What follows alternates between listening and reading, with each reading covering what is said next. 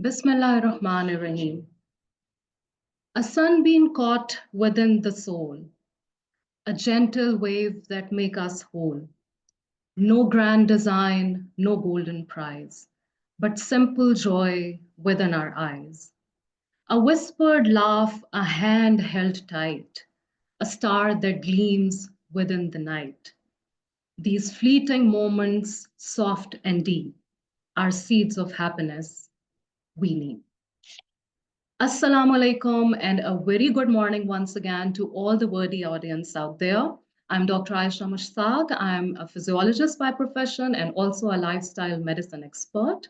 On behalf of Pakistan Association of Lifestyle Medicine, in collaboration with 𝗓𝗏 Institute of Lifestyle Medicine, we welcome you all to the 5th International Happiness Summit 2025 with the theme, Happiness in a Changing World.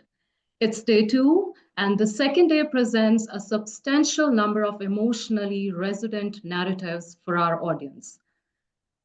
So let me first welcome my very beautiful co-hosts, Dr. Zia and Ms. Samar Hashmi. Thank you, Dr. Aisha. Welcome. Welcome, Samar. Thank you. Thank you, Dr. Thank you. Aisha.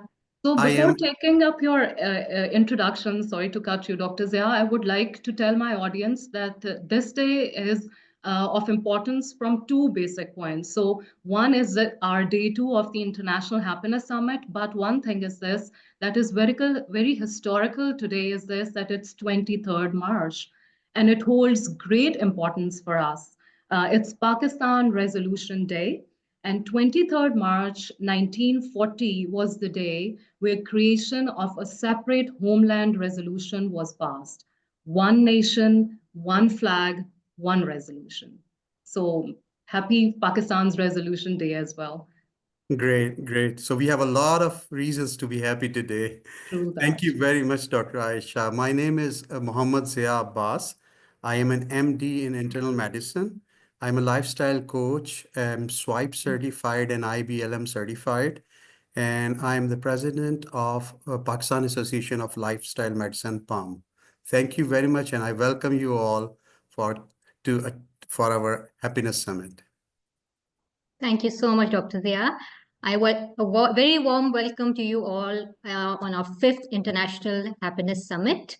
And it's a very bright sunny day, bright morning today here in Pakistan, and a best time to celebrate spring and a best time to celebrate the 5th International Happiness Summit. A warm welcome to you all. So my name is Samar Hashmi, and I will be one of your hosts for today. I'm basically an architect by profession, but landed here about half a decade ago when I ventured into the science of natural healing and lifestyle medicine. When I started noticing the alarming rise in the number of ailments and non-communicable diseases like cancer, cardiovascular disease, diabetes, day by day. And it was really hard for me not being able to successfully treat or prevent it. So I dived into the world of natural medicine and lifestyle medicine. I enrolled myself into this fantastic college of UK called the College of Naturopathic Medicine. It's called CNM. And I was lucky there. It was a 3-year course, and now I proudly, and alhamdulillah, I proudly call myself a qualified naturopathic nutritional therapist, as well as a lifestyle medicine coach. So that's been my short journey. I run my own clinic and incorporate tools of natural healing and lifestyle medicine through healthy diet with the support of supplements and lifestyle modification. So I truly and really believe that addressing the root cause is the way forward, is the key. Moreover, I feel that I'm also serving PAM for the last, I think, more than 5 years as a media secretary. And I really look forward to spending a splendid and joyful morning and an afternoon with you all. Thank you so much. Thank you, Samar. Thank you. So we'll begin the day with the serene tilawat and purposeful meaning of Surah Rahman. بسم الله الرحمن الرحيم الرحمن علم القرآن الإنسان علمه البيان الشمس والقمر بحسبان والنجم والشجر يسجدان والسماء رفعها ووضع الميزان ألا تطغوا في الميزان وأقيموا الوزن بالقسط ولا تخسروا الميزان والأرض وضعها للأنام فيها فاكهة والنخل ذات الأكمام والحب ذو العصف والريحان فبأي آلاء ربكما تكذبان خلق الإنسان من صلصال كالفخار وخلق الجن من مارج من نار فبأي آلاء ربكما تكذبان رب المشرقين ورب المغربين فبأي آلاء ربكما تكذبان مرج البحرين يلتقيان بينهما برزخ لا يبغيان فبأي آلاء ربكما تكذبان يخرج منهما اللؤلؤ والمرجان فبأي آلاء ربكما تكذبان وله الجوار المنشآت في البحر كالأعلام فبأي آلاء ربكما تكذبان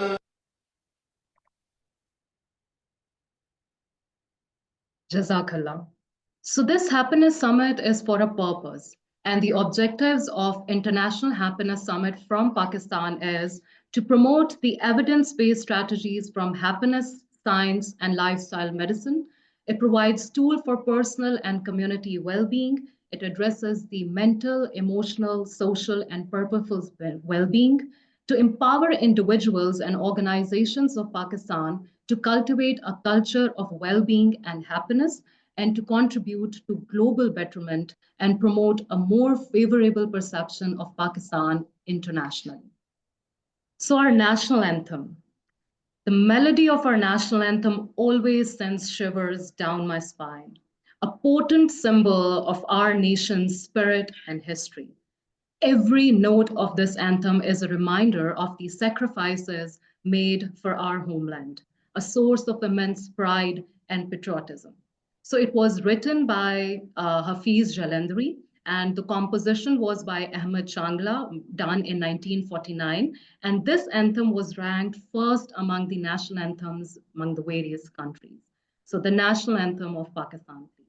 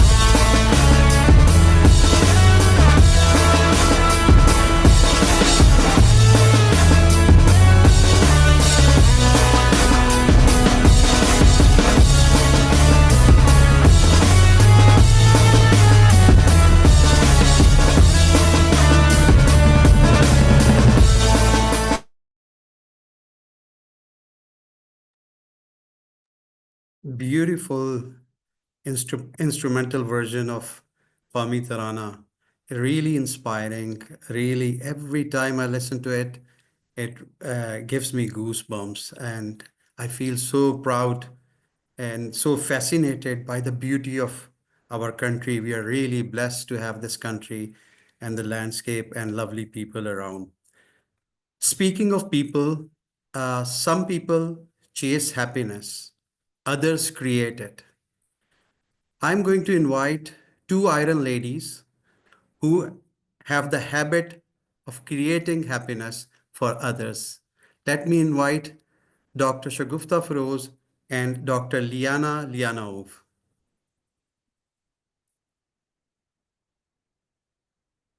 Dr. Liana, are you there? Yes, I'm here. Hello. Good morning over there. Good evening here. Good morning. How are you, doctor? I'm good. That was Excellent, excellent. We went through your presentation yesterday, and it was really amazing about the culture and positive psychology, and the variance in the culture that you talked about. It was amazing, and we really enjoyed it. Right, Dr. Shagufta? Yes, can you hear me, Dr. Zia? Yes, I can hear you. Actually, I can't see myself on the screen, so I'm a bit disoriented. Yes, now I'm okay. Yes, Liana, good morning. Thank you good very much, morning. Liana. Thank you very much. I know you are busy, you are probably traveling also, and you still have joined. So thank you very much. I always said this, and I would like to repeat this, that you are a source of inspiration for me and for our team in Pakistan. I don't think there is any conference where we don't mention about you. I don't think there is any happy activity where we don't mention about you. So thank you very much again for joining us and giving us this energy. This time I wanted to ask you a different question, because we know what you are talking and we always talk about your presentations and the research-based content. But my question today is that why did you, Liana, opted for this positive psychology? Why you didn't plan to specialize on other lines? You must be earning better in other fields. Why you felt that this was close to your heart? This is my question to you. Well, thank you so much, Shagufta, first of all, Dr. Feroz, for the years that you have been organizing and helping to organize this Happiness Summit. And of course, yes, it is close to my heart. As you say, I'm very passionate about positive psychology together with lifestyle medicine. They really do go hand in hand, as I have given in my presentations and previous presentations. And my passion for this is because I have always wanted to do my best to dedicate myself and my career to helping my fellow man in the best way possible. And that helped me, urged me to go into medicine, but medicine is not enough, as we know, those of us who are leaders in lifestyle medicine. Specifically, lifestyle medicine is the root cause of, addresses that root cause of disease.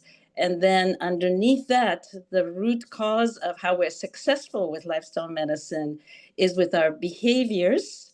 And that helps us to be energetic, to do those behaviors. And then with positive psychology activities, not only does that help us with lifestyle medicine and healthy behaviors, but we also get direct benefits from these kinds of mindsets and activities. So we get double benefit for our health and our overall well-being, our emotional, mental, physical, social, and spiritual well-being. And I see no better way than to really focus on this professionally and personally. Wow. So that is reflecting your personality, that you want to serve, or you want to heal, or you want to help people around you. So I think long before you started attaching or summarizing the researches which were coming about the spiritual role of this positive psychology. You were already doing this. By the way, for your, I am sure you might be knowing it. Yesterday, when this happiness report was released, the theme is caring and sharing. Their theme is Yes. caring and sharing. And I like the sentence written there that caring is double blessed. I like it. It Yes. is written there that caring is double blessed. It heals the one who gives care and it heals the one who receives care. So you are double blessed carer, Liana. Oh, thank you so much. Yes, it was a wonderful theme this year in 2025 for the World Happiness Report on kindness, and it is one of the key elements of positive psychology for our well-being. Again, physical, emotional, mental, and many of us that are going into the profession of medicine, of course, that's what motivates all of us. So it's not just me, but all of our colleagues and yourself as well, and all of the wonderful colleagues in the Pakistan Lifestyle Medicine Association of Lifestyle Medicine as well. And so happy that you guys are making such wonderful progress in Pakistan. And I'm so amazed about the wonderful progress we have seen worldwide, globally, in the field of lifestyle medicine with elements of positive psychology. And I hope it continues to grow. I'm confident it will continue to grow. Inshallah, it will. It will. Thank you very much for these moments which you have given us. I know it is late. Are you still in California? Late at Yes, night? I'm still in California. Yes. Okay. Thank you very much, Liana. Thank you. Thank you for having me. Input. Thank you. Have Thank a you, Dr. wonderful meeting. Have a wonderful rest of the conference. Thank you. Thank you very much. Thank you.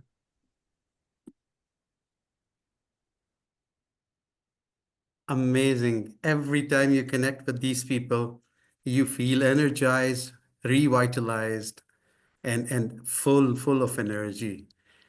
Okay, let's move on. Once again, welcome to the International Happiness Summit 2025. Our next segment is prepared by Dr. Munira Abbasi. She's a board-certified physician in internal medicine, endocrinology, and lifestyle medicine from the University of Pittsburgh, USA, dedicated to transform healthcare through lifestyle medicine. She's a strong believer in the power of community. Dr. Abbasi led monthly walk with the doc session, encouraging people to take actionable steps, literally and figuratively, towards better health, inspiring individuals to embrace healthier lifestyle. On this UN International Day of Happiness, Walk with a Dog team celebrates the simple yet powerful joy of moment, social connections, and well-being.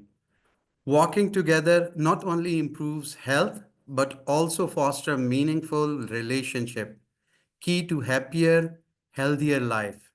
Under the Pakistan Association of Lifestyle Medicine, PALM, Walk with a Dog is organizing monthly walks in Islamabad and Lahore, where doctors lead the walk, sharing health insight while fostering meaningful conversations. In this special segment, we ask our participant walkers, what does happiness means to them? Let's hear their thoughts on joy, connection, and well-being.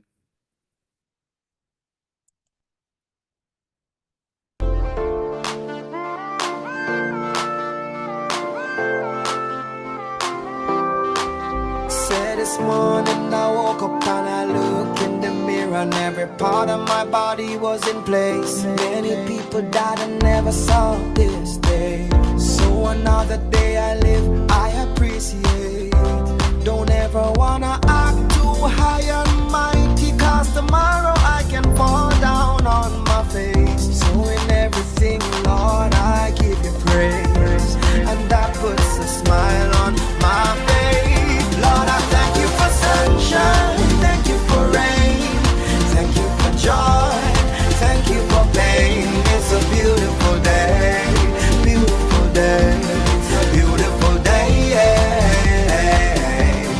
Don't forsake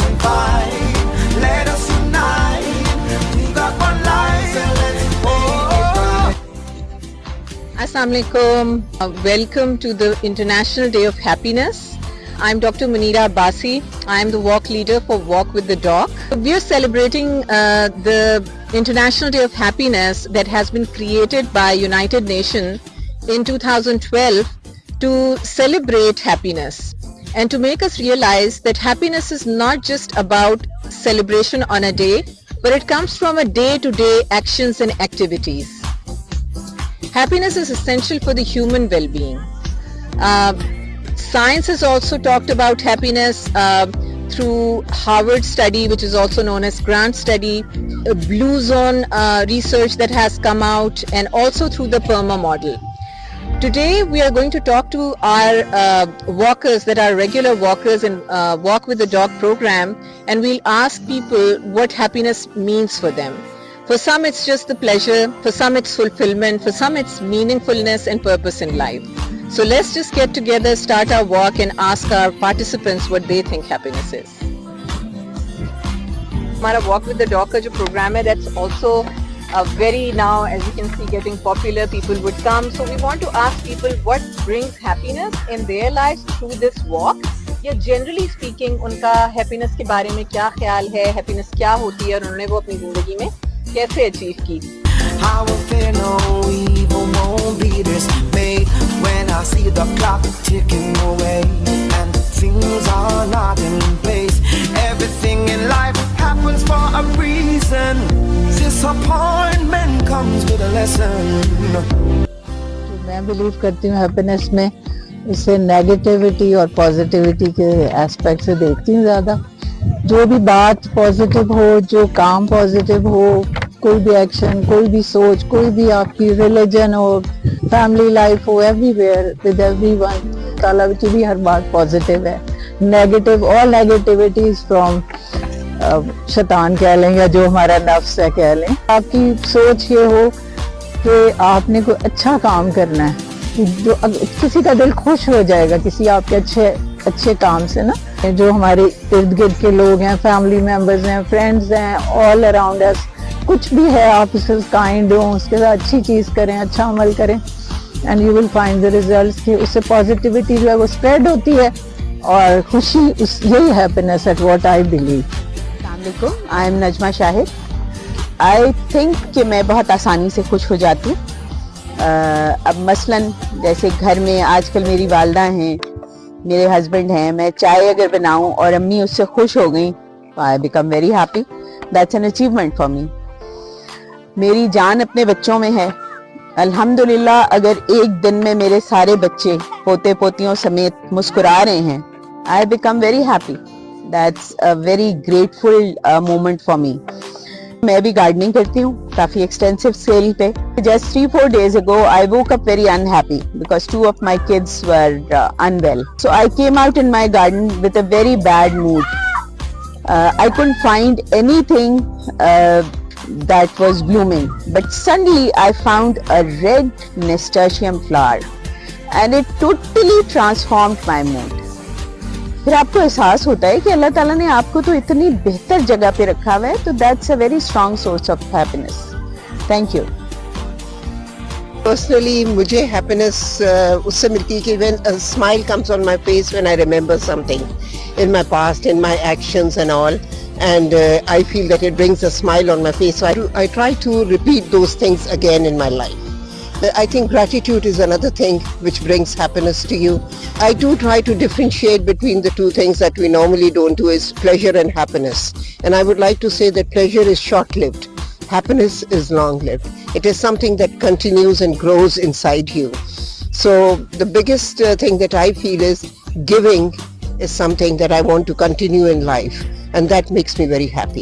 Maybe in the form of knowledge, in the form of wisdom, in the form of material help or anything that is within me, I feel grateful to the Almighty that I am in a capacity to give. That is what makes me very happy. अब मैं happy हो गया हूँ. And my happiness is, it comes with, it's an attitude and of counting your blessings and awareness of your blessings. For that आपको recognize करना पड़ता है कि आपकी blessings life में हैं क्या, छोटी छोटी बड़ी बड़ी, उन सब को जब आप रिकग्नाइज करते हैं तो आपको अपनी हैप्पीनेस पता चलती है। और आई थिंक उसको फिर स्प्रेड भी करना, सिर्फ अपने तक नहीं रखना, उसको स्प्रेड करना और फिर टॉलरेंट भी होना उसको स्प्रेड करते हुए। तो मैं समझता हूँ कि ये लाइफ की हैप्पीनेस है। For example right now one of my big happiness is standing next to me and the spark is happiness. ये बच्चे हैप्पीनेस हैं, आप सब लोगों को के स्माइलिंग फेसेस देखना जो है वो हैप्पीनेस है। और उस चीज़ को फिर प्रमोट करना अपने ज़ात से जितना हो सके all around, that is happiness. तो आई थिंक एनवायरनमेंट, उससे आपका ओवरऑल एनवायरनमेंट चाहे घर का हो, पार्क का हो या जहाँ भी हो, अगर ये एटीट्यूड होगा तो हैप्पीनेस आपको मिलेगी।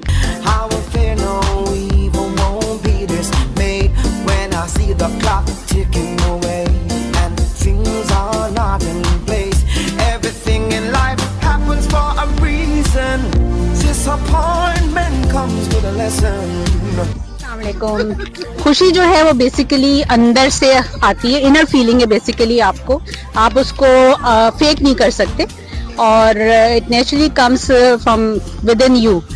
अच्छा, मेरे लिए हैप्पीनेस की बहुत सारी चीज़ें हैं। मैं माशाल्लाह 4 बेटियों की अम्मा जान हूँ। और दूसरा ये कि जो खुशी का एहसास आपको दूसरों की हेल्प करके होता है या आप अपने से कम लोगों को देखते हैं, उनकी जो डेफिशिएंसीज होती हैं, फिर आप ज़्यादा खुशी महसूस करते हैं जो आपको अल्लाह ताला ने ऑलरेडी दिया हुआ है। ये मेरी उसी वक्त की लर्निंग है। सारे कैलीग्राफी स्क्रिप्ट्स की मैंने उस वक्त लर्निंग की ड्यूरिंग आइसोलेशन।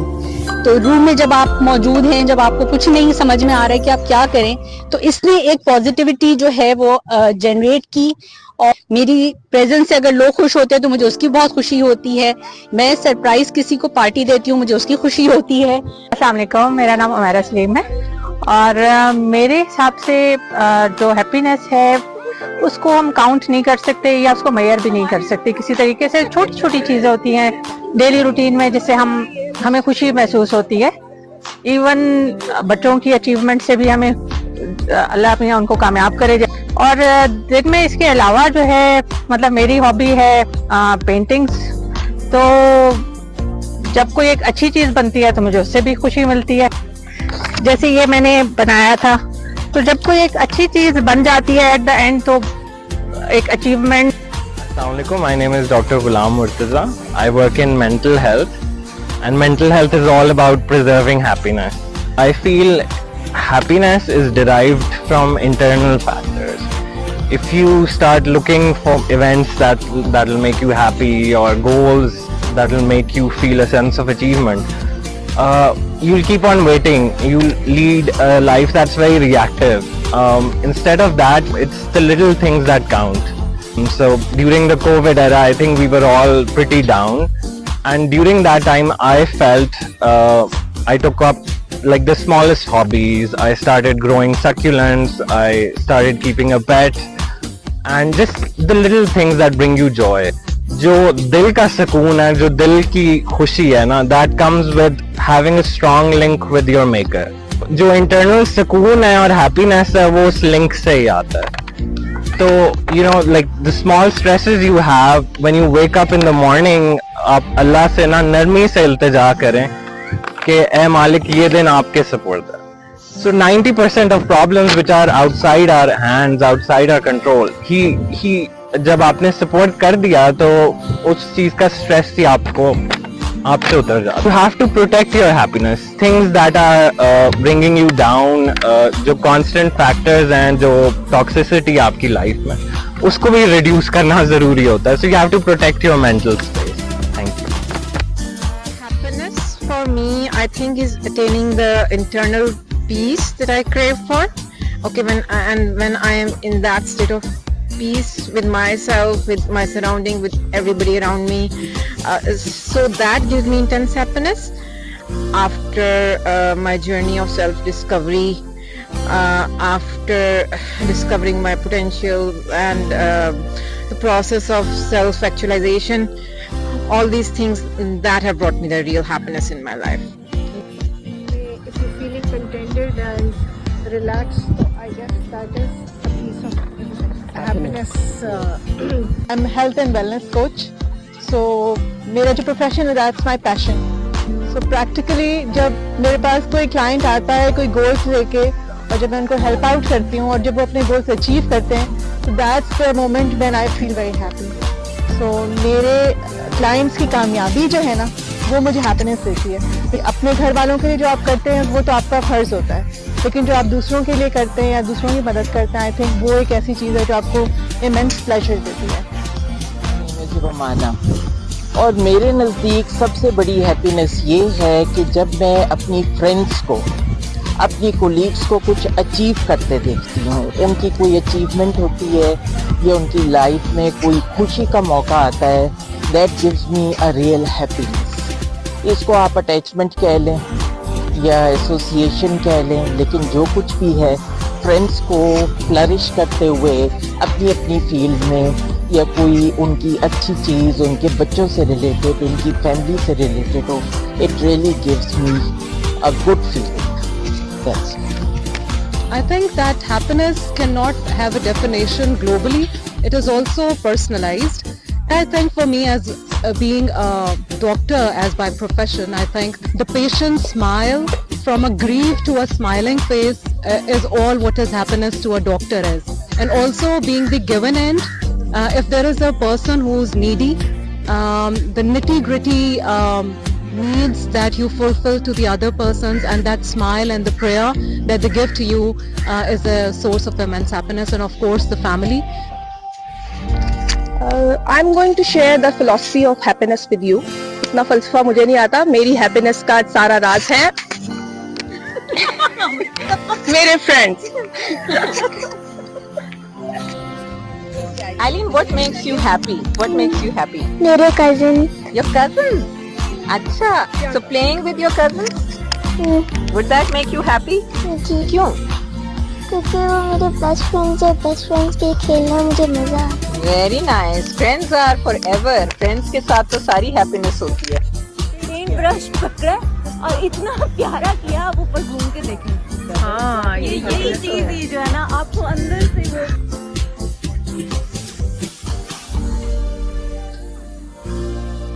जिंदगी में अपनाए मेहरबानी करना, लोगों को माफ करना सीखें. मुझे आपको हैप्पीनेस होगी. सेल्फ केयर का भी जरूर ख्याल रखें. अपना पानी ज़्यादा पिए, स्लीप अच्छी करें, न्यूट्रिशन का ख्याल रखें. ये भी एक किस्म के सोच होते हैं. नेचुरली हैप्पीनेस के फायदे ये हैं कि आप खुश रहते हैं, आपके रिलेशनशिप अच्छे रहते हैं, आपकी प्रोडक्टिविटी बढ़ती है, आपकी हेल्थ ठीक रहती है, आपकी लॉन्गेविटी बढ़ती है, आपको नींद भी अच्छी रहती है.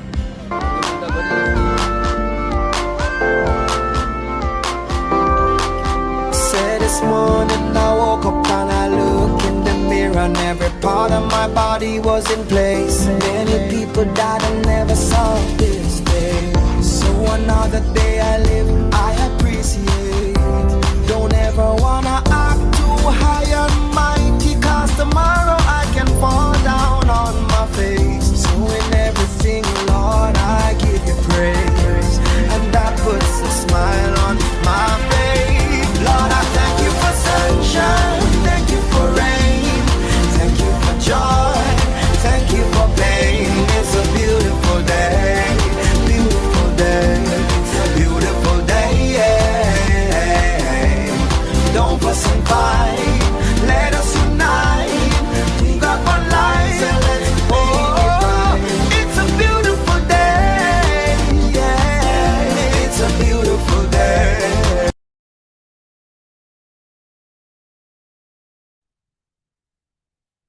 Wow, that was full of, I mean, before watching this video, I was thinking that they will probably be talking about walk and a little bit of relationship with walk. But every participant came up with such a diverse definition of happiness, and they pretty much summed up everything, and they covered almost everything. They talked about faith, they talked about family, they talked about friends, and I mean, miles of smiles, move, connect, and love. I mean, fascinating job, fascinating job. Thank you very much for the whole team who prepared this. Now, moving on, next, let's look at some traditional sports.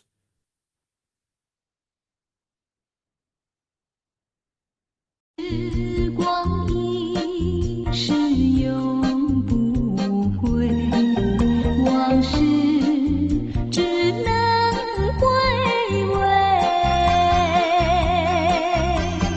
忆童年时竹马青梅，两小无猜日夜相随。春风又吹红了花蕊，你今夜添了心碎，你就要变心，像时光难倒回，我只有在梦里相依偎。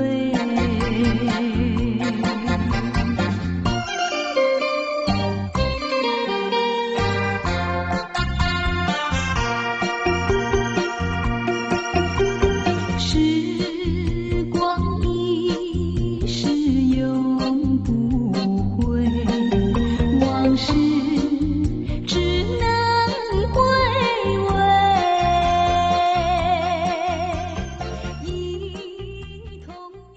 齐路免费视频群社区。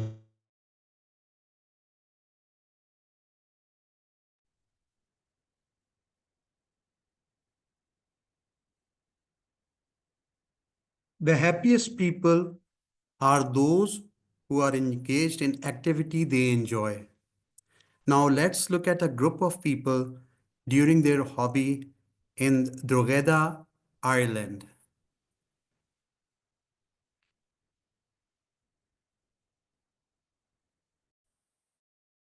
Drogheda, a charming Irish town, seamlessly blends history, culture, and natural beauty. Its medieval landmarks, scenic landscapes, and vibrant streets make it a unique gem. The town's rich artistic scene and welcoming locals create a beautiful fusion of tradition and modern life. During my visit, I had the opportunity to connect with multicultural groups focused on boosting social connections and mental well-being. One such group was a crochet community, where members shared their views on happiness. So, can you just briefly say what happiness is in one single word? Yes, Amisha. Crochet and music. Crochet and music. Good. Yeah, family and health. Family and health. Family. Family. Would be family for me as well. Family for you as well. Family. Family. Music. Music. My children. Your children, great. Me, family. Family.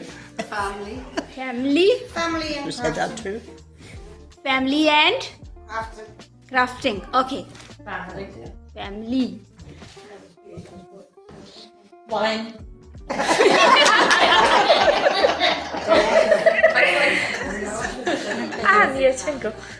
Nature and quiet. Nature and Quiet. good. And food. Food. Good. Everybody has different. Yes, please. Your turn. Oh, family. Sunshine. Great. And Nature. nature.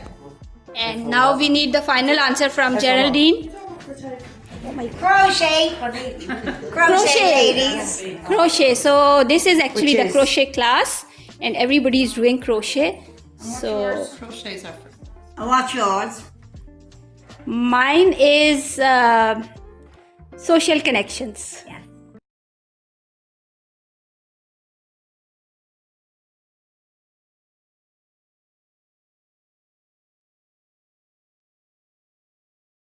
So if you have a hobby, you're engaged, you be happy. And what were the key takeaway from people in Drogheda, Ireland? They say having hobby makes them happy, music make them happy. Some of them talked about family and health. One person said spending time in nature. Food, someone said food, and connecting with people. So these are happy people from Ireland. A quote that highlights the power of mindset by Marcus Aurelius The happiness of your life depends upon the quality of your thoughts. Our next speaker is Dr. 𝗂𝗏𝗍𝗃. She is honored to participate in the Happiness Summit, bringing extensive experience in lifestyle and public health education. With an MBBS, advanced degree in public health, community health, nutrition, and health professional education, along with certification in lifestyle medicine, Dr. 𝗂𝗏 has significant experience as the master trainer and lifestyle medicine coach. Her research focuses on maternal health, communicable and non-communicable diseases, lifestyle changes, and medical education. Currently, Dr. 𝗂𝗏 serves as the senior professor and head of the Department of Community Medicine and Public Health at 𝗤𝗏𝗄 University College of Medicine, Islamabad. She looks forward for sharing valuable insight and engaging in discussion at this summit. Let's listen to Dr. 𝗂𝗏.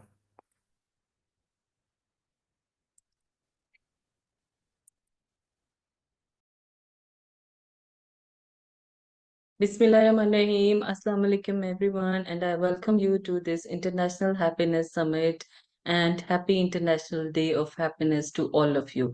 I really like the theme of International Happiness Day, and that is happiness in a changing world. It means in order to be happy, the emphasis is on the significance of social connections, community, and collective well-being, fostering individual happiness.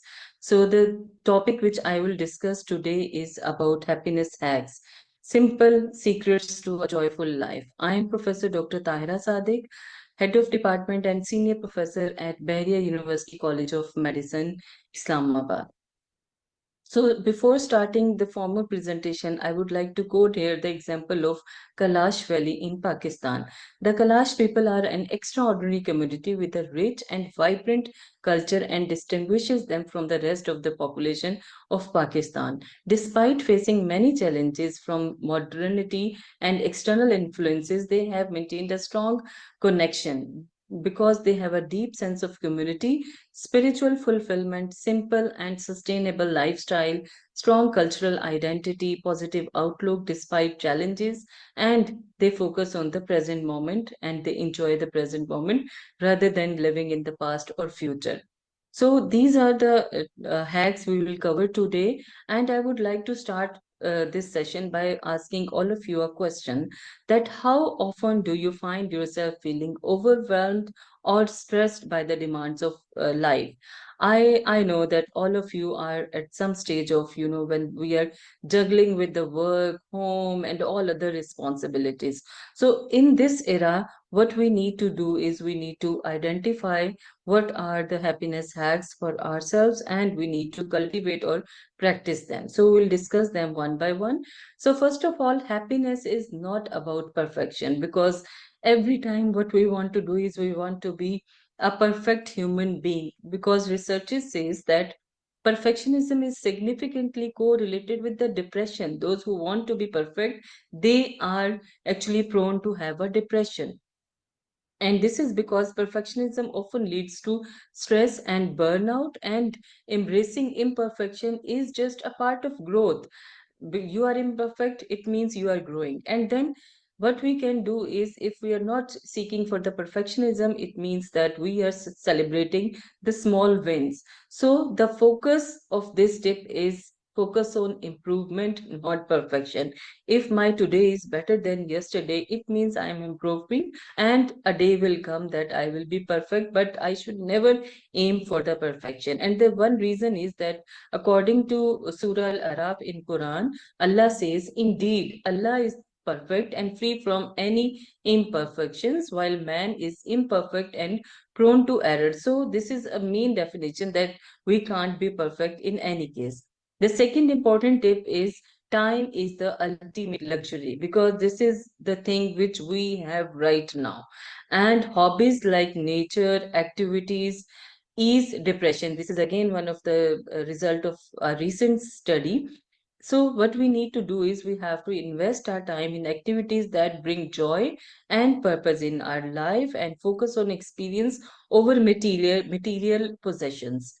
And then prioritize what truly matters to create happiness, like your family, friends, health, hobbies. These are the luxuries which we can enjoy right now in terms of time. So the tip is schedule me time and activities that recharge your energy. It means that we need to go back to our youth where we used to practice different hobbies. Maybe we need to take those hobbies back in our life today. This is because time is stated as money and a luxury. Reason being, according to Sunan Ibn Majah Hadith reference, take advantage of five before five: your youth before your old age, your health before your sickness, and your wealth before your poverty. And the most importantly, the tip which we are talking about is your free time before your preoccupations, and finally, your life before your death. So the third tip is nurture your emotional connections. And study says that unfulfilled social needs have negative health effects comparable to smoking and obesity. They are even equal, or at sometimes they are more dangerous than obesity and smoking. And this is because human connection is crucial for happiness and mental health. Strong relationship enhances emotional well-being, and investing time in building and maintaining deep connections with others is something which you are investing in for the future. So the tip is be present and spend quality time with your dear ones. According to Quran, and we have enjoyed upon man for his parents, his mother carried him with hardship upon hardship and his weaning in the 2 years. Be grateful to me and to your parents.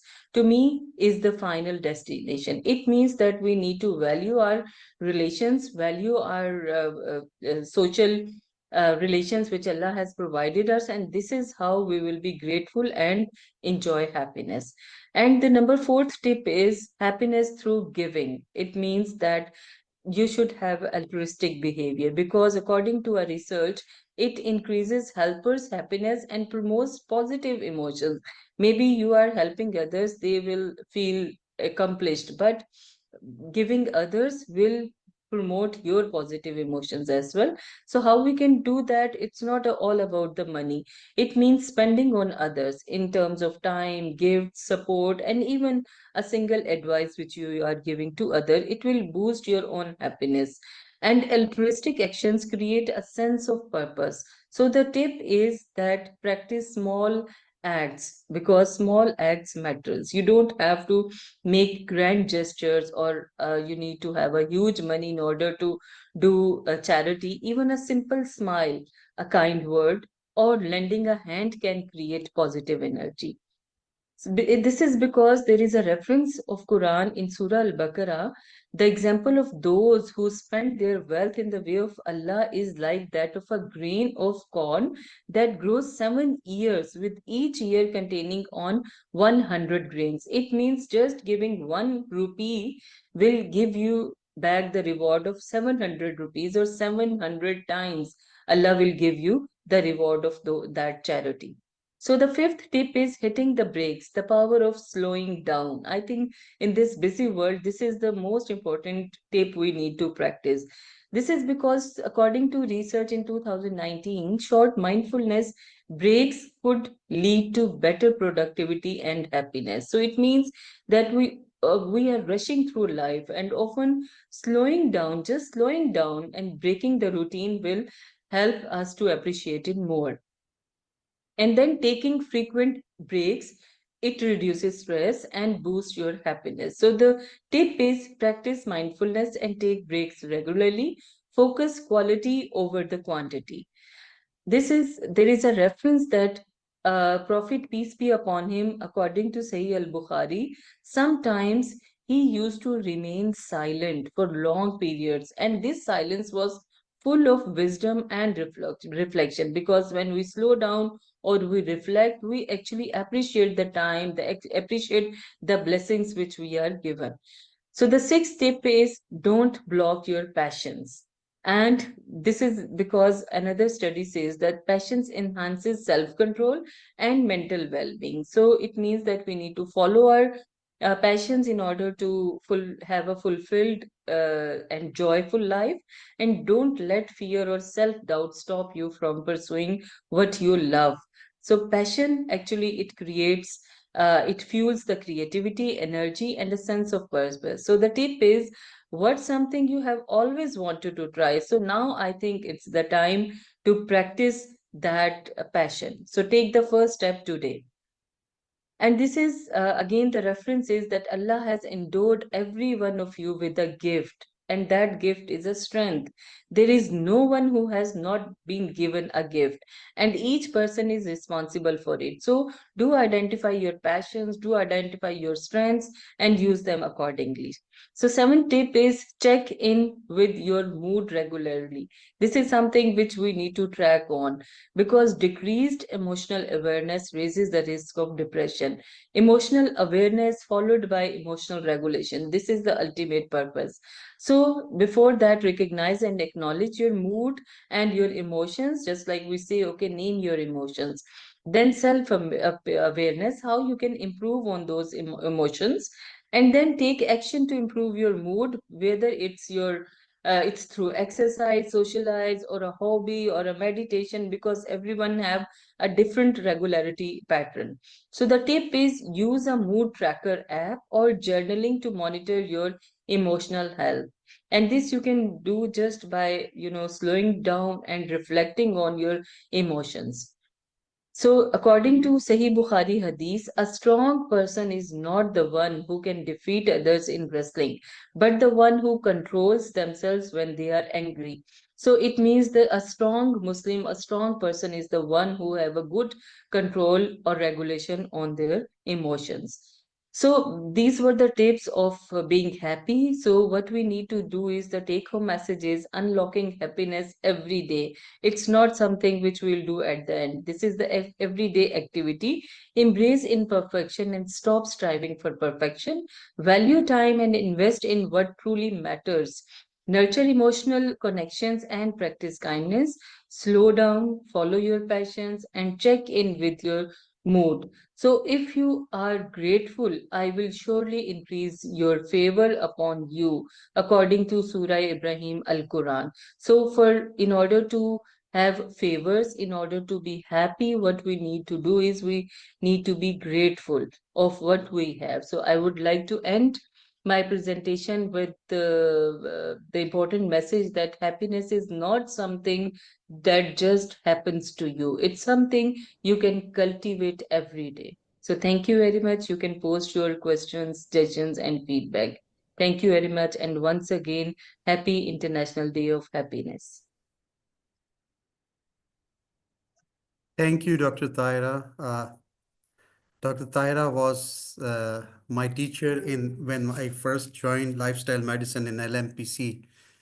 So I would say, I will use the word what we learned from her today. She said happiness is not about perfection, as it can lead to stress and burnout. What we need to do is focus on improvement and not perfection. So small steps need to be taken of what we want to achieve or where we want to go. We should have me time and activities that recharge your energy. Spend quality time with your loved ones, with your dear ones. It's a small act of giving really matters. And she said even a smile she used the word sadqa-e-jariyah, which is charity. Practice mindfulness and take breaks regularly. And one of the most important things she said, track your emotions. I mean, this is a beautiful, beautiful message from her. Thank you, Dr. Tahira. Samar, over to you, Samar. Thank you, Dr. Zia. Very well, beautifully summarized by you, and very well made up documentary by Dr. Taira. So now coming up is a short video showing unique ways of observing kindness. So we've never observed kindness or sharing or caring, but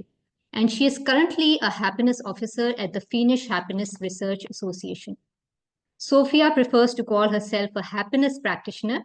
You might wonder what happiness practitioners do. So happy practitioners take their work very seriously, which is to promote happiness. They use every opportunity to promote happiness in their own lives as well as the lives of all their loved ones around them. Sophia believes that happiness is a skill that can be mastered, but just like any other skill, you need to practice it on a daily basis to really gain benefits from it. Apart from this, Sophia also conducts research and collaborates with organizations to integrate happiness into workplace. So that is something new, workplace success. Many doctors are working towards the well-being of, inculcating happiness and happiness in workplaces. So the strategies she aims to use in her practice are all science-backed and evidence-based, assuring the benefits which one is looking for. So regarding happiness in workplaces, she is also currently writing a book on happiness interventions in business. That's something new, which I just came to know. And I'm sure it's a must read. So happy people make happy, thriving workplaces and societies. Apart from this, Sophia also has another interest, a special interest on spirituality. And the coming video will demonstrate all that. And she's really made a beautiful presentation. She connects spirituality as a pathway to happiness and bliss. So let's have a look, Happiness and Spirituality by Dr. Sophia. Today's topic is happiness and spirituality. My aim today is to simply explore both fields a little bit and try to bring clarity to the way that they are connected. I will start this presentation with something I call a little big view on happiness. It is little because our time to explore it is very short, but it is big at the same time because we get the chance to look at the big picture of happiness and focus on the quality of experience. Secondly, I will briefly discuss themes of religion, faith, and spirituality to try to tease out what spirituality is and how it is similar and different from the other constructs mentioned. Finally, I will spend some time exploring the why and how of happiness and spirituality and show how spiritual practices may serve as pathways to happiness and bliss. First off, I need to say that the debate on what happiness really is and what is the best way to pursue it is an ongoing one. There are many different viewpoints and approaches in trying to understand and conceptualize happiness. Although there is not much agreement on what happiness really is, we do know quite a lot about different aspects and outcomes of it. For our purposes today, I would like to start off with a dictionary definition. Happiness is defined as a state of being happy, like joy. It is defined as an experience that makes you happy. So something nice happens and you get happy. This makes sense, and it is in line with our everyday experience as well. A second popular way of looking at happiness is to talk about satisfaction with life or overall well-being. These terms are often used interchangeably with happiness. Kindness, gratitude, hope, contentment are all positive emotions that contribute to the pleasant life. Engagement is about being totally absorbed, like in a state of flow, by a present task. In those moments, time and self-consciousness seem to cease. People who maintain strong positive relationships are generally happier in life. It is true that we are social beings who need to connect with one another. Meaning in life comes from serving something that is bigger than self. To have a sense of well-being, finding a purpose in life is essential.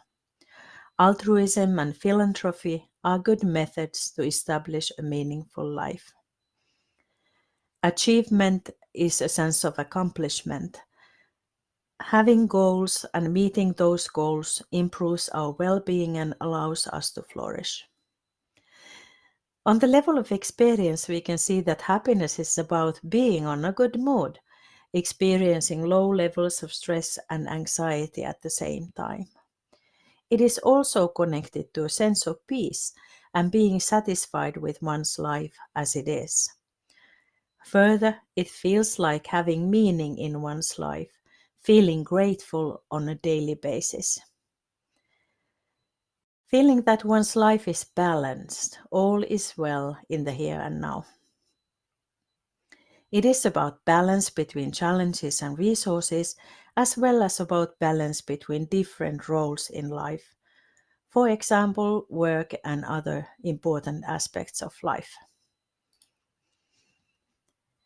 It's good to know that there seems to be a real paradox when it comes to happiness.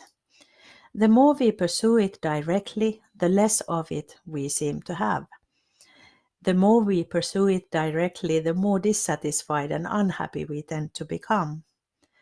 That is why both philosophers and psychologists tend to agree on the notion that the more we directly pursue happiness, the more elusive it becomes. And paradoxically, those who do not pursue happiness directly experience more of it. Further, in a very real sense, enjoying the path towards happiness is more important than actually reaching it. It is worth to note that there seems to be a shortcut to happiness, though. It could be called the power of presence. Whenever you pause for a moment and become aware and present, you tend to connect to a sense of happiness as well. For our purposes today, we can conclude that more than anything else, happiness is about meaning, connection, and relationships. Religion, faith, and spirituality are often used interchangeably in research papers. Here too, there is only little consensus around how they are related to one another. Some see religion as the main point and include aspects of faith and spirituality within it, whereas for others, spirituality should be the main construct under which the others should be placed properly. One way to look at it is to see what they are all about and what is the goal of them. Religion is about traditional values and practices of a certain group of people. Guided by tradition, rules, and culture, it can be defined as a system of religious attitudes, beliefs, and daily practices. The main point is to serve and worship of God or the supernatural. As we said earlier, faith is often associated with both religion and spirituality. It is more personal in nature, highly subjective experience, and often deeper than organized religion, and relates to one's relationship with God. Further, it is an expression of expectation and expecting something from God, often in the form of an answer to a prayer or plea. The essence of spirituality is about that which gives life to the soul. It is quite often experienced as, and described as a journey, search for truth, search for beauty. It is guided by interconnection of something beyond ourselves and connecting to something within ourselves at the same time. Finally, it can be seen as an expression of connections and relationships, unconditional love, and love in action. We can note that religion can be practiced as a mere routine, as a set of daily habits, and as culture without much connection with the core self or the divine, relationship to the divine. Spirituality is mostly about the core self as well as the divine. It is highly subjective in nature, personal and experiential. Spirituality is about the sacred. It is pursuit of it and communicating with it. It is high on autonomy and high on activity. Spirituality always looks like something. Spirituality is distinguished from other things precisely by its connection and yearning towards the transcendent. The transcendent here is that which is outside of the self and yet also within the self. Spirituality is intimately connected to the supernatural and religion, although it also extends beyond religion. It is both the path and the outcome at the same time, holistic experience and a path of constant discovery and expansion. It is often described as an awakening, as growing awareness of the supernatural aspect of life. It's interesting to note that our level of transcendent experience can vary greatly by the intensity of the experience or near-death experiences. The high-intensity experiences seem to produce a sense of profound connection with others and the sacred, a sense of interconnection with all beings. So why are spiritual people happiest?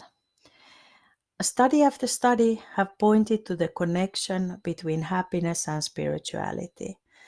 As we have already seen, happiness and spirituality share same characteristics. For example, sense of peace, meaning, sense of balance, hope, and satisfaction with life, to name a few. In previous studies, it has been argued that partly the finding that spiritual people are happier could be explained by issues such as the level of social support. It is very common in spiritual groups that people want to support each other genuinely from their heart. Similarly, altruism, helping and supporting others, giving of your finances and of your time. It has been explained by a high sense of belonging, overall high social capital, positive connection with others, by resilience in difficult situations, particularly those with spiritual orientation, gain strength from the deep connection with self, others, and the divine. One explanation deals with congruent, relatively stable and predictable worldview. So it has been argued that it is not the spirituality in itself, but it is the worldview that it provides.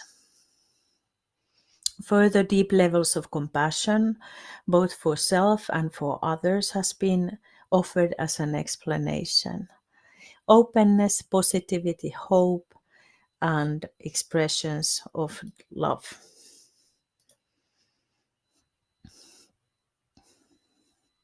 Could it also be that the experience an sich, a sense of happiness, is derived from being spiritual, spirituality as the essence and expression of our being, having another dimension to experience and explore. In this view, the seeking and exploring is highly rewarding in itself. Having a daily, constantly evolving personal relationship with the sacred or divine, experiencing beauty and bliss on a daily basis because of it. Finally, the idea of experiencing presence within presence. This is a deeply satisfying sense of being united with the sacred or divine. Inspiration, creativity, and acts of love flow freely from this experience. So one way of looking at this would be to take into consideration the spiritual experience as it is experienced, and seeing that is very rewarding and brings happiness to our lives. And finally, in regards to the spiritual experience, the idea that there is beauty in the mystery, there is beauty in the things we do not know fully, and looking at that, trying to understand it, brings us happiness and joy.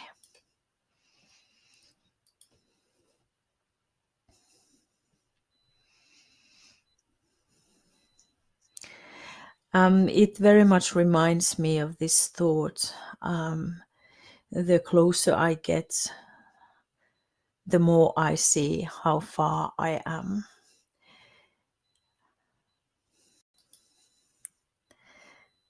And finally, here are some references. Some recent studies have questioned further the connection between spirituality and happiness, and there's also new volumes about the role of happiness in organizations and in societies. So I just wanted to give you some ideas on where to find more information on the connection between spirituality and happiness. Thank you. Thank you, Dr. Sophia. It was a wonderful presentation on your part, and a very deep subject, I must say, which you've covered so beautifully. So I welcome the audience. A happy International Day of Happiness to you all. And one more announcement is that the chat box is open for comments and your views and your thoughts on the Happiness Summit today. So be relevant to the subject and be open, and we welcome your thoughts and your views. So the chat box is now open for any comments. Okay, next up we have a short video documentary, or yes, and it's a very unique documentary on how a Muslim astronaut performs his daily obligatory prayers or duties in space. It's a must watch. Yes, space. So as we all know that Muslims pray 5 times a day, but astronauts experience sunrise and sunset every 90 minutes while they orbit the Earth. So though they don't experience sunrise and sunset like we do, they experience it every an hour and a half. Just imagine that. These quick sunrises and sunsets can cause confusion about when to pray as well as when to fast during the month of Ramadan. Many Muslims also stand, bow, kneel, prostrate during prayer, as we all know. But this is nearly impossible in space when everything works against gravity. So let's see how an astronaut, I think I remember the name, Sheikh Mustafa Shakur is his name. And he's the first Malaysian astronaut who traveled to the International Space Station back in 2007, yes. Despite of the challenges, he managed to observe Ramadan, which means he was saying his prayers and fulfilling his religious practices and duties. That's amazing. That's really wonderful. So have a watch. Let's look at faith in space. Imagine being in space, orbiting the Earth at over 17,000 miles per hour, and it's time to pray. That's exactly what Dr. Sheikh Mustafa Shakur, the first Malaysian astronaut, faced during his historic journey to the International Space Station. As a devout Muslim, his commitment to daily prayers, even in space, posed challenges most of us wouldn't even think about. With the ISS circling the Earth 16 times a day, how do you find the Qibla, the direction of the Kaaba? Dr. Shakur, understanding this unique situation, said, "In space, you need to rely on your heart. The Kaaba might be difficult to face precisely, but it's about your intention." Before his trip, scholars from Malaysia and Islamic space experts came together to create guidelines. They established that if you cannot face the Kaaba, you face the Earth, and if that's not possible, you pray in the direction that's most feasible. This groundbreaking fatwa gave Dr. Shakur the guidance he needed to maintain his faith even in orbit. And what about fasting during Ramadan? Space doesn't exactly have a sunrise and sunset. Dr. Shakur followed the time zone of the last place he departed from on Earth, the Baikonur Cosmodrome, ensuring that his fast was still aligned with the spiritual essence of Ramadan. His story is a testament to how adaptable faith can be in even the most extraordinary circumstances. He shared, no matter where you are, even in space, faith and science can coexist. So, next time you look up at the stars, remember, somewhere an astronaut might be praying, reminding us that faith transcends all boundaries, even the ones beyond Earth.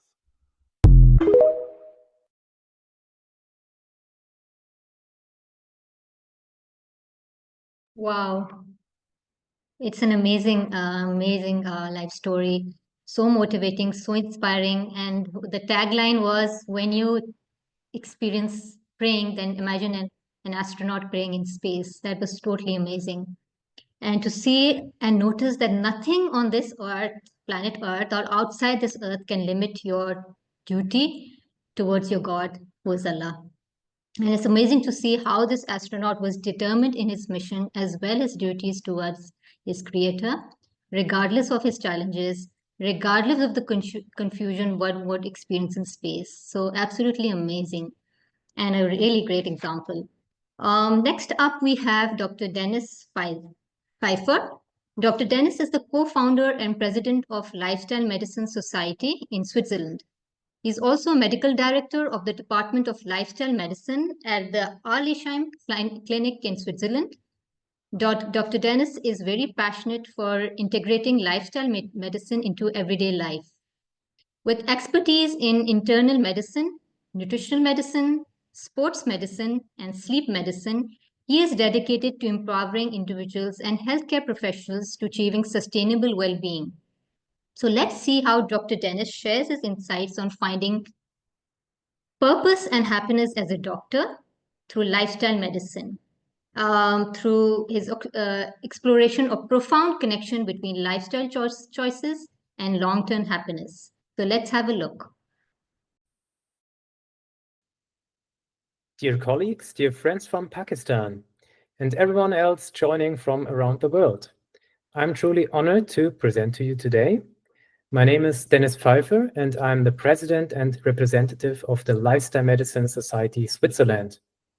The topic I want to talk to you about today is finding purpose and happiness as a doctor through lifestyle medicine. To explore this, I will share my personal journey, how I discovered lifestyle medicine, and how this path has led me to greater happiness and fulfillment in my career. My talk will be around 15 minutes, and later on we will have some time for questions and discussion. I look forward to engaging with you and hearing your thoughts.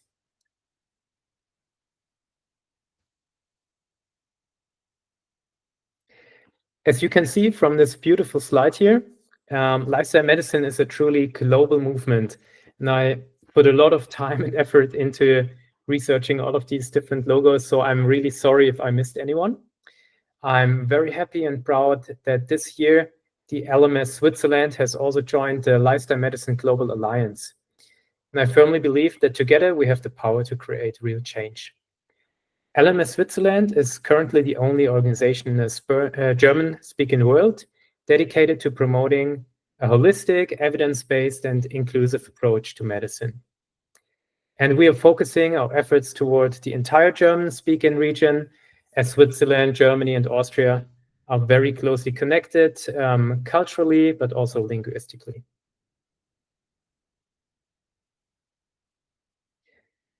So Switzerland is located in the heart of Europe, and we are surrounded by stunning nature and beautiful mountains. So for those who love skiing, hiking, climbing, Switzerland is the place to be for you. And I looked up the flight durations. Direct flight would be 7 hours, and if you have a connecting flight, it can take up to 15 hours. So if anyone would like to have a short trip to Switzerland, let me know and be our guest. I personally have never been to Pakistan myself, but I would love to visit one day. So if you have another conference, and I would be honored to speak in person at some point in the future as well.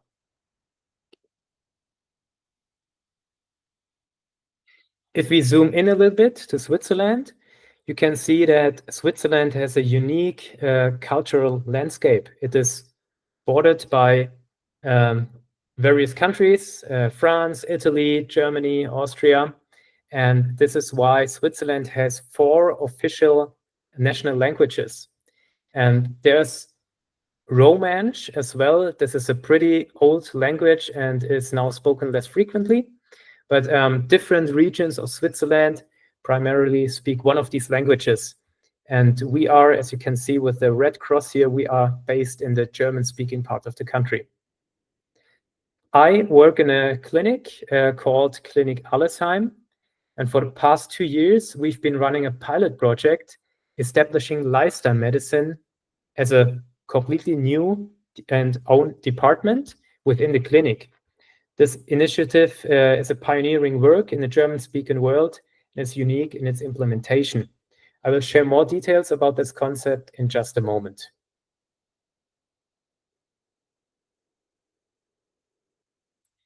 So let us begin with the big question.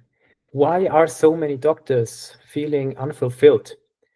Before I go deeper into today's topic, I want to ask you this question. Have you ever felt like the system doesn't allow you to practice medicine the way you envisioned?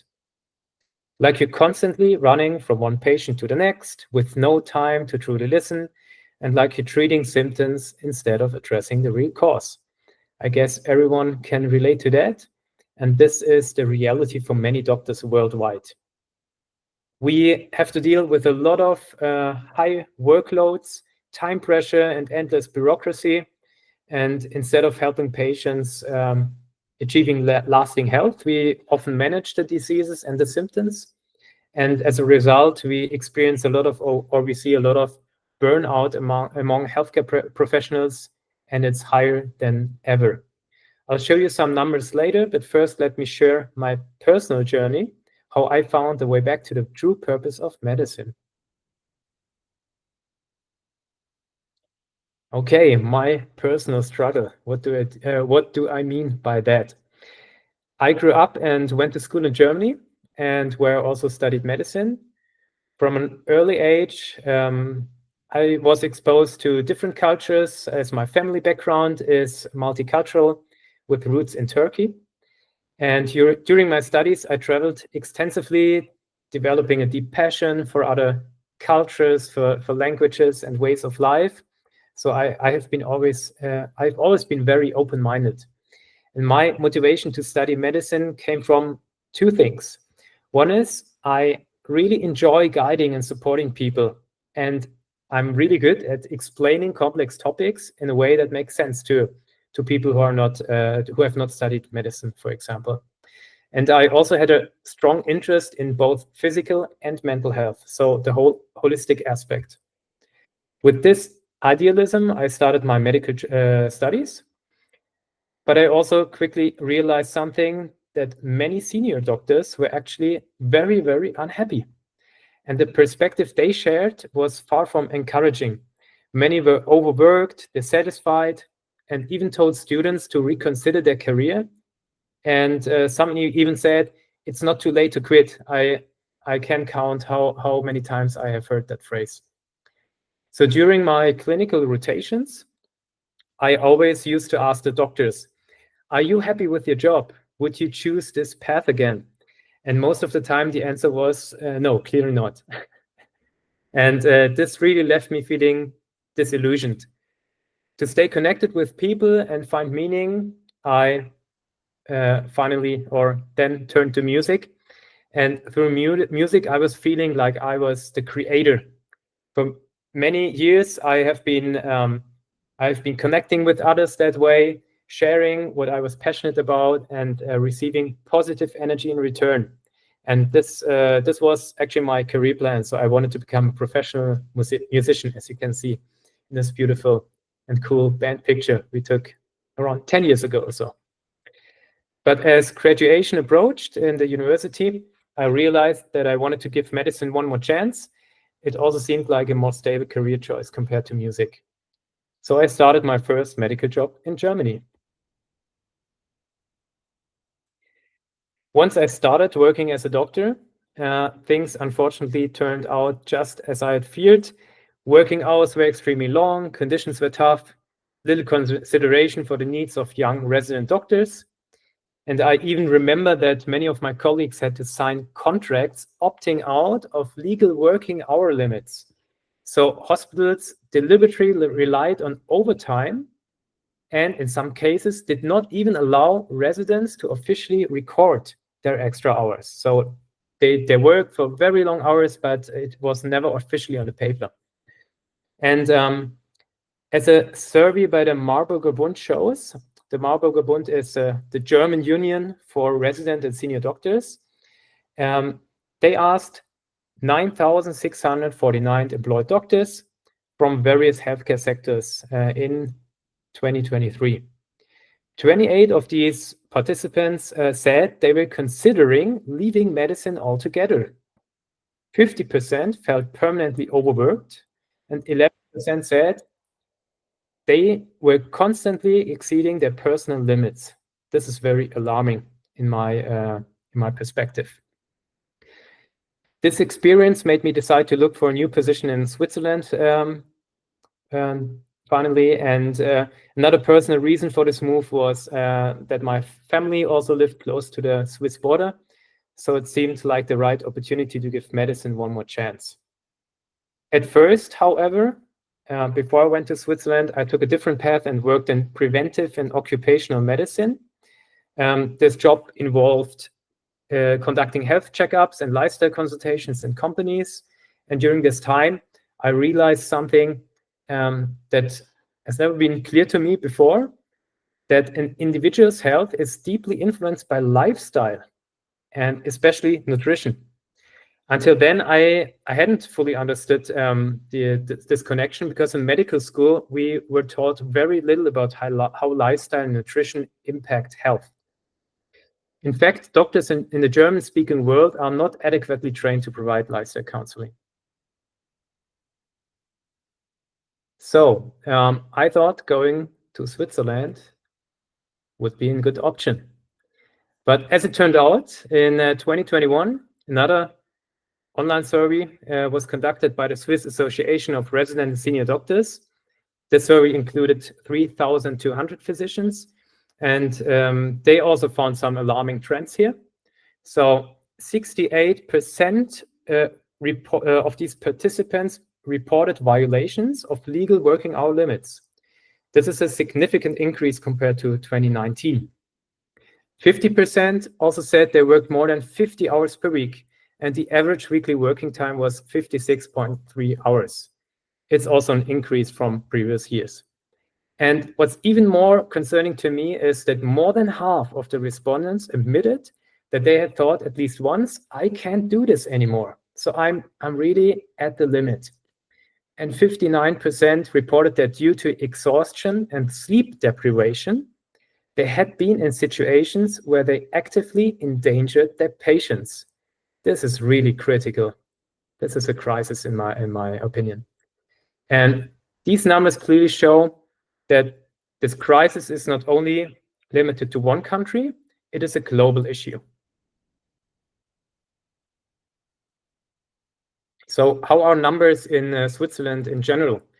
So Switzerland actually is a highly developed country with strong resources, advanced technology. No one argues about that. And yet it faces an enormous burden of non-communicable diseases. Over 79% of all deaths in Switzerland are attributed to lifestyle-related diseases. And ironically, preventive healthcare funding was cut last year down to 1.6%. So this is a relatively small number. And this, in my opinion, raises an important question. What kind of healthcare models can truly promote and sustain health in a holistic, evidence-based way? How can we create a system that improves quality of life for both patients and healthcare providers? This actually was a question that had been on my mind from the very beginning.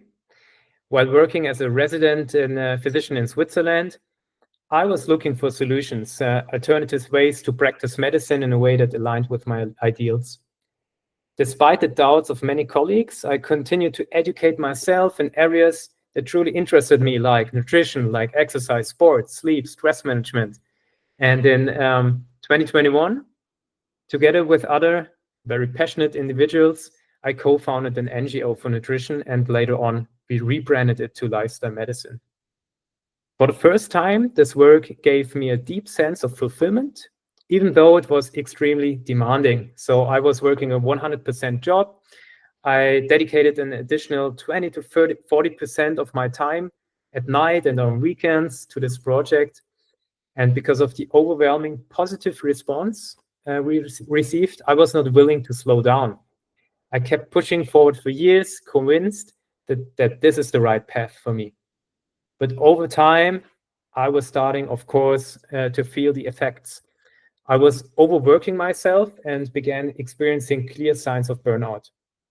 At that point, I was working in emergency medicine, doing frequent night shifts and irregular hours, which only made the things worse. And I had reached a crossroad. So would I continue on a traditional conventional path, or would I take a huge risk and make a complete career change? And after years of hard work, there was a really unexpected opportunity that I never thought to be possible. I was personally invited to establish a lifestyle medicine department as a pilot clinic.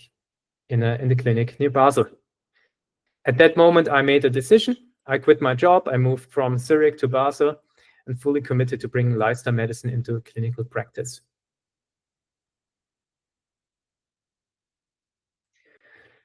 This project has now been running for almost 2 years and has developed into a fully established department called Lifestyle Medicine. The program is structured to offer both individual and group consultations. In the individual consultations, patients are guided through multiple regular sessions over several months. And the first step is always a very comprehensive assessment to identify key areas for change. In the second session, we prepare for behavioral change. Then we develop targeted lifestyle interventions or strategies in each pillar of lifestyle medicine. But the program is highly personalized, so we are focusing on the patient needs while promoting maximum autonomy. So the patient decides in which pillar they want to work and which strategy they want to try out or implement. As doctors, we provide ongoing support and follow-ups, ensuring that the patients can maintain their new habits in the long term. And for that goal, we also have the group programs. For example, we offer monthly motivation groups for patients who have completed the individual sessions. We also hold regular group seminars on lifestyle medicine topics, open to anyone interested before, during, or after their journey with us. Doesn't matter. So this is just information about health, the theoretical approach first. Through this approach, we empower the patients to take an active role in their own health, and while creating a sustainable supportive system.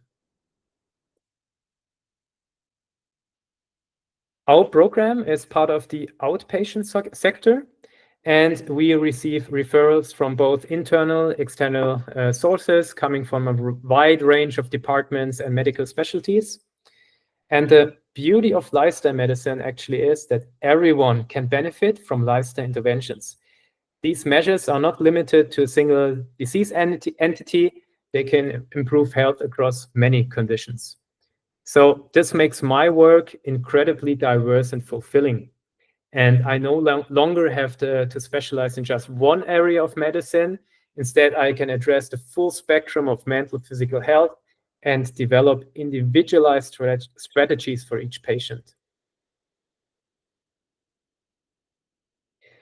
The results of our project have been phenomenal.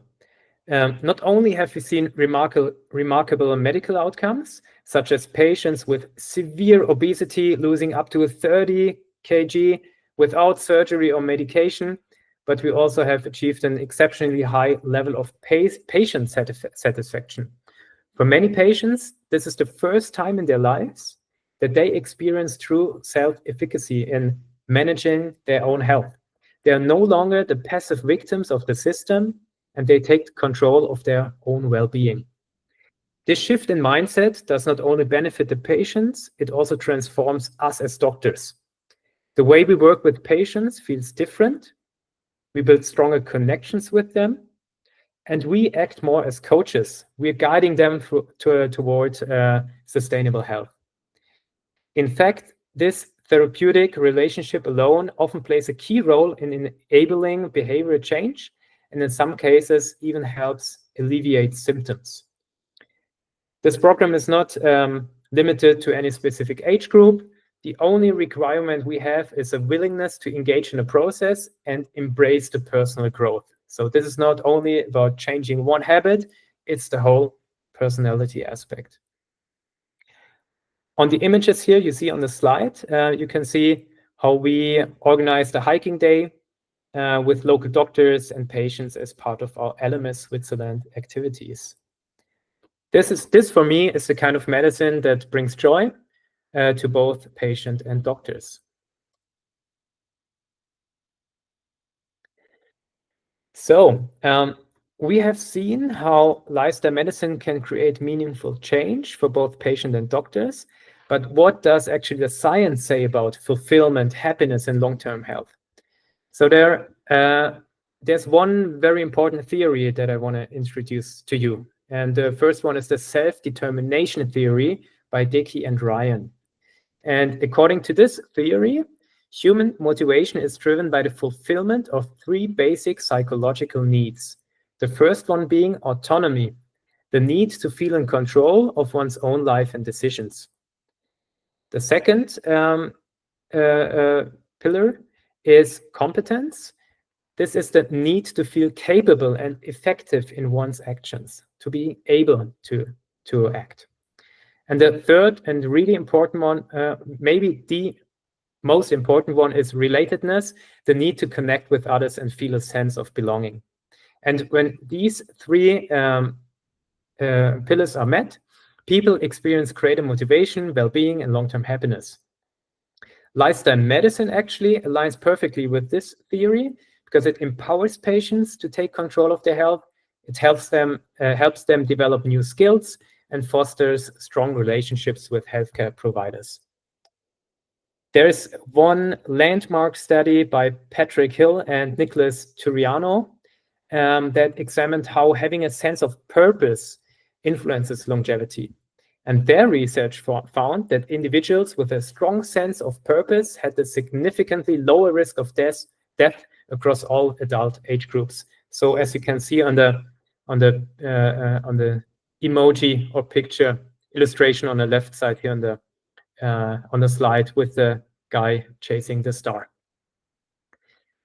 A clear sense of purpose includes it leads to enhancement of resilience, it reduces stress, leads to healthier lifestyle choices. And the last study I want to present you is the so-called GRAND study. It's a very famous one where the connection between social connections and quality of life got measured. And this study followed participants for over 80 years. And the key finding was that good relationships keep us happier and healthier. And that social connection actually is the strongest predictor of long-term well-being. On the other hand, loneliness is as harmful to health as smoking or obesity. So in essence, fulfillment, purpose, strong connections are fundamental to both happiness and health. And lifestyle medicine brings all of these elements together, helping people not just live longer, but live better. Okay, approaching the end here. So, as we have seen, modern healthcare is struggling. Burnout, patient dissatisfaction, a system focusing on managing disease instead of promoting health. I think we need a fundamental shift here. And I believe that healthcare must move towards a holistic, inclusive, sustainable, and evidence-based approach. Only by doing that we can progress in that way. We also need pioneers to drive change in hospitals, clinics, communities. So the way we implement it in a clinic is one setup that is very fitting to the environment we have there. But if you have in your own environment other options, embrace them and find the best way you can do it. And we also need the healthcare system to support long-term health and happiness for patients and doctors. Not only the patients, the doctors are equally as important as the patients themselves.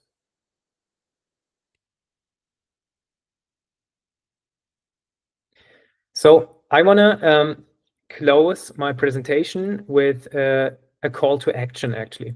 So just like climbing the Swiss Alps, the path is very challenging, but step by step we can move toward the summit. This journey requires endurance, courage, and willingness to explore new paths together. And only then we can transform healthcare and create a system that truly supports health, happiness, and well-being. I would like to leave you with this question. What small step can you take toward a more fulfilling career in medicine, in your environment, in your life? This doesn't, as I've said, doesn't necessarily have to be lifestyle medicine. This is only the path that I have found for myself, my way of fulfillment. What truly matters is that each of us finds what brings us meaning. And to do that, we must be honest with ourselves, and brave enough to follow that path. I sincerely thank you for your attention and for the opportunity to share my journey with you today. And a special thank you to the Pakistan Association for Lifestyle Medicine for the invitation, of course. If you have any questions and would like to learn more, please feel free to reach out, visit our website here, and or contact me directly. I'd be happy to connect. And I look forward to continuing this journey in lifestyle medicine with people who share the same passion for sustainable health, not just for patients, but also for those working within the healthcare system. So thank you very much. Hello, everyone. Once again, happy International Day of Happiness. So in the tapestry of existence, moments of profound grace weave themselves into the fabric of our lives, revealing a truth often overlooked. We are blessed ones, not in the sense of a life untouched by hardships, but in the recognition of abundant gifts, both tangible and intangible, that surrounds us.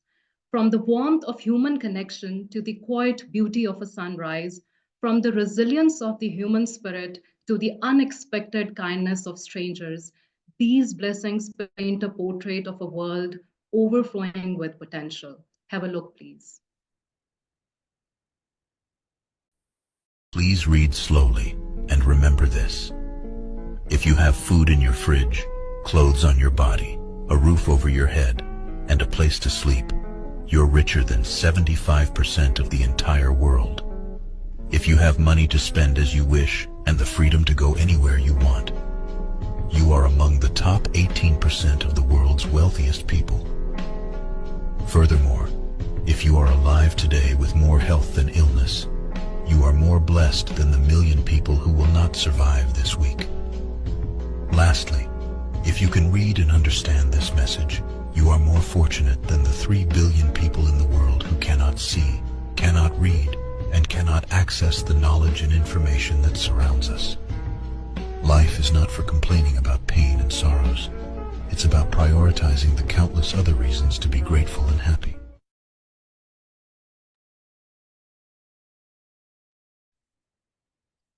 So let me introduce all the August gathering to Simon Matthews, a highly accomplished psychologist and leadership coach specializing in healthcare with a strong focus on lifestyle medicine and positive psychology. He is a fellow of both the American College and Australian Society of Lifestyle Medicine, an adjunct lecturer at Avondale University Lifestyle Medicine and Health Research Center, and is a lead coach and faculty with 𝗪𝗁 School of Coaching. Member of scientific advisory boards and educational programs globally, he is a director of the US not-for-profit Global Positive Health Institute. Based in Madrid, he balances his professional life with his passion for travel and cooking. He will be talking about Give a Little, Gain a Lot, the surprising science of happiness.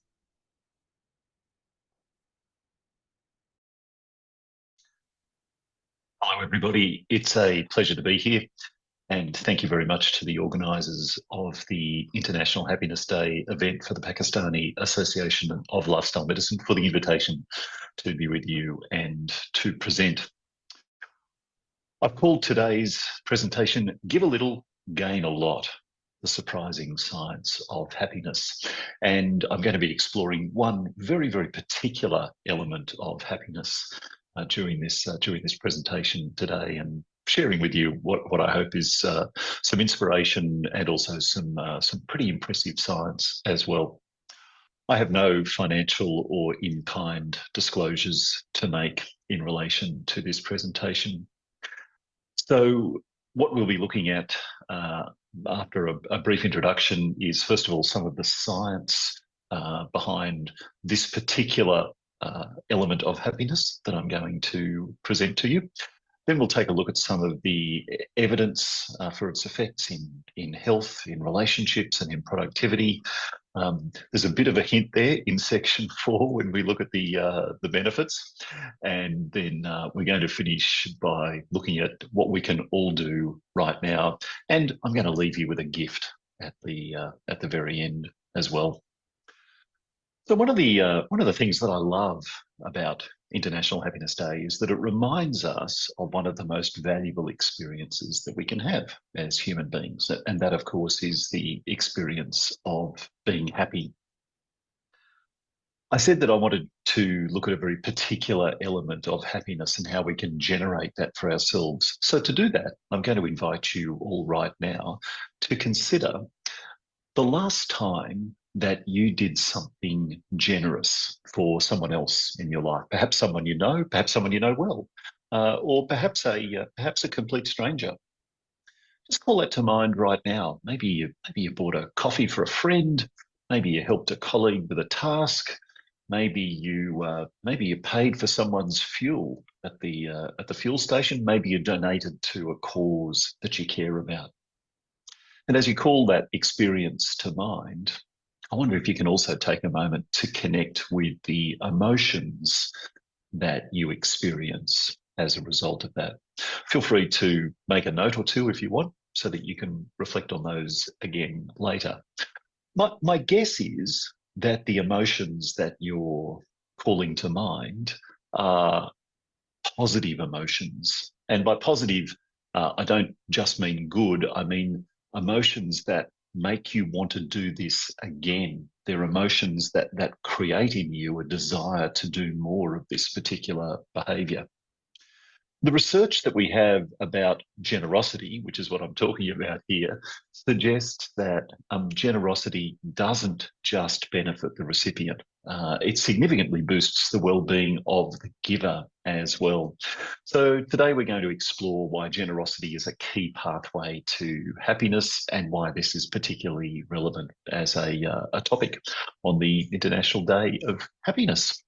So, what does the science tell us about all of this? Well, one of the main learnings that we have is that social bonds are strengthened through acts of generosity. We quite literally feel more connected to others.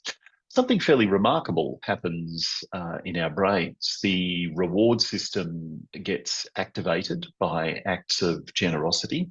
So this means that when we help others, we feel genuinely good because that pathway is, in a sense, hardwired into us. Additionally, the hormone oxytocin, which I'm sure you've heard about, is released, and that directly strengthens social bonds and helps us to feel much more connected to those around us. And thirdly, we experience different types of pleasure. Now, scientists differentiate between hedonic pleasure and eudaimonic pleasure. Eudaimonic pleasure comes from a sense of meaning and purpose. So, for example, if you donate to a worthy charity, you might be stirring up that sense of eudaimonic pleasure for yourself. Eudaimonic well-being tends to be a little longer lasting than hedonic well-being. If you love chocolate ice cream and buy yourself a chocolate ice cream, you'll enjoy every bite of that ice cream. Once you've finished it, that pleasure will be gone. However, when you, for example, donate to a charitable cause that's important to you, that pleasure tends to be longer lasting and you tend to be able to recall it more easily. Voluntarily, by paying taxes, they feel good about giving. And here's the really interesting thing. Even when the giving feels a little involuntary, for example, when you pay your taxes, people still tend to feel good about that. But when the act of giving is voluntary, our brain's wiring kind of kicks in extra hard. The reward system really takes off and we feel really, really great about what we're doing when we do that.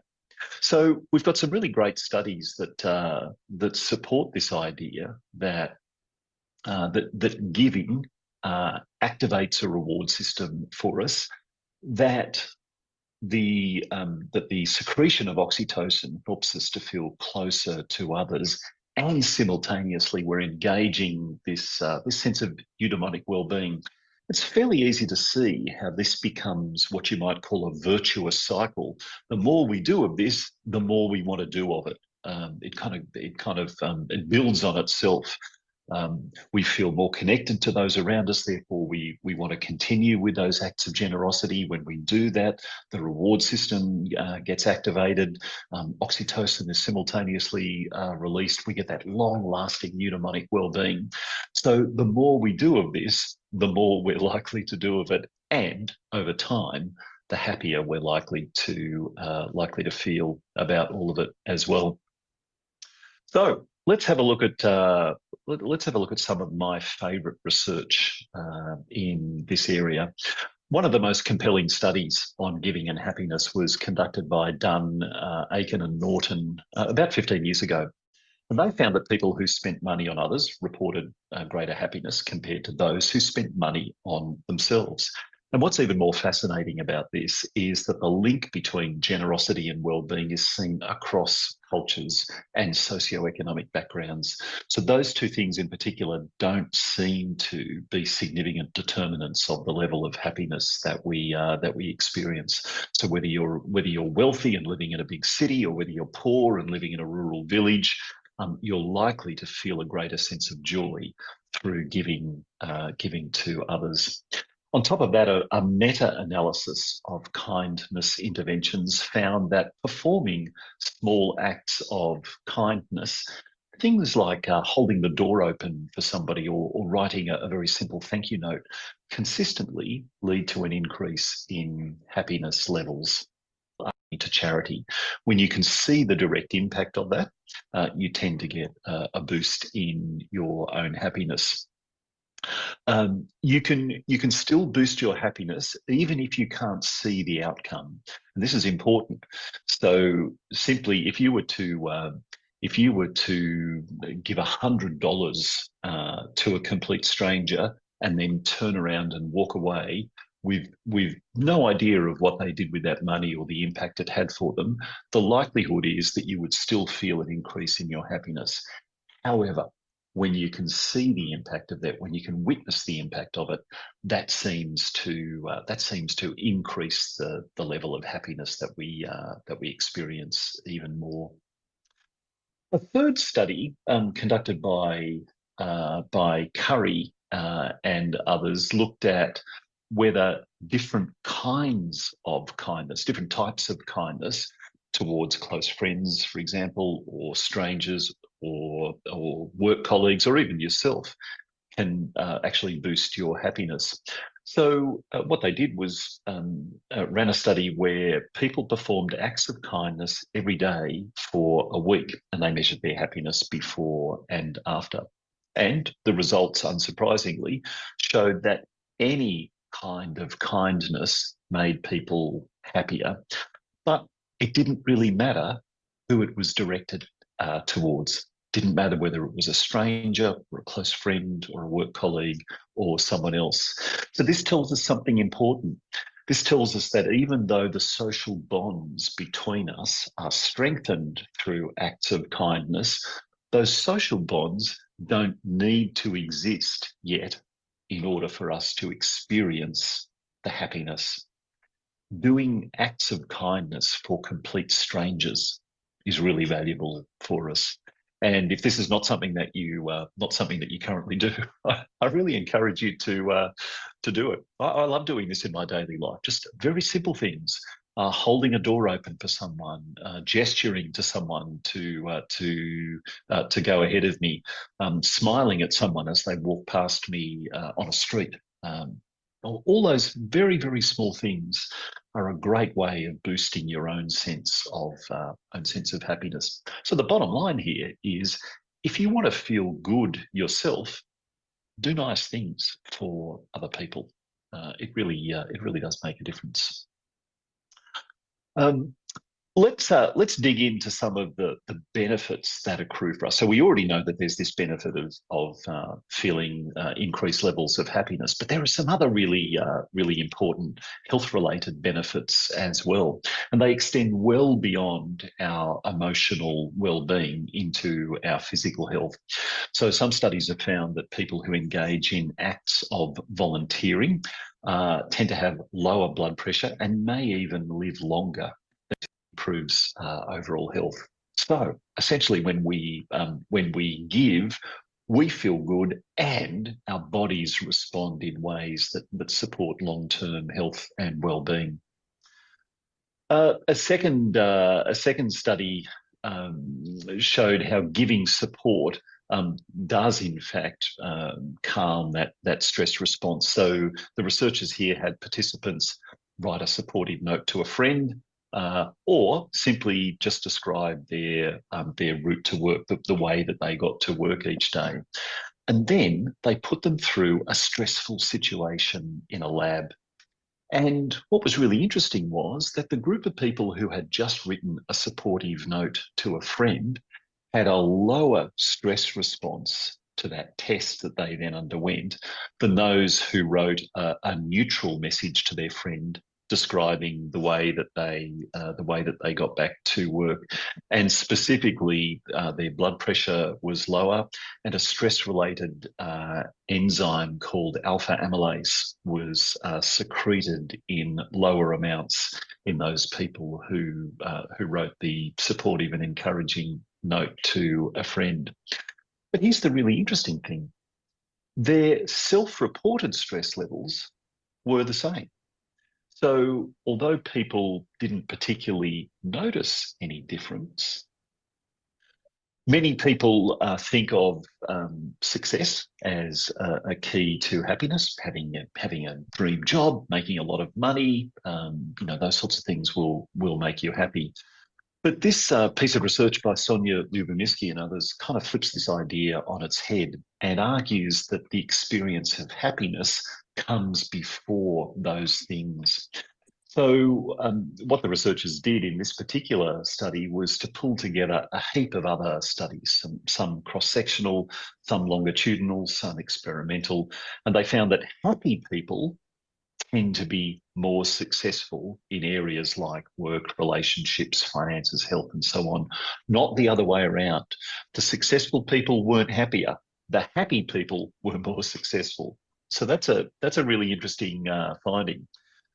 What might explain that? Well, when you're happy, you're likely to be more social, you're likely to be more optimistic, you're likely to be more motivated. We already know that you're likely to handle stress better. And so those positive emotions don't just feel good, they actually help us build long-term resources. You might be familiar with Barbara Fredrickson's broaden and build theory, and this is where this idea also comes into play. Another study was about reciprocity. So you've probably noticed this in your own life. When someone genuinely thanks you for something that you've done, you feel a little more inclined to repeat that, to do it again. So this particular study by Grant and Gino digs into why that happens, and they looked at how expressions of gratitude impact our willingness to help others. They tested two possible explanations. One is the idea that gratitude helps people to feel more capable, and the other is that gratitude helps people to feel more socially valued. So one's a little utilitarian, and the other possible explanation is a little more value-based, if you like. And across several experiments, what they found was that the real driver of this was feeling socially valued. When people were thanked, they felt a greater sense of self-worth, of social worth that made them more likely to help again, even helping other new people beyond the original situation. So what's the takeaway for us? If you want to encourage generosity in others, express gratitude for it, because it seems to create a bit of a snowball effect where the more it happens, the more it happens. In these last two studies that I want to just touch on briefly, the first one by Magillner et al. Explored a sort of unexpected solution, giving some of your time away, literally giving your time away to someone. So they ran a series of experiments comparing different ways that people would spend their time, wasting it, using it for themselves, giving it to others. Helping other people led people to feel like they had even more time in their daily lives.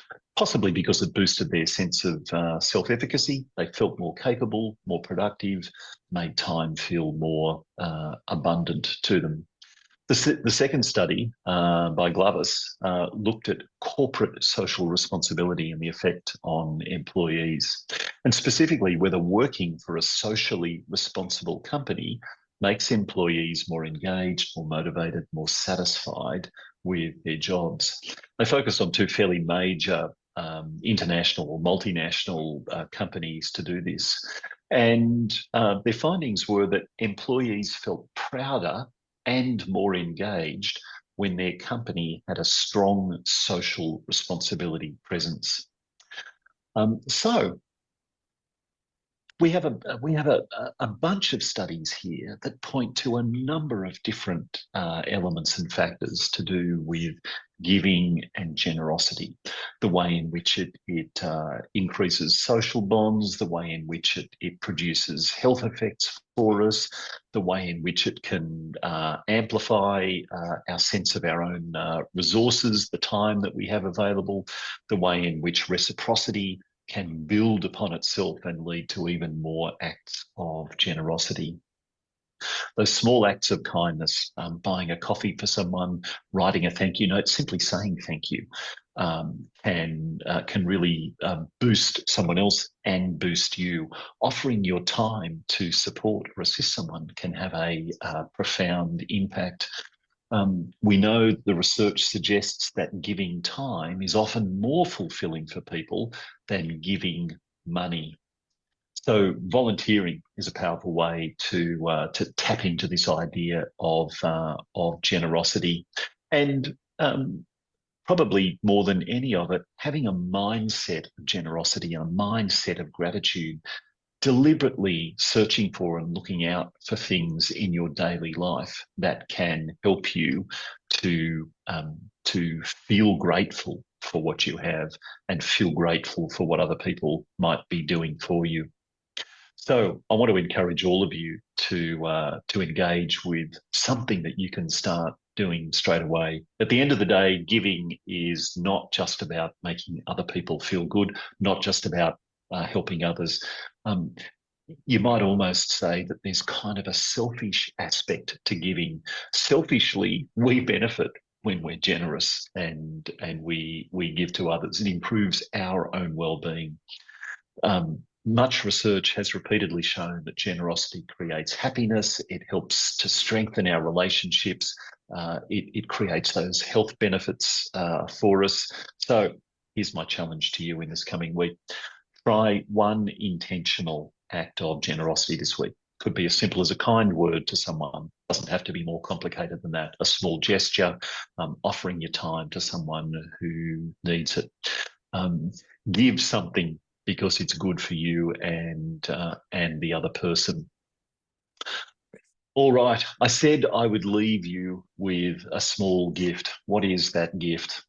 Well, I've kind of given it away already. This is the gift that you give yourself simply by being generous and giving to someone else.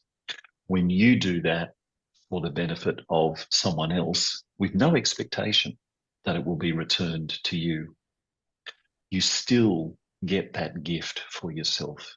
The gift of happiness, the gift of lower blood pressure, the gift of lower stress, the gift of maybe adding a few seconds or a couple of minutes to your lifespan.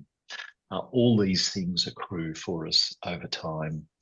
So thank you for this opportunity to present to you and to speak about one of my favourite areas of happiness. I wish you all a very happy International Day of Happiness. Do feel free to email me if you have any questions that you would like to follow up on, or if there's anything you'd like to know more about. Do feel free to connect with me on LinkedIn as well if you're not yet and would like to do that. Beyond that, thank you all. I wish you a lovely day.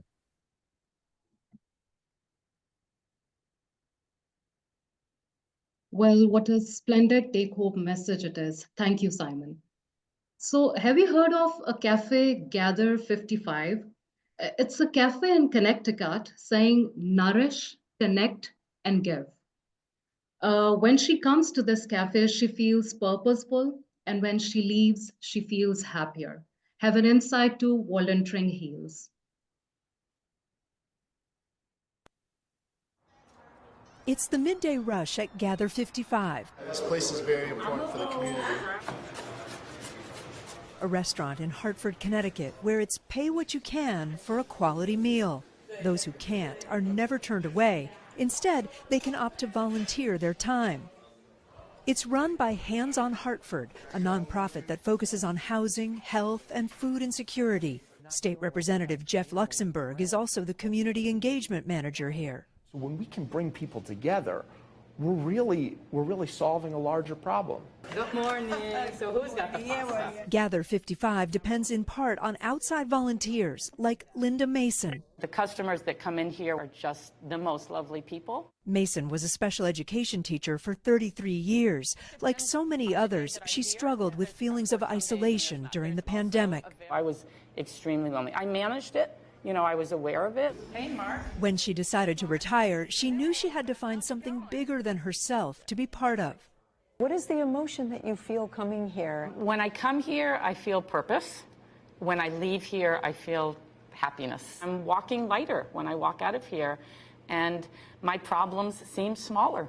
I've helped. I've helped in a small way, and that's a really important human thing for all of us to be trying. The loss of human connection due to the pandemic has been felt far and wide. One survey found 36% of all Americans frequently felt lonely. For young people, 61% expressed those feelings. Good morning. And the cure could be as simple as helping others. Research shows volunteering can not only ease feelings of loneliness, but has a positive impact on mental health and physical health, reducing the risk of mortality and lowering feelings of depression.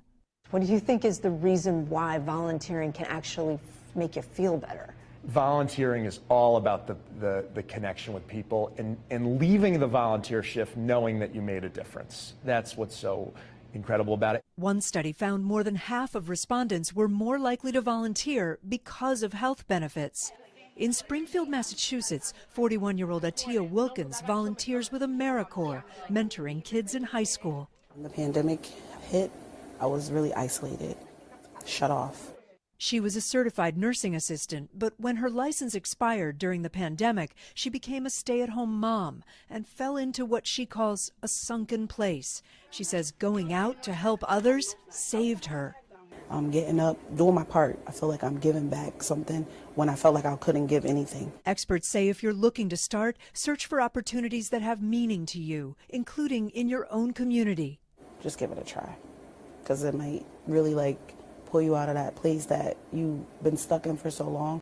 71-year-old retiree Alice Sessions lives in East Hampton, Massachusetts. She says by the end of last year, she was lonely and was missing conversations with people. I've been unhappy for long enough, and I had identified what was making me unhappy, and therefore I was ready to go out and do something about it.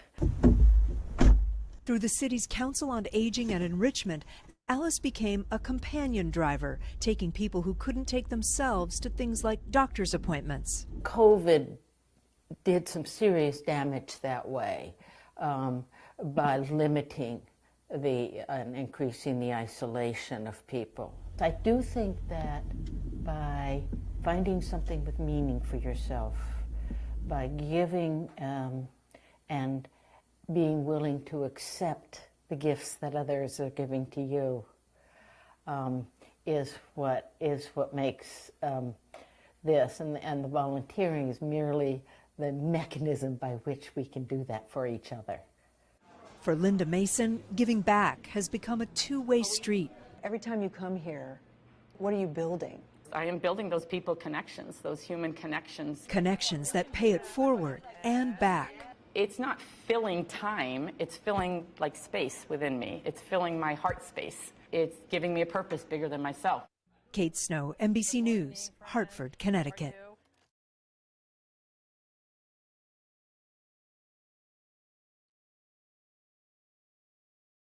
Thanks for watching our YouTube channel. Follow today's top stories and breaking news by downloading the NBC News app.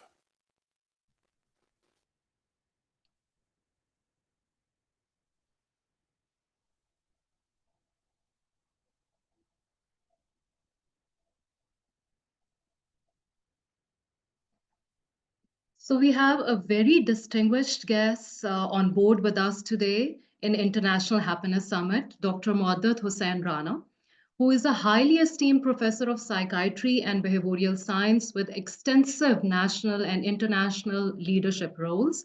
He is a patron of EMDR. Those who do not know that what it stands for is eye movement desensitization and reprocessing. Pakistan and board member and chief editor EMDR Asia. He is a consultant and advisor to Army Public Schools and College System and member of the WHO's Technical Committee on Mental Health. Professor Rana is among the renowned faculty in many reputable institutes of Pakistan. A prolific author and educator, he has received prestigious awards, including the 𝗬𝗓𝗍𝗓. Formerly a brigadier in the Pakistan Armed Forces, he continues to contribute significantly to mental health through teaching, research, and clinical practice, both locally and abroad. He is also a member of Advisory Board, Pakistan Association of Lifestyle Medicine. Welcome, sir. Assalamu alaikum, and very good afternoon to everybody, all the participants and delegates of the Happiness Conference. Happy Pakistan Day to all of you. Happy Happiness Day to all of you. What a pleasure it is to be part of this conference.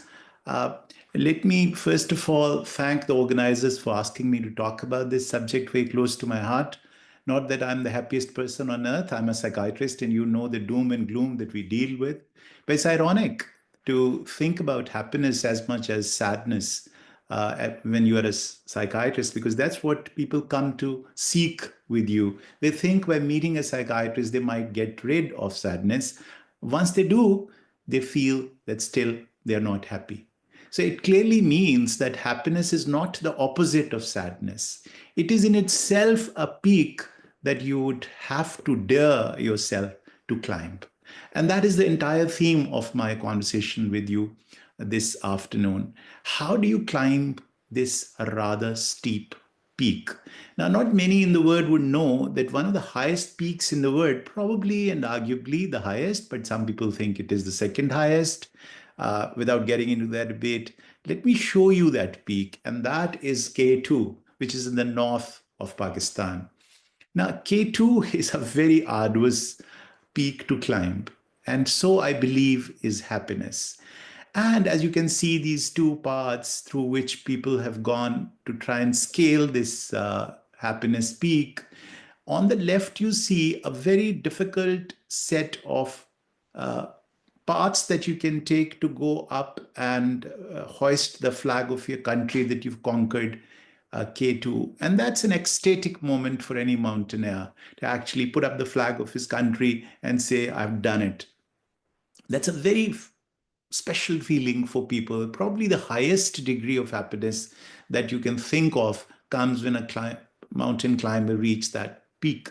Now, this particular journey, however, is the first thing that you keep in mind as a mountaineer is that it is a safe climb, that it is not a very dangerous way up the K2.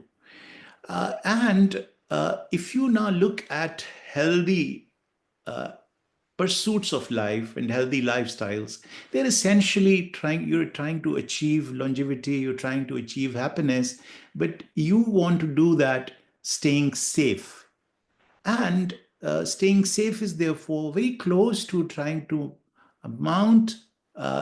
go up this mountain, but using safer methods, because you can actually go up K2 using this particular path that is shown in red here. This is the shortest path to K2, but unfortunately the most dangerous. And anybody and most of the people who've tried using this particular path have never returned from K2.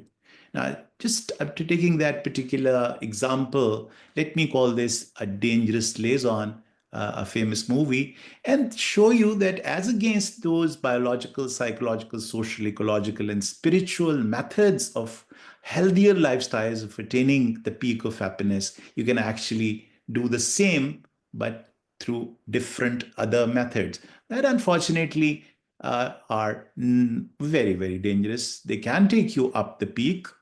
Yes, you can, but sometimes you may never return from there. Now you can see the list of that, and you know that all of them actually trigger what we have within us, our dopamine pathway. And that dopamine pathway can make you absolutely ecstatic, like all very unhealthy foods.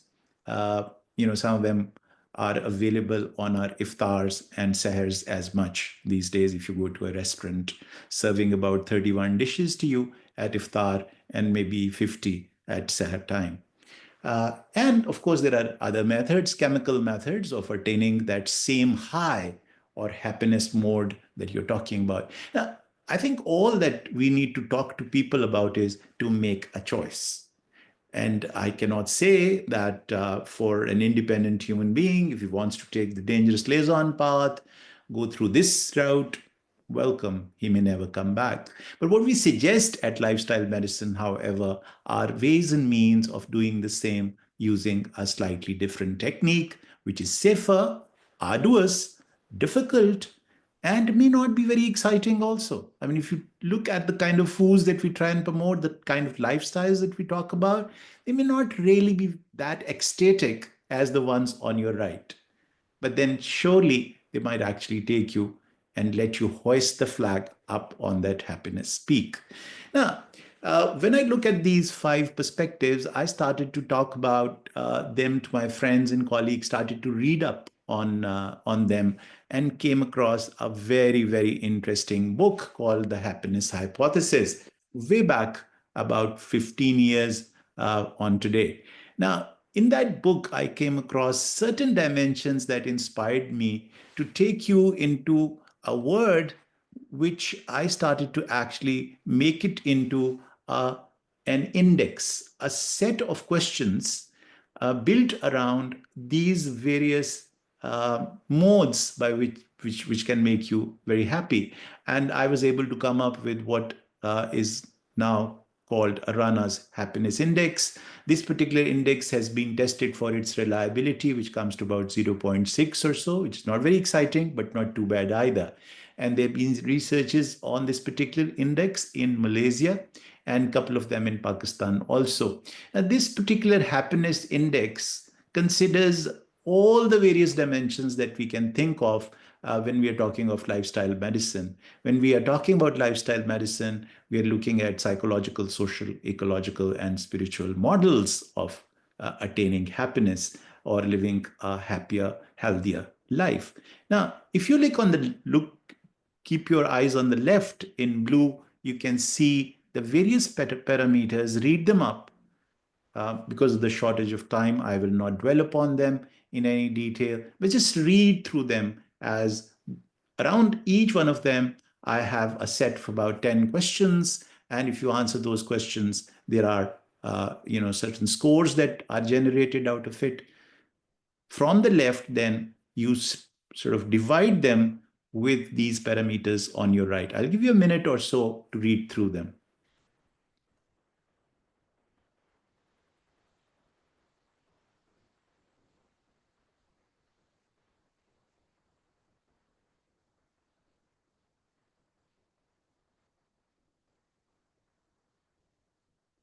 I'll be very happy to answer any queries and questions that you may put in the chat box about any one of them.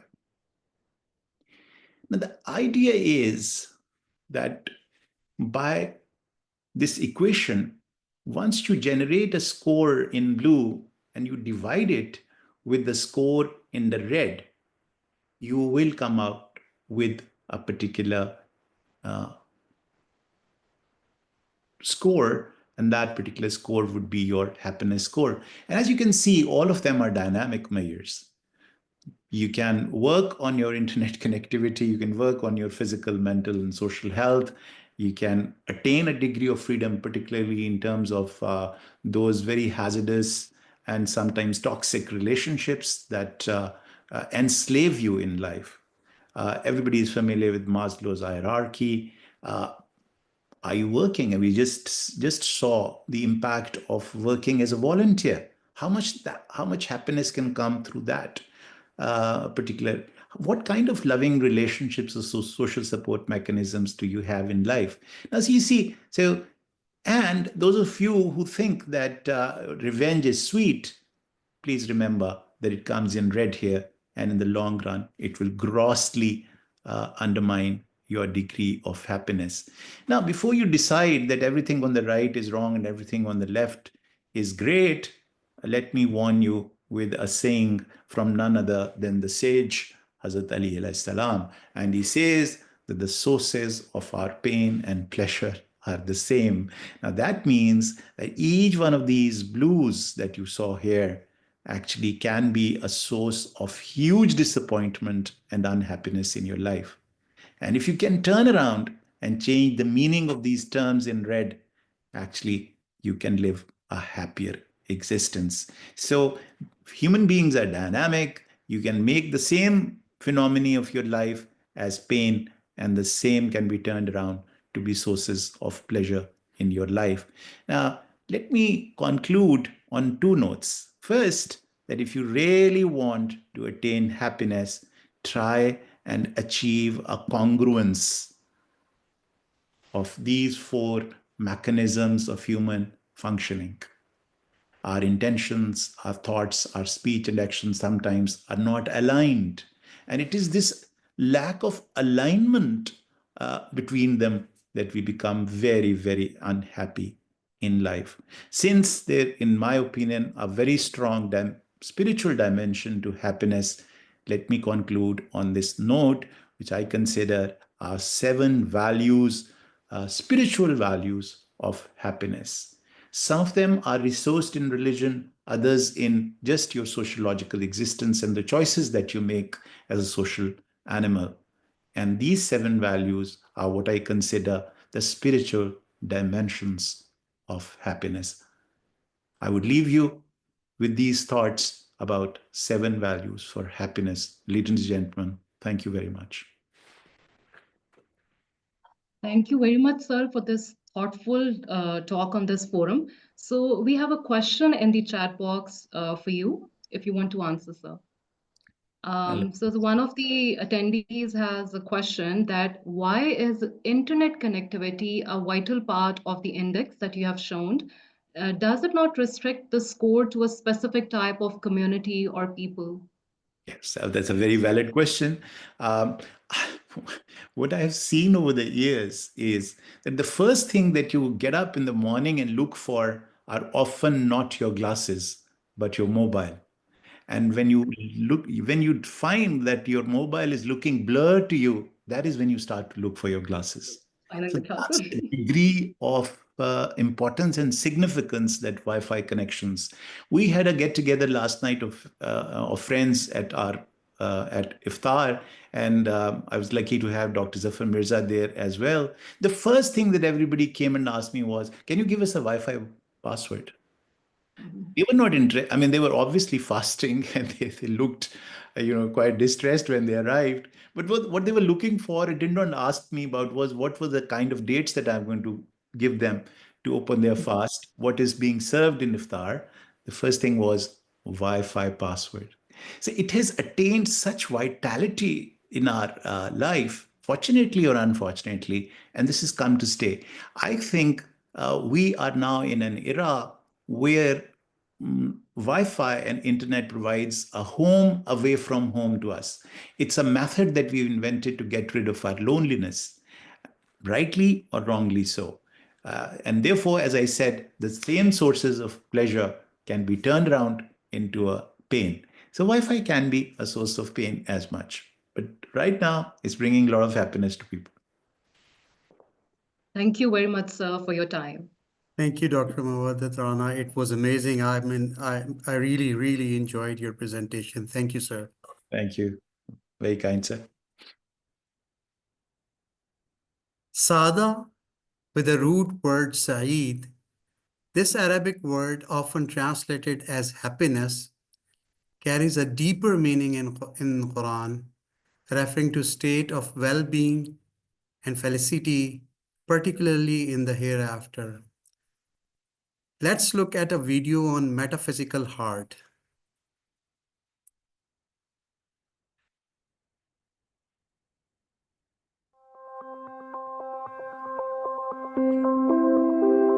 Did you know that your heart has an incredible, unique intelligence unto itself? or that it has a significant influence on our perceptions, emotional experiences, and higher mental processes. And did you know that the heart can actually sense your emotional response to an event before the event has occurred? You may have instinctively felt that the heart was so much more than a blood pump, but science has actually confirmed it. Researchers discovered that the heart has its own intrinsic nervous system that sends a lot of information to the brain, affecting the way we feel, think, and perceive. In fact, the heart actually sends more signals to the brain than the brain sends to the heart. Scientists refer to this as the little brain in the heart. But don't let the diminutive name fool you. The heart-brain can act independently of the brain in your head. Its neurons have long-term and short-term memory and extensive sensory capacities. The heart and brain communicate with each other in a complex dance. As we experience emotions through the day, our heart rhythm patterns tend to reflect how we're feeling. This information is monitored by the emotional centers in the brain, where they are then perceived as feelings of fear, anger, joy, appreciation, etc. When we get bogged down with stress, worry, impatience, information overload, or indecision, the heart's rhythm has a jagged and irregular pattern. The resulting disorder or incoherence in the nervous system creates noise or static that in essence causes the neurons in the brain to get out of sync, resulting in impaired mental functioning or cortical inhibition. We can feel energy drained with more mental fog, making it difficult to focus, remember things, listen deeply, and make clear decisions. However, on the upside, when we experience feelings like love, kindness, appreciation, or compassion, it creates a smooth, coherent heart rhythm pattern. This has a calming and balancing effect and creates more harmonious cooperation between the heart, brain, and hormonal system. This not only improves how we feel, but also our ability to think clearly. We can see creative solutions to problems and more easily discern intelligent choices and decisions. This is cortical facilitation. The good news is we don't have to wait until we happen to feel good to experience this uplift. We can choose to create it ourselves.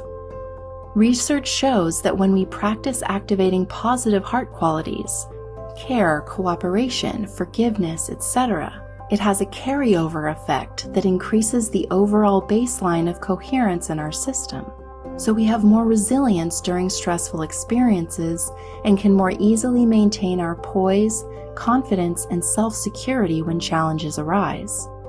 This is the intelligence of a coherent heart. We offer many free tips and techniques to increase your heart coherence based on our 30 years of research on the subject. Head to heartmath.org/resources to learn more.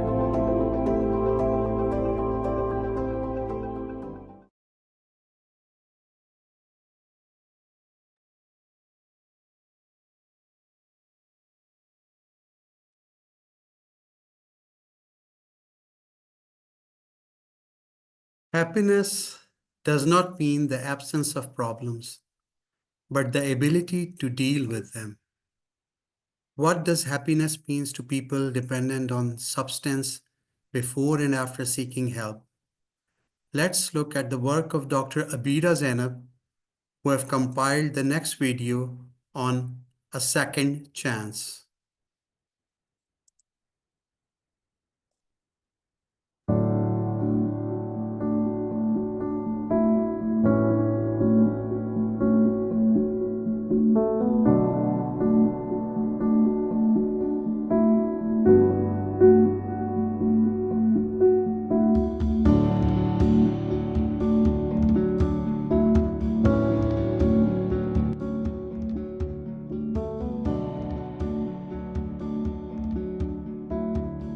When you help someone by bringing them back to life, the happiness and satisfaction you feel in return are unmatched. There is nothing in the world that brings greater joy than this. What could be a better reason for happiness? You are asking about challenging situations. Let me tell you, even in tough times, We stayed strong because of our close-knit circle of friends. Every evening, we gathered and set daily tasks. Whoever failed to complete theirs had to treat everyone to dinner. That was how we relieved our exhaustion and worries. Okay, my name is Farina Umar, and by profession I'm a clinical psychologist. I would like to appreciate my clients who are being here, and many of those who are in recovery from last 13 years. They come and meet, and that brings a lot of happiness in me. My happy hormones are elevated then. And so now what WHO defines addiction is now it is a family disease. So again, this is a stigma. So social support must be there. They should be treated equally. When you witness the sufferings of others, then you feel yourself blessed. I'm always thanking God for everything that He has given me, and I'm even blessed that He has chosen me for this work which I'm doing. Because He's chosen me for this, I feel blessed, and that is a matter of happiness. It's giving me an inner peace that I am serving the humanity. That's it.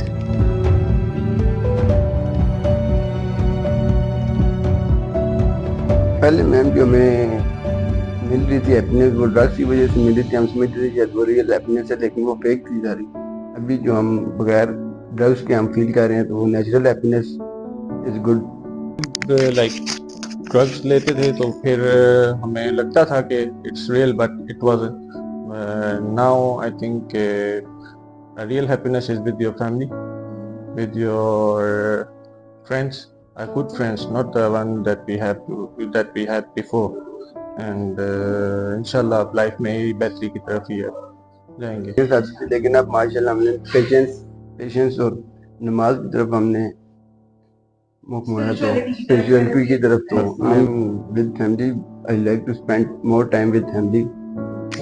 यही है नमाज के बारे में मैं कहूँगा। पहले तो मैं नमाज से बिल्कुल दूर था, ये मेरी लाइफ में एक गुड हैप्पीनेस एक आई है कि नमाज की अजान होती है तो मैं भागता चलता हूँ मस्जिद की तरफ। यही है, being good with your family is the best thing that you can do, and that's it.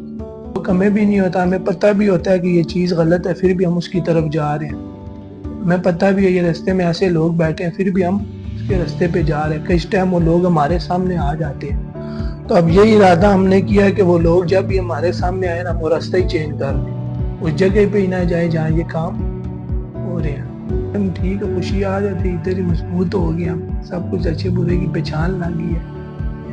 खुशी यही है कि मैडम मैं बेहतर हो जाऊँ, अपने फैमिली को टाइम दूँ, मैं खुद के लिए ना जीऊँ, अपने फैमिली के लिए जीऊँ। का पता चला कि असल हकीकत जिंदगी की खुशी क्या है। घर वालों के साथ बैठ के रहना, अपने अब्बा दाद के साथ बैठ के रहना, असल खुशी ये है। उनको टाइम देना, जैसे वो कहें उनके कहने पे चलना, जैसे वो खुश रहेंगे तो हम भी खुश रहेंगे। नहीं जब हमारे पास फर्स्ट डे पे आते ना, कॉन्फिडेंशियलिटी ब्रीच नहीं करते थे, लेकिन देख देना वो बिफोर एंड आफ्टर वाली पिक्चर्स आपको दिखाई देगी। बिल्कुल बिल्कुल। 8 घंटे सोना, 8 घंटे टाइम टेबल, जिंदगी का टाइम टेबल,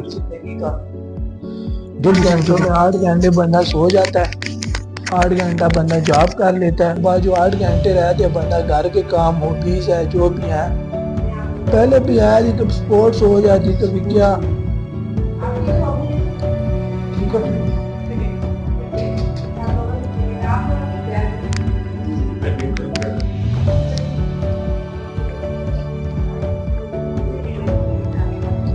ये मुख्तलिफ ड्यूरेशन के लिए हम तो रिकमेंड करते हैं कि 3 महीने जरूर रहें। वालेकुम सलाम, क्या हाल है? अभी खैरियत से ठीक ठाक है?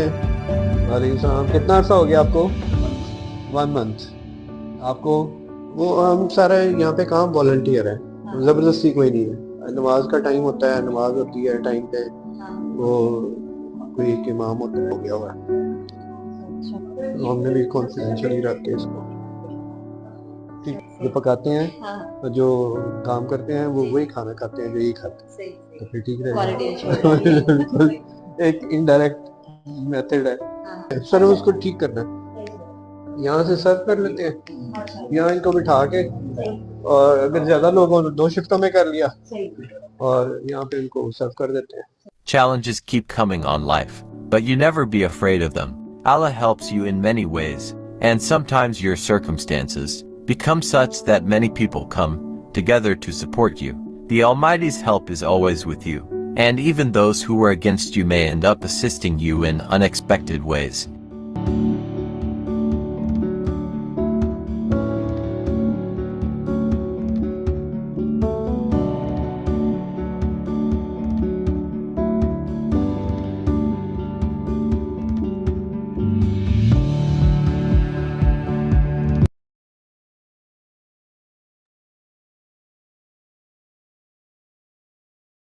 Thank you, Dr. Abira.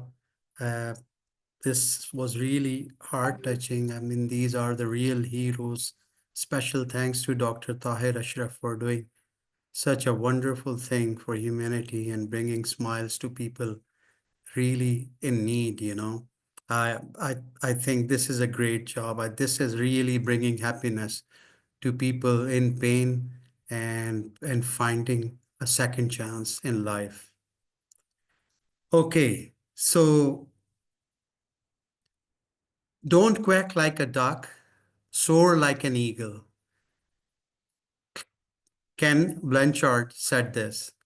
Let's look at our next video, which is on lessons from the eagle.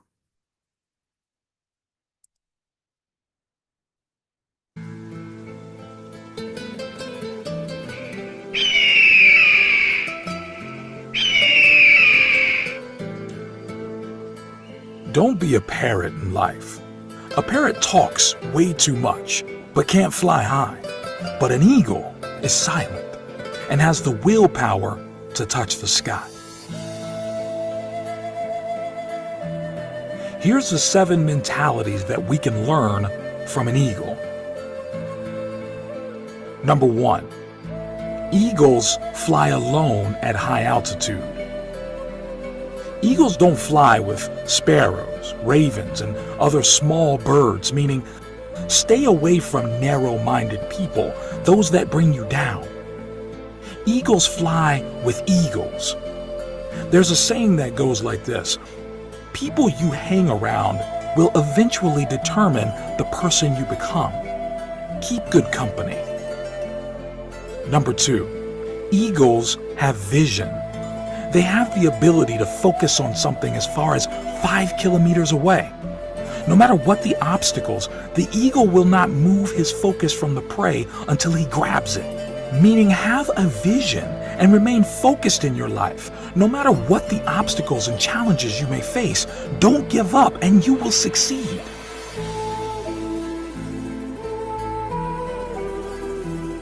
Number 3, eagles are fearless.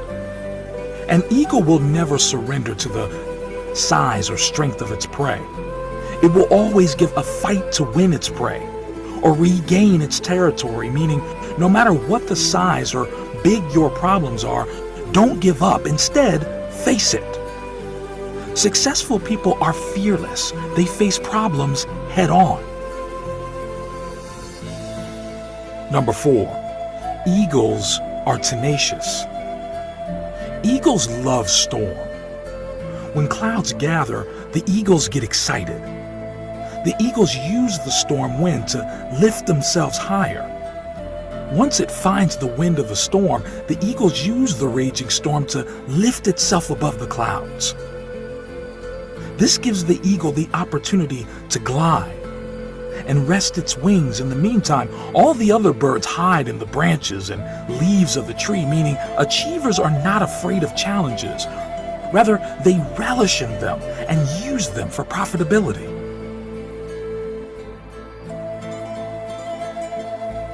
Number 5, eagles never eat dead things. Eagles never eat dead meat. In other words, an eagle does not scavenge. It only eats the meat from the prey it kills itself. Meaning, do not rely on your past success. Keep looking for new frontiers to conquer. Leave your past where it belongs, in the past.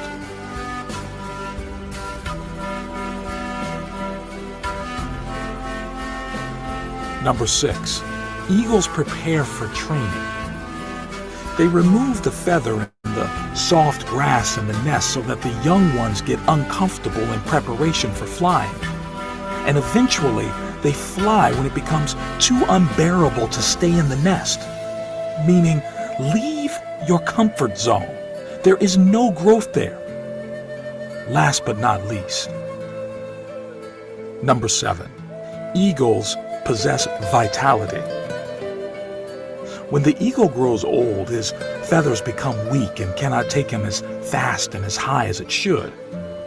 This makes him weak and could make him die, so he retires to a place far away in the mountains. And while there, he plucks out the weak feathers in his body and breaks his beak and his claws against the rocks until he is completely bare. A very bloody and painful process. Then he stays in his hiding place until he has grown new feathers, new beaks and claws, and then comes out flying higher than ever before. Meaning, we occasionally need to shed off old habits, no matter how difficult. Things that burden us or add no value to our lives should be let go of. Thanks for watching this video. Share and subscribe for more amazing inspiration.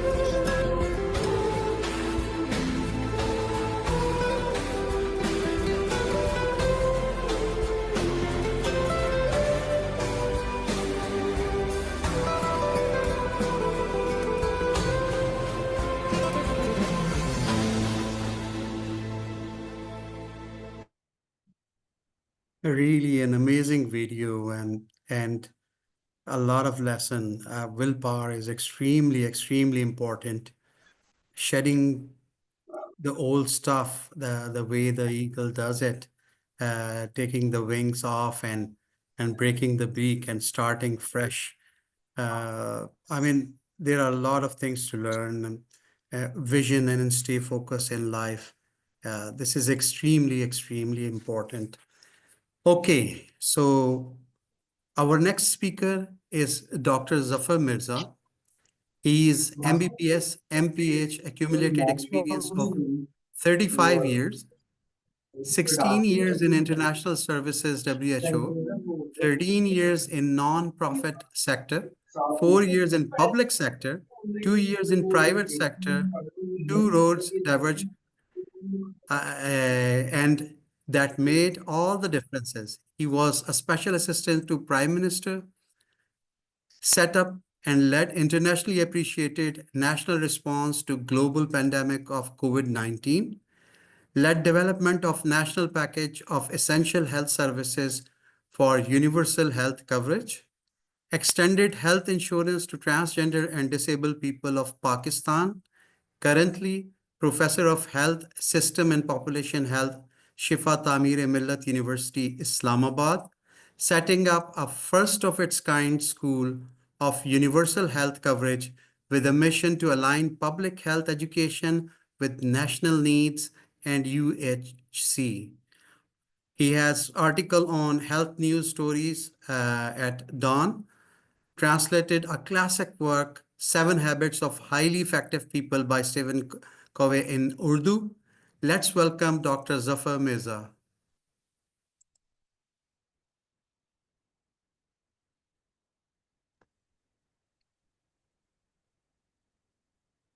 𝗪𝗍. Assalamu alaikum and hello to everybody and a very happy World Happiness Day to everybody.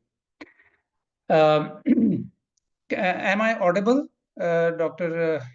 𝗪𝗍? Yes, sir, you are audible. Okay. Once again, Ji, thank you very much. I would really like to congratulate our friend and our colleague and our teacher and the champion of lifestyle medicine in Pakistan, Dr. 𝗪𝗪𝗍𝗪 and her team, and the anchors of this conference, Dr. Ayesha Armagan, Samar Hashmi Saba, and Dr. 𝗪𝗍.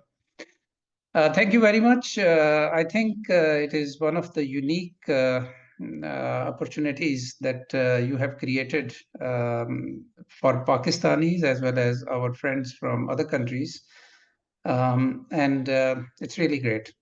I have attended a couple of sessions. I would not say that I have attended everything until now, but I know the ethos that you have created, and it's just marvelous. When I was asked to say something about health and happiness, I said that maybe the title of my talk will be Health and Relationships. But there was a desire that I should bring happiness into the title. So I very conveniently replaced the word relationships with happiness without changing anything else, because they are so equivalent to each other. I'll share a few thoughts with you. I have written on this some time ago, and I will paraphrase that for you. But let me begin by saying that the very definition of health, as it was agreed by World Health Organization and its member states, is very comprehensive, very holistic. It goes like this, that health is a state of complete physical, mental, and social wellness, and it is not just absence of the disease. And I think this last part is very, very important. It is not just absence of the disease. You may not be sick, but still you may not be happy.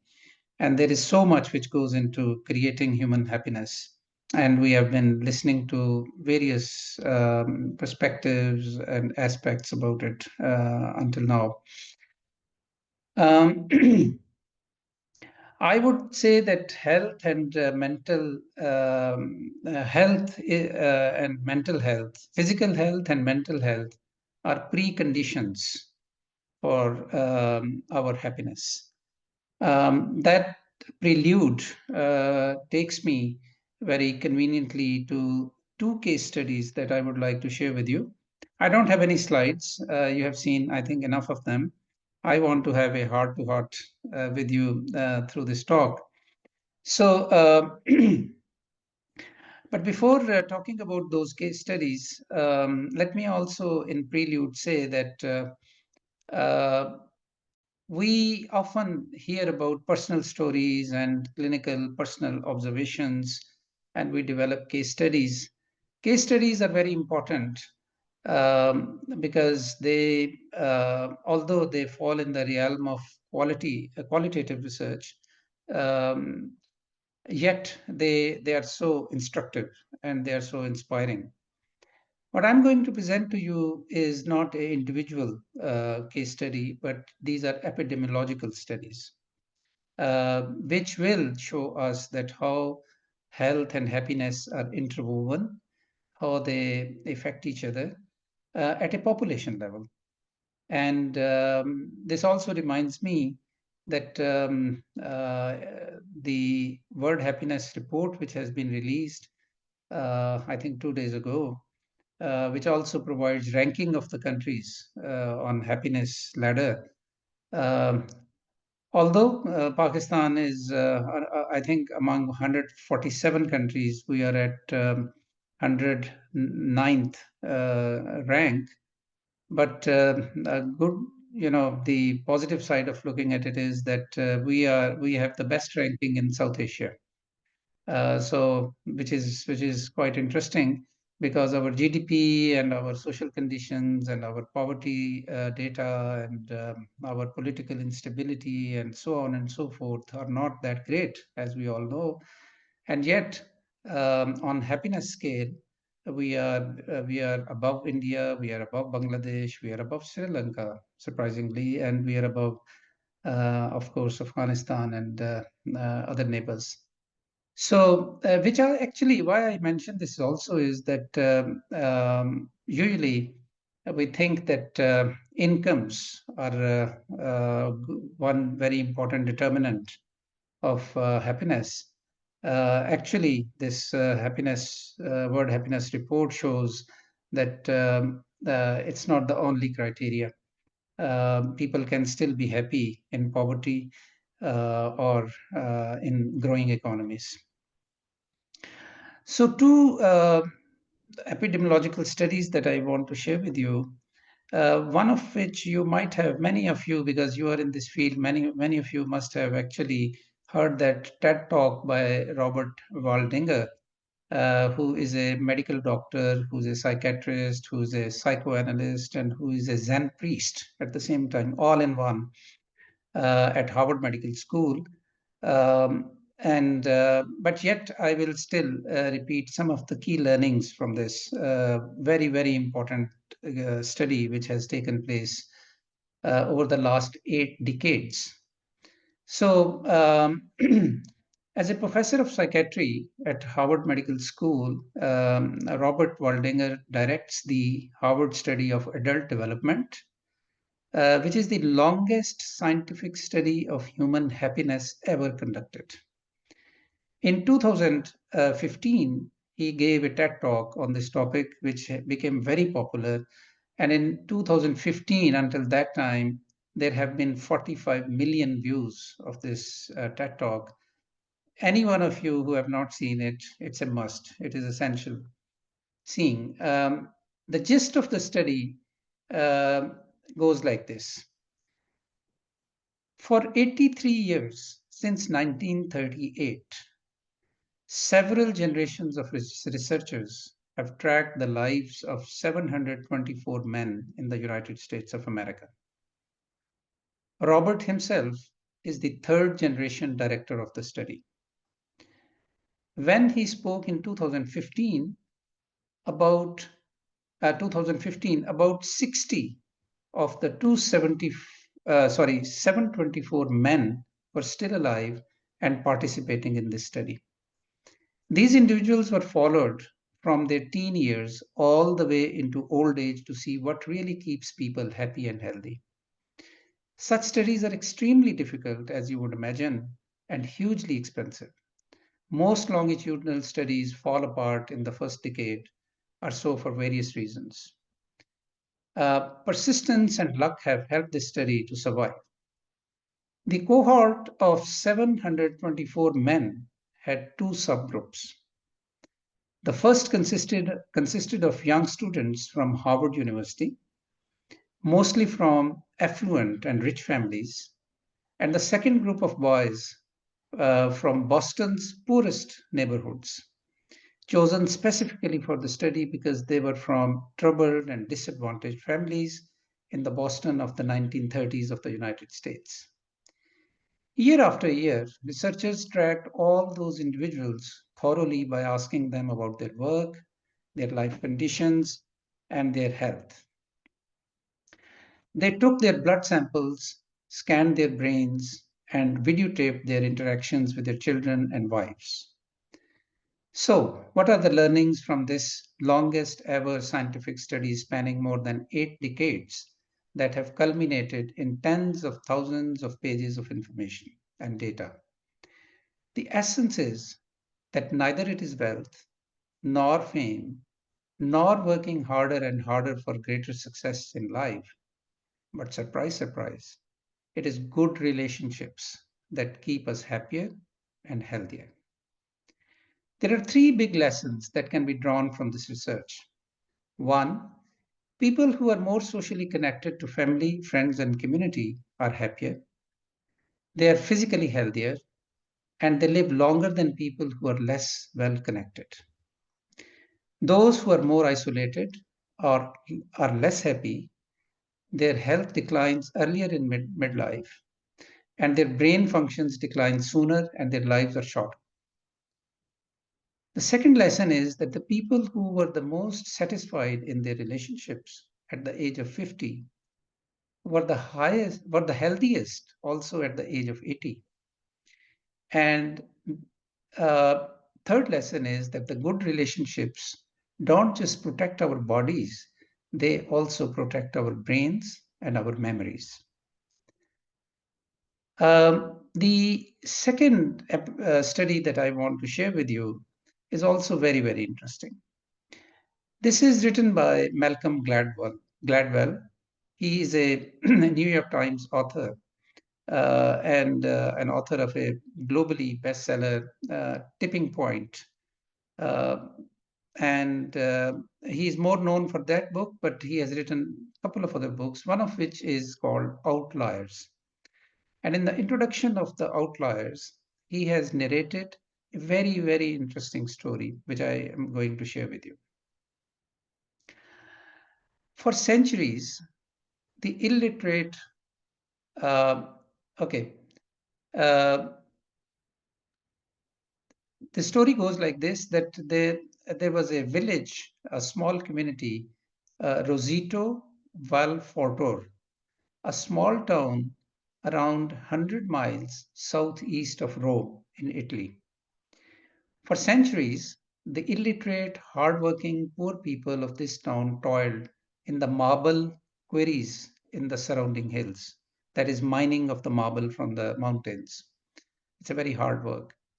In search of better economic opportunities, towards the end of the 19th century, they started migrating, like many other nations, in scores to the New World, that is, United States. However, they stuck together. Gradually, they re-established their Italian town with the same name, 90 miles west of New York, where they found work in the nearby mountains for the same profession that they were in, that is, mining slate stone from the nearby mountains. American Rosito was as discreet and self-sufficient a community as the Italian Rosito. Years passed until an inquisitive physician in the next town noted that in his 17 years of medical practice, he hardly found anyone from Rosito under the age of 65 with any heart disease. This was America of the 1950s. There were no cholesterol-lowering drugs or effective measures available to prevent heart disease. Heart attacks are almost an epidemic. Why were Rositians not having cardiac problems like the rest of Americans? It was puzzling. Dr. Wolf decided to investigate. In 1961, he put together a team that studied almost all 2,000 or so Rositians. The team looked at their medical records, took their blood samples, and did their ECGs and a score of other tests. The results were astonishing. Virtually no one had any signs of heart disease, and no one under 55 had died of a heart attack in that community. For men over 65, the death rate from heart disease in Rosito was roughly half the US average. The death rate from all causes in the small community was 30 to 35% lower than expected. How to explain this anomaly? Wolf brought in sociologists who went house to house and talked to every person aged 21 and over. There was no history of suicide of any kind, no alcoholism, no drug addiction, and very little crime. There was no peptic ulcer. The people were dying simply, physically, because of old age. They didn't have any special healthy dietary practices even. Instead, and that's very interesting, they were cooking with lard, which is a pig fat, and consuming a lot of ham and sweet dishes on a daily basis. They were heavy smokers, and many were obese. And yet, death rates from heart disease in nearby two towns were 3 times that of Rosito. So what was at work here? Ruling out all potential causes related to diet, exercise, genes, or geography, the investigators gradually realized that the secret of Rosito lay in the Rosito itself. Rositians were much more connected with each other. They were frequently visiting each other, chatting in Italian, sitting in their porches, walking up and down together, cooking and eating together, 3 generations living under one roof in their households, and people undertaking collective social work. It was a society in which people were busy with each other. So what is the moral of these 2 epidemiological grand stories? the moral of the story is good relationships are good for your physical and mental health. Friends are therapeutic. We may not be able to quantify the positive impact of relationships on health, well, not as yet, but their effect is certain and may be more powerful than the known risk factors for chronic diseases. For those of us who are from other countries, and since one of the objectives of this conference is also to introduce the softer side of Pakistan, in our part of the world, we have a very strong Eastern poetic tradition. And our poetry is full of romanticism and transcendence. And it talks about the human, happiness and growth. And one of our Sufi poets, I would like to recite two of his couplets before ending this talk. It goes like this, and I'll try to do my bad translation. This is by Mian Muhammad Bakhsh. Baag baharan te gulzaran, bin yaran kis kari. Yar mile dukh jaan hazaran, shukr karan lakh wari. Uchi chai new lagaya, te bani musibat bhari. Yaran baaj Muhammad Bakhsha, kaun gare gam khari. It means that all these springs and gardens and the good side of the life is meaningless to me if I do not have my friends around me, and I thank God for that. And whenever I get caught into troubles of life, it's only that my friends that I go back to, and I thank God for that. I thank you very much for your attention. I hope I was able to add my 2 cents to wonderfully ongoing conference on happiness. Thank you, Dr. Zia. Thank you, Dr. Zafar. It was great. And the 2 studies that you presented are really helpful, and they resonate what we have been talking about. And you very rightly said it. Although on a lighter note, when you were talking about the Roman village and 3 generations living all together, I mean, I was kind of really in this era. Do you think we can still do that? It's quite challenging. Yeah, it is challenging, but I think this is one of those things that are keeping us, going in Pakistan. We still value the family structure, our social networks, and Very true. These are great support in sometimes otherwise hard realities of life when struck people. These support structures of family and friends and social circles which keep us going. Very true. Very true. So my co-hosts, let's just, break the momentum. We are doing very hard talks from since morning. So I have a question from you, a riddle, in fact, from you, Dr. Zayan Samar. Thank you, Dr. Zafar Mirza, for your time and precious comments. Thank you.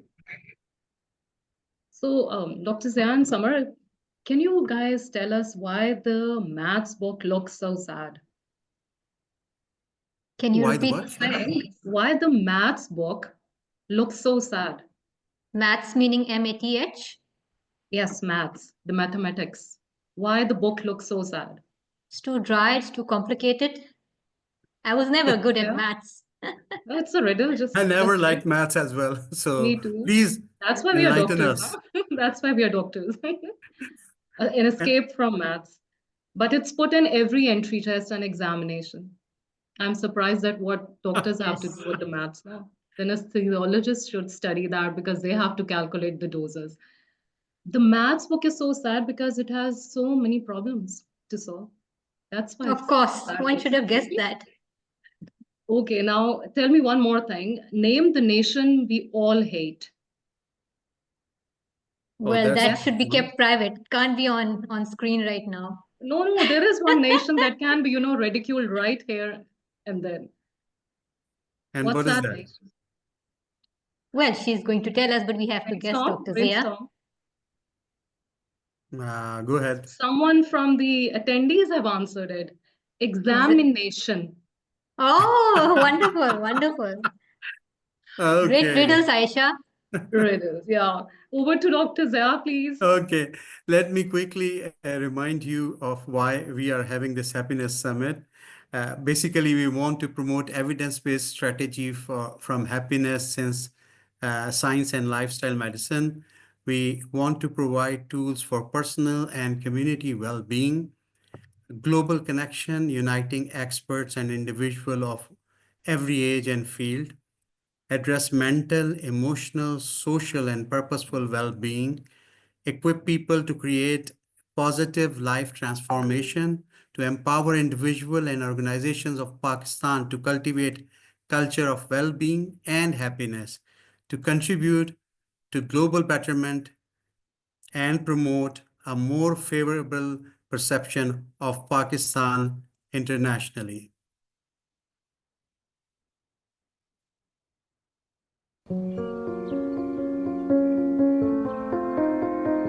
You know, I have this memory from when I was a kid. There was this forest out behind my house. I would spend hours and hours there. It was the most beautiful place in the world. That's how I feel here.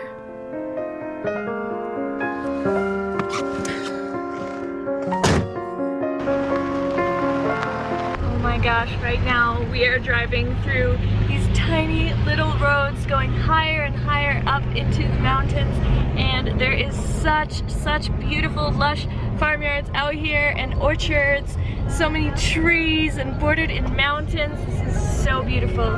Where are we going now? What is the village called? Where? Yeah, Hopar village. These views are so beautiful. We're going higher and higher. There's no guardrails anywhere. On this day in northern Pakistan, we were on our way to a tourist area nearby. And now I should introduce 𝗂𝗍𝗄. 𝗂𝗍𝗄 was our driver in northern Pakistan, and Munim and I quickly started calling him the race car driver because he loves driving fast. 𝗂𝗍𝗄 also loves music and hopes to be a singer one day.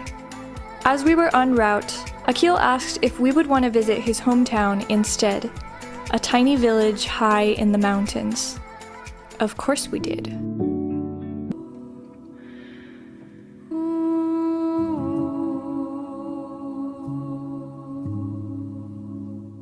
Walking around here with Munim and 𝗂𝗍𝗄. he is from this area, so he's showing me around.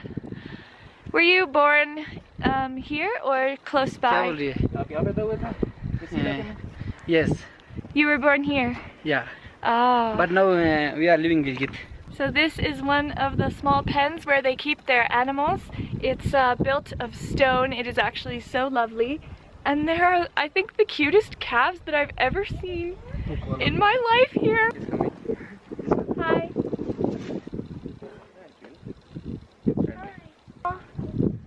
Do you want to see cow? Is there a cow in here? Yeah. Mother cow. What? Okay, there's more cows in here.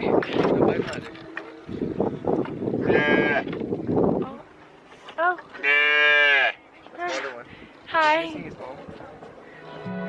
Shadow lanes and Roosevelt's, souvenirs upon the shelf. Name the days and seasons as they fell.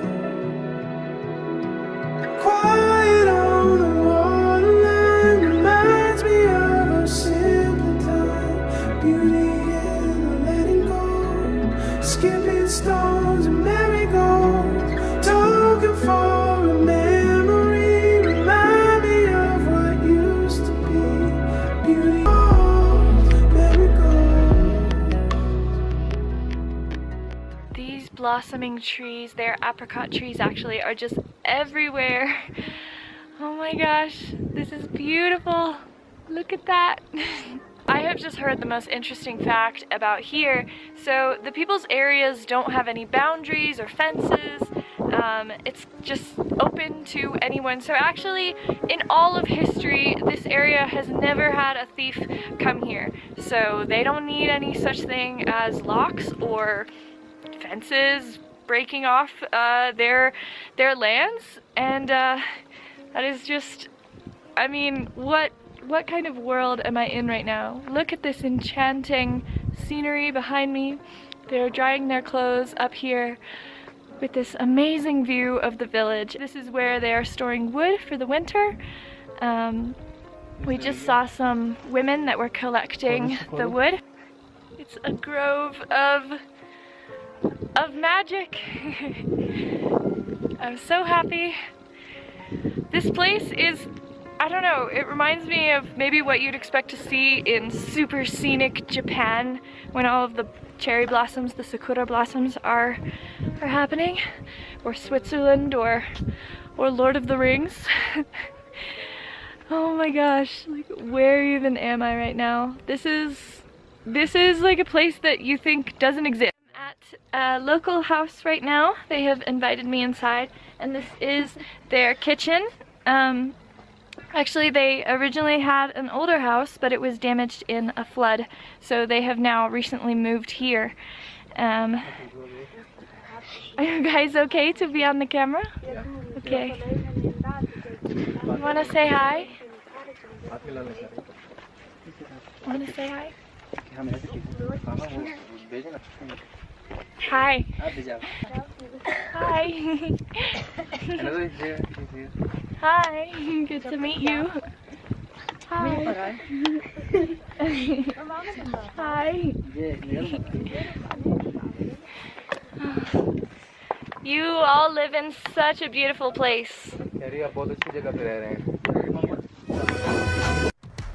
Okay, from the village, have now come to 𝗤𝗏 Fort, and it has a lovely walkway into the fort here that's all green with so many trees. And so there's actually two forts, and the lower one is called 𝗤𝗏, the higher one is called 𝗏𝗏, and both forts were inhabited by royalty.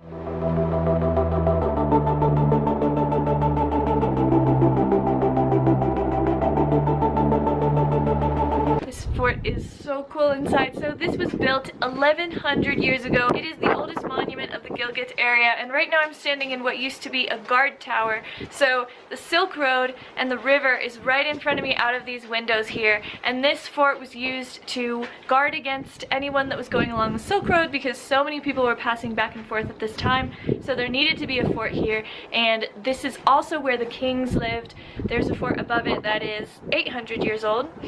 This is so cool in here, and wandering through all of these little passageways and doors.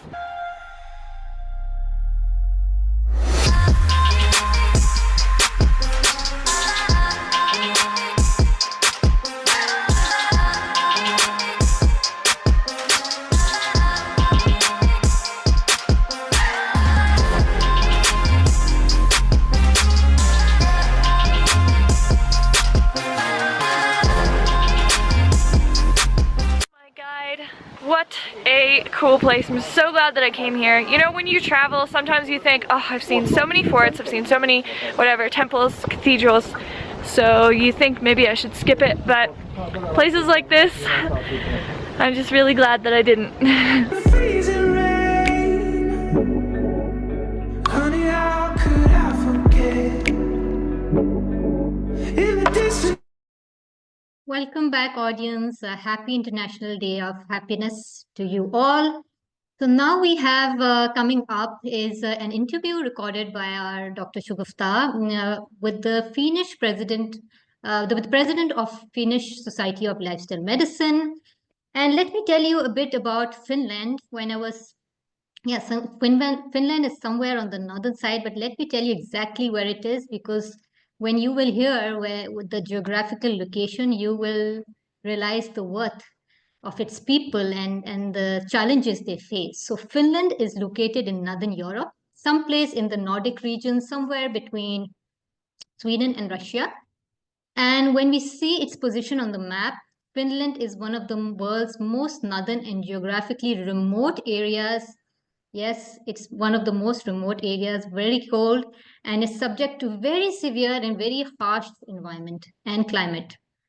Nearly 2/3 of Finland is uninhabited, and most of the population, about I think 1/5 of the population, lives in the southern side of Finland. So taking this in mind and seeing its challenges of a very cold climate, the Finnish people are known for being the most happiest of nations in the world. They are on the highest level of happiness index in the world. Yes, up till now. I think it's the 7th year going, mashallah, for them. So there's a lot of takeaway messages from this video, but first you will have to watch it yourself. So an interview recorded by Dr. 𝗂𝗂, I think on her trip to Phuket recently, where she met the Finnish ambassador. Have a look. Ready, 3, 2, 1. Hello and assalamu alaikum to everyone. I'm happy to introduce you to Dr. 𝗂𝗪 from Finland, and I'm honored to know a little bit more about her country, which is the happiest country. So hello 𝗂𝗪. Hello. Yeah, I want you to introduce yourself and a little bit about your country as the happiest country probably for the past 7 years. Okay, yes. Thank you very much. Yes, my name is 𝗤𝗪𝘁𝗲𝗏, and I'm a cardiologist from Finland and the president of the Lifestyle Medicine Association from Finland. And yes, that is true. Finland has been chosen for 7 times in a row to be the happiest country in the world. But before I go into the details, I must say that the index measuring the happiness of a country is more like an index to measure the functionality of a society. Okay. Not Very so good. much the mental state of people. Okay. We in Finland, our society works well. Good. We take care of everybody.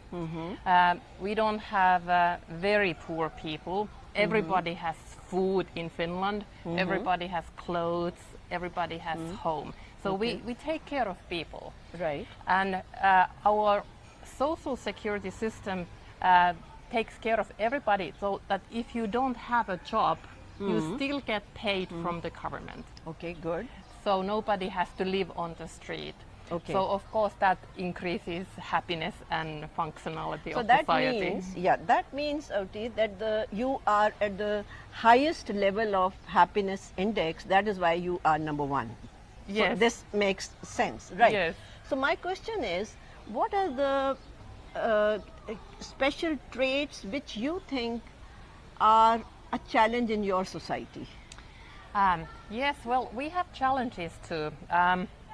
Actually, it is funny that I will tell this fact, because most Finnish people feel lonely. Oh. Yes, Finnish people are rather shy, so it is sometimes a little bit difficult for them to make friends. Oh. And the winter is very dark and long, so sometimes you might feel depressed during winter months. Do you mean that men are shy or women are more shy in Finland? In my opinion, men are more shy. Really? Yes. Really? Yes. Like ladies need to be very active to find a husband. Oh my because God! men are rather shy in Exactly Finland. opposite to Pakistan. Yes, isn't it funny? It's true. Okay. Yes. So that means ladies are more, I would say, more aggressive in their daily life or in their profession. Yes. Females are equal to men. They are allowed to work in any position. For Okay. example, more than 50% of doctors are females in Finland. Okay. And you can work in construction as an engineer. So yeah, it's very female-oriented country. Like our past prime minister was a woman, Wow. and she was a Wow. very strong lady. So Yes. can I guess that there is a role change in your society? That female is probably, if I compare to my culture, female is more behaving like a husband. In many cases, you might even say that. Okay. Yes, of course. Interesting.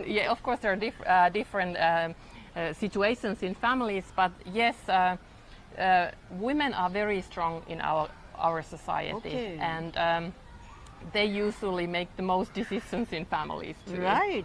So do you have divorces in your country? Because in our country, divorce is initiated by mostly by a man. Yes, in Finland it's mostly by women.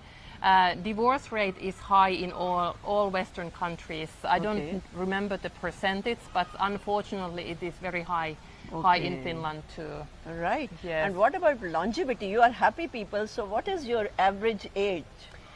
Yes, we live for long. Women live up to 80, average is 82 years old. Wow. And men 77 years old. So quite old, and the quality of life is quite good until old ages. Okay. So what is the incidence of NCDs or non-communicable diseases in your country? Which is the most common disease there? We have more non-communicable diseases, very common. We don't have much infectious diseases because of the cold climate. Okay. So we have very few deaths from infectious diseases. But non-communicable diseases are very, very common. Most people die from cardiac diseases and from cancer. So those are our #1 problems.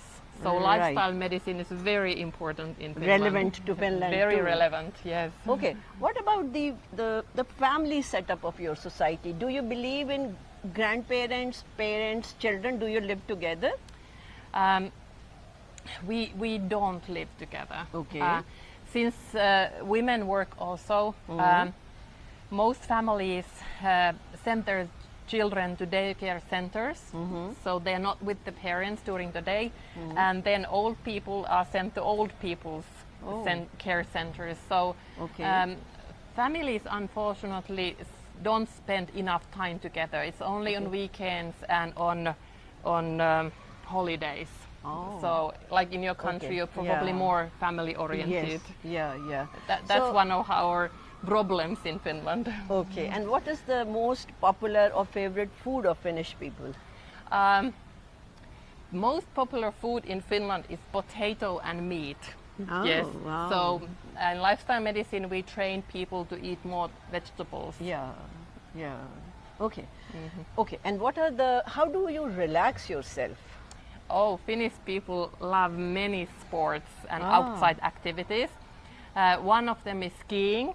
Since we have lots of snow during the winter, we like skiing and downhill skiing as well. Downhill skiing? Downhill skiing. Wow. It's quite going risky. really risky. Yeah, you go down the hill, and during the summer we like swimming in the lakes and going to sauna. Okay. Wow. Yes. Wow. And we like picking berries in the forest. That's also good exercise. Is there any concept of worksite wellness in your country? Yes. Most work sites try to do something about the wellness and health of their employees. So we have like exercise rooms in our workplaces, and some people get different kind of cards to join gyms in other places. So that's important in Finland. All right. So is there any high incidence of teenagers committing suicide? Because this has started happening in my country also. I would not say that is high. Okay. We find some cases, of course, but it's not a big thing in Finland. Teenagers do suffer from mental problems in Finland, depression, anxiety, but very few of them end up committing suicide. Okay. Thank you, Odi. I learned so much from you. Thank you very much. Thank you very much. And thank you for allocating this much time for you. Thank you very much. Thank you.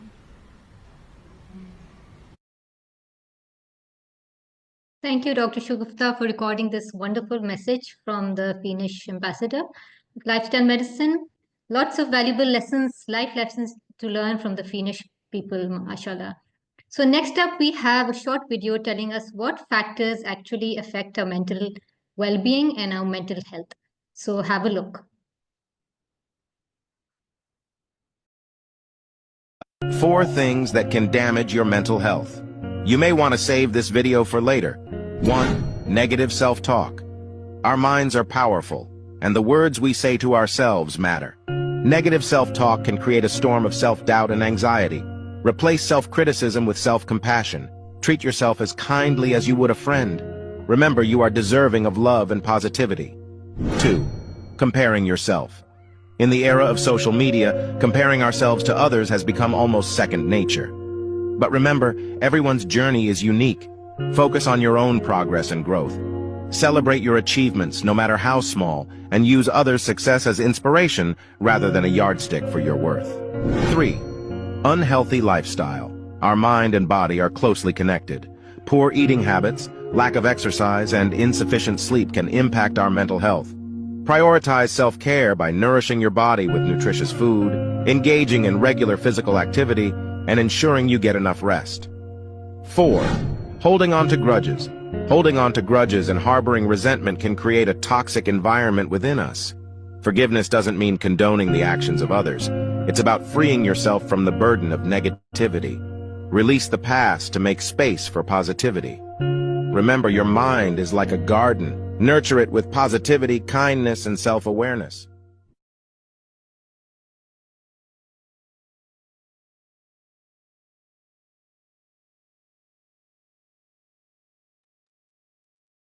So I think we were not able to play the entire video, but we can take home the takeaway points. Treat yourself kindly, like your own very best friend. Do not compare yourself with others despite of your deprivations.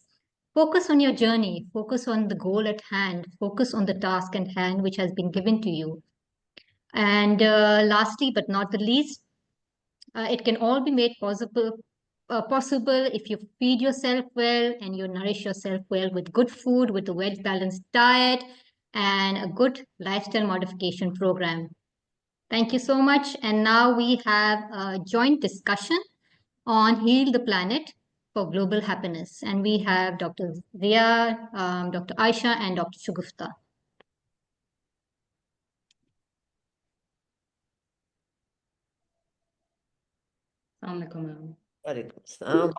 Yes. So you can start. Do you love this planet Earth? Or it is just a formality that you have to talk? Of course, I think we have. But we Yes, forget. go ahead. But we forget every time that we love and we have to love. Yeah. I think Allah is giving us reminder in Surah Rahman again and again. So we at least should not forget that we have a right toward this planet Earth. Somehow I love this planet. And whenever something bad happens to me, I keep following the reports coming from how the ecosystem of the planet is disturbed. So I love the concept of One Health. You might be aware of that concept, that now the WHO and somebody I've just forgotten his name, probably 𝗂𝗏, some gentleman by the name of 𝗂𝗏 in 1964 introduced the concept of One Health, where we humans are supposed to nurture. He wrote the word nurture. We are supposed to nurture our home where we are the inhabitants of. So I think we should, as you know, that we teach environmental medicine in lifestyle medicine, but it is our role that we have to respect this planet where we are living. We should not be playing our role for disturbing the ecosystem of this planet, especially by throwing plastics. They can think about that. Through this happiness summit, we can convey one message, that please try to avoid the usage of plastics. Microplastic, you know that, how the microplastic is contaminating even our oceans. So I think we will be answerable to Allah for what we have done to this planet Earth. This is what I think about our role on this. Absolutely, Dr. Absolutely, Shagufta. I think that when we're taking something from this planet Earth, we have to give it back something in return, because there is a deficiency. Like we feed ourselves, we put in nutrients, the same way we have to feed the planet Earth. So, for example, like you mentioned, like taking back from the resources, like we're taking energy, then we give it back to it. We save on energy, we save on our resources like that. If we are taking water, then we start conserving water probably, and then have you could go on with educational programs, how to educate especially the younger lot to how to conserve water, because sadly they have no concept of how to save water. And religion and Islamic point of view also, our Prophet, peace be upon him, really stressed on the idea of conserving water and the idea of the mud, which he used as a measure to bathe himself. So that was a measure. I think, if I'm not wrong, he used about 2 to 4 muds of water. It's like a small, this size kind of a jar. It's called the mud, which our Holy Prophet used to conserve water. So conservation comes from back from that time earlier on, which we are now trying to inculcate in our daily habits. Absolutely, absolutely, Summer. I think environmental protection is very important, and if we and the Earth is very dear to us, and we have to understand a few things before taking any action. Is that when we talk about environment, there are some certain things which are toxins, and there are certain things which are toxicants. Toxins are natural things available like poison and other things, while toxicants are things that are byproducts of what things we use.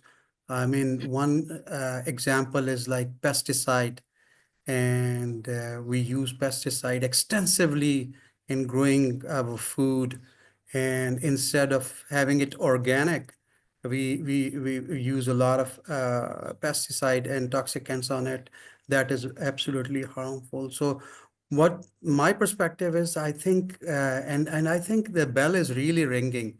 People are moving towards kitchen garden. People are moving towards growing their own vegetables in the backyard, which is also very rewarding. It's not just that you want to do because you have to do it type of thing. Rather, it is more you want to do it because it is the right thing to do it. And moving towards organic is very, very important. Dr. True. Aisha? Yeah, sure. So I would, start up with this, that it's better late than never. So we still have, it's 23rd March. So let me tell you that 22nd April is the Earth Day to celebrate. And it is the awareness day of the need to protect the earth. So we still have 1 month just to, revamp ourselves and just to think more that what we can do to save the earth. And for this matter, I would like to quote few of the lines from a very beautiful article and expertise of one of the Kenyan environmental activists named as Wangari Maathai. She founded the Green Belt movement, and she wrote that if we live in wounded environments, where water is polluted, air is filled with soot and fumes, food is contaminated with heavy metals and plastic residues, or the soil is particularly dust, it hurts us, creating injuries at a physical, psychological, and spiritual level. In degrading the environment, we degrade ourselves and all humankind. So this was very thought-provoking, and she is very right about it. And this is all what it is. And there was also one of the expert, a water conservation expert. We are talking about the water conservation, Brad Lancaster, sorry. He put it in this way that we squander the vast resources that we already have, then spread vast amounts trying to replace what we squandered by taking it from other people in other places, worsening scarcity for everyone.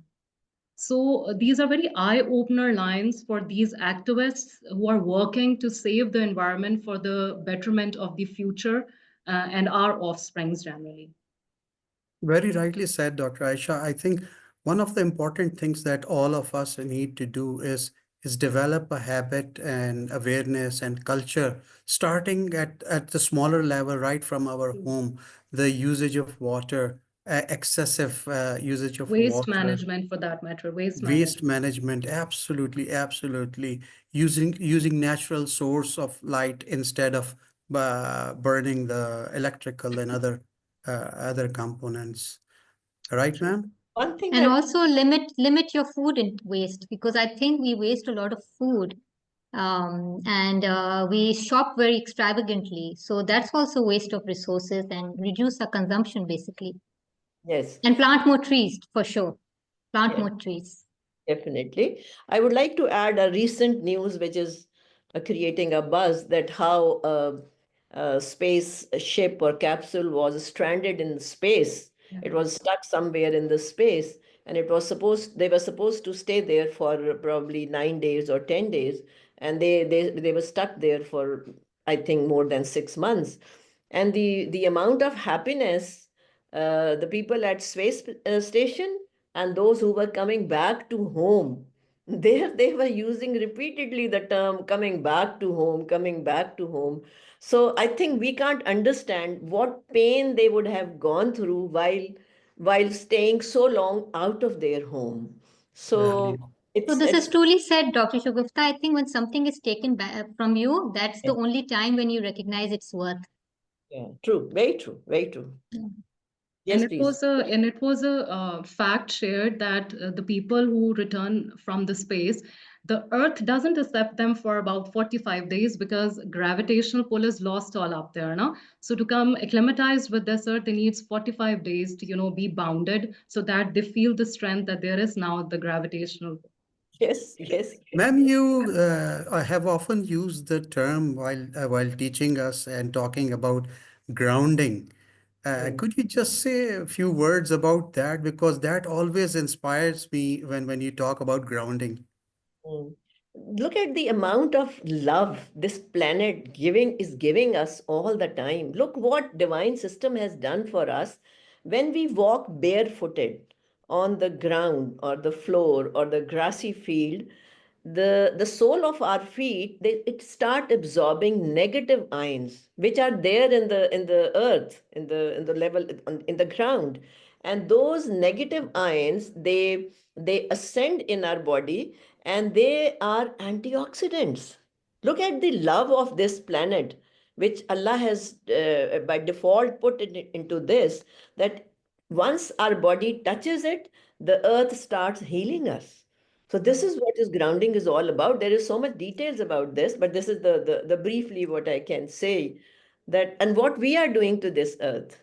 So I And think absolutely, absolutely. And it is so relaxing what you talk about. I mean, every time you experience barefoot walking on the grass, it really neutralizes you. Let all the negativity or all the stress go out of you, and you really feel relaxed. sorry, I'm taking little time, but I would like to tell you for the past, I think 7 years, 7 or more than probably 7 years, I can't sleep on these beds. Wherever, whichever country I am, whatever the 6 or 5 star hotel it is, I have to spread my sheet on the carpet and then I sleep on the floor. I get so beautiful, serene, and peaceful sleep by sleeping on the ground. So this is what is grounding again. True. So I think let the house is open for the participants. You can pour in your ideas that how you think how the earth can be healed. So the chat box is open, and that was all from our side. Thank you very much, Maya. Thank you.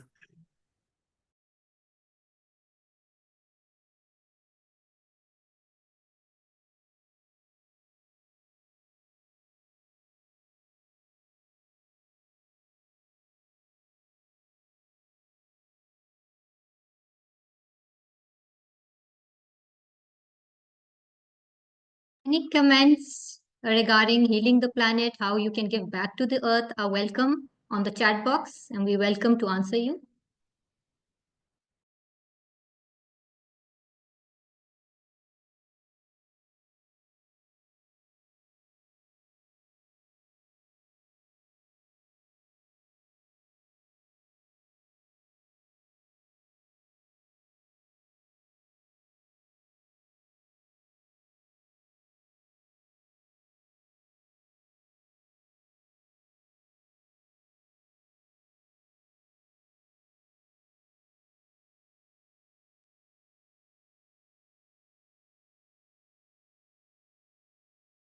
We'd like to thank Simon Matthew who have joined us.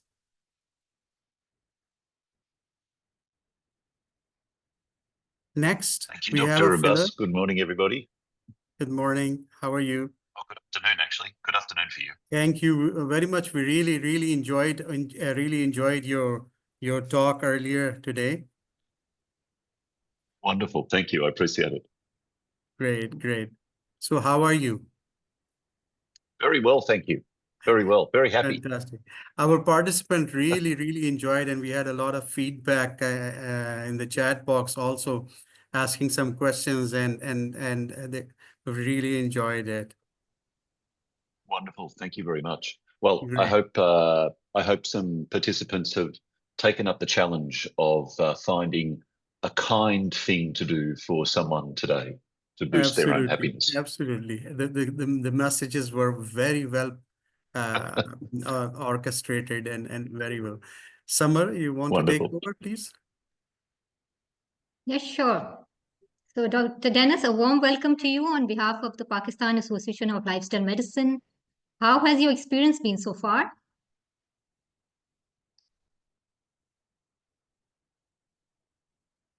Okay, I think Simon Matthews is off right now, so we'll go on to our next video. Oh, it's a moment my of apologies. I just turned my camera that's off for okay. a moment. That's okay, Simon. Any comments, any experience, how you felt today watching our Happiness Summit? Well, I've only just joined, or recently joined, and I need to go to another meeting shortly. But it's a wonderful initiative, and I applaud the Pakistani Society of Lifestyle Medicine for hosting such a great webinar on such a great topic as well. And I was very pleased to hear Dr. Abbas say that there was a lot of engagement around this idea of generosity supporting happiness, because for me, everybody wins when we choose to be generous with our time, with our knowledge, with our skills, with our affection, with our love, with our patience, and so on. Everybody wins. The recipient of that, receives a wonderful benefit, and the giver receives a wonderful benefit too. So it seems like it's an activity that really ought to be, right at the very heart of our humanity. Simon, welcome to our summit, and thank you very much for joining us. I have a question. Thank you, Dr. 𝗂𝗂𝗧. Yeah, please. I see you in all the lifestyle medicine conferences, so you are definitely an ambassador of promoting holistic health. My question is to you, that how many years before you landed into this field of well-being or happiness, and why? Yeah, that's a fascinating question. So so I'm a psychologist by profession, and I have been for more than 25 years. And I was very fortunate in my psychology training. Many of my colleagues went to university like me, and then they studied what I would call some quite traditional approaches to psychology. Cognitive behavioral therapy, problem-focused therapy, and so on. I was fortunate to have an opportunity to engage very, very quickly with solution-focused brief therapy. Many people may be familiar with that. And solution-focused therapies, I think by definition, are an optimistic therapy. They look not to the problem, but they look to the wishes, the dreams, the desires, the resources, the skills that the patient has. So that represented my pathway through psychology for many, many years. And as my professional as I developed as a professional, as I had more experience as a psychologist, I got more and more interested in things like nutrition and exercise and their influence, particularly on mood, because a lot of my work as a psychologist was with people with depression and anxiety. And then one day, maybe a dozen or more years ago, I saw this phrase lifestyle medicine and thought, that's what I'm doing. That's what I'm doing. I'm bringing all these things together in this way. Because my early training was in systemic therapies, the idea of there being a system of principles I found very, very appealing. So lifestyle medicine, of course, was instantly appealing to me. And once I was there in lifestyle medicine, then, of course, I started becoming more curious about the role of social connection, the role of meaning and purpose, the role of spirituality, the role that positive psychology might play. And in fact, when I teach students now, I truly appreciate the advent of modern positive psychology because it's an antidote to what we typically teach in universities. When I went to university, I learnt about disease, disorder, dysfunction, and diagnosis. That was kind of the totality of my psychology training. And what I really missed, and what many people miss, of course, is this deep appreciation of the extraordinary well of resources that human beings have to be able to improve their own well-being, to improve the lives of those around us, and so on. Just a few moments ago, we were discussing what an extraordinary resource planet Earth is, and the importance, of course, of taking care of this as a resource that nourishes us. And in the same way, we're as human beings, we're little kind of micro examples of that. We're full of resources, we're full of strengths, we're full of vitality, we're full of learnings and gifts that we can give. So that's kind of what fuels me these days, and how I came to be where I am. Very happy to learn what you have said, and I like the phrase which you have used, that the amount of optimism, it always helps for looking the solutions. They don't go for problems. So this is the lead. Actually, this is the you can say this becomes the base of your struggle. So thank you very much. Yeah. Your presentation, my pleasure.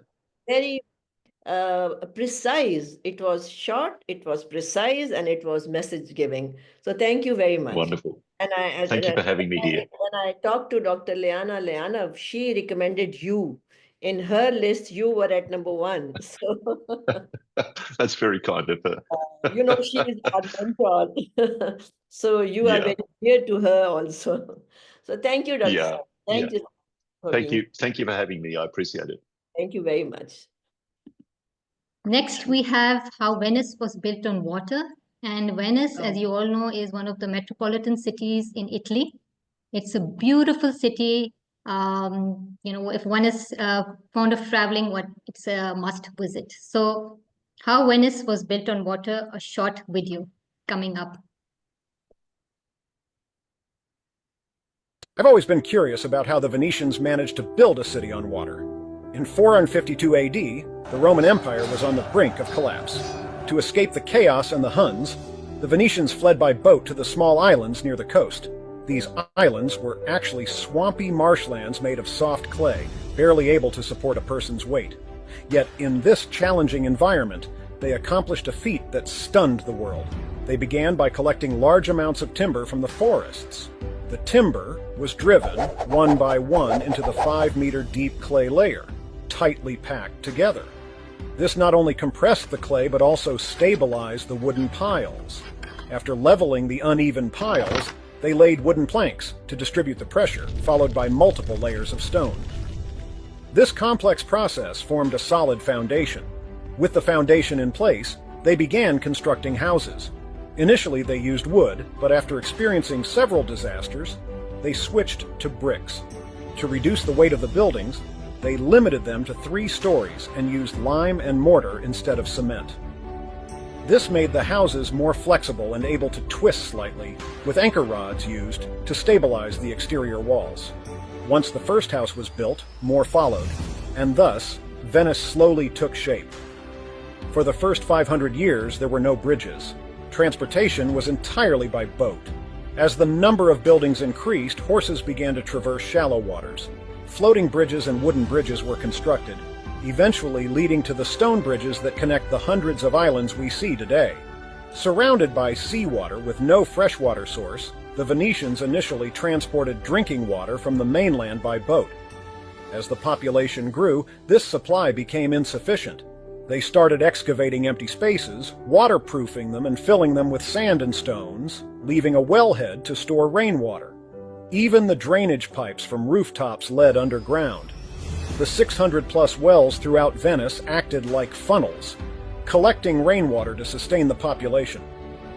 The Venetians' transformation of a marshy island, unable to support human weight, into a world-renowned city is truly remarkable. The ingenuity and resourcefulness of those who invented Venice are nothing short of genius.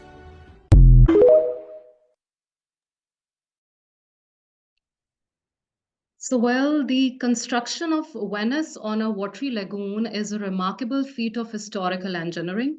To adapt to its watery environment, the Venetians developed innovative construction techniques, building their city on wooden piles driven into lagoons, seabed. Such a nice city to visit to. So, Dr. Darren is well known for creating the LIFT project, an evidence-based well-being program. He's an internationally recognized well-being expert. He's an associate professor and director of lifestyle medicine and health research center at Avondale University. He has developed well-being programs that are used in multiple countries. Let's have a look on what Smilers is in Dr. Darren Morton LIFT program. Hi, Darren Morton here, and I just want to say Happy International Happiness Day, and I want to make a special shout out to my friends at the Pakistan Association for Lifestyle Medicine, 𝗏. Hope you have a great day. Enjoying it here in Phuket with the International Board of Lifestyle Medicine, and we've been talking about what we can do to lift our mood and our life. And I have a little project called the LIFT Project, and we have this little catchy acronym which is SMILERS. And what that says, in order to, really give ourselves a lift, we need to speak positively, we need to move dynamically, we need to immerse ourselves in an uplifting physical and social environment, we need to look to the positive, eat nutritiously, rest well, and perhaps above all, serve.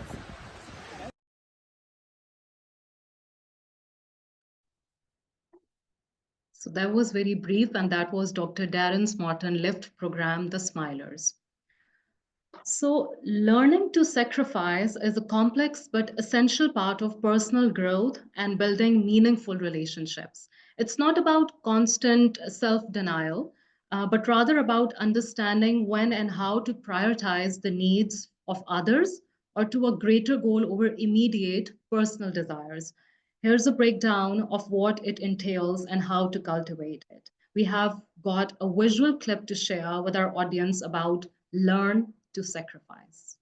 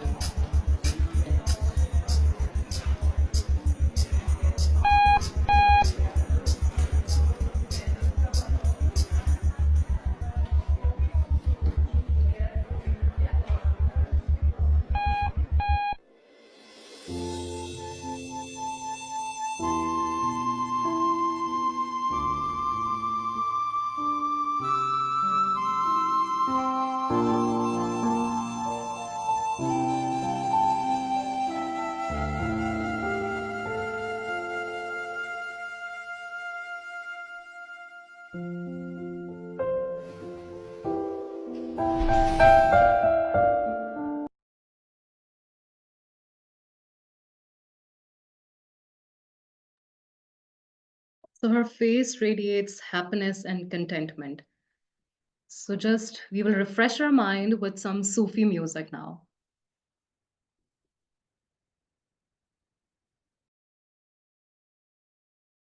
Coke Studio Season 9.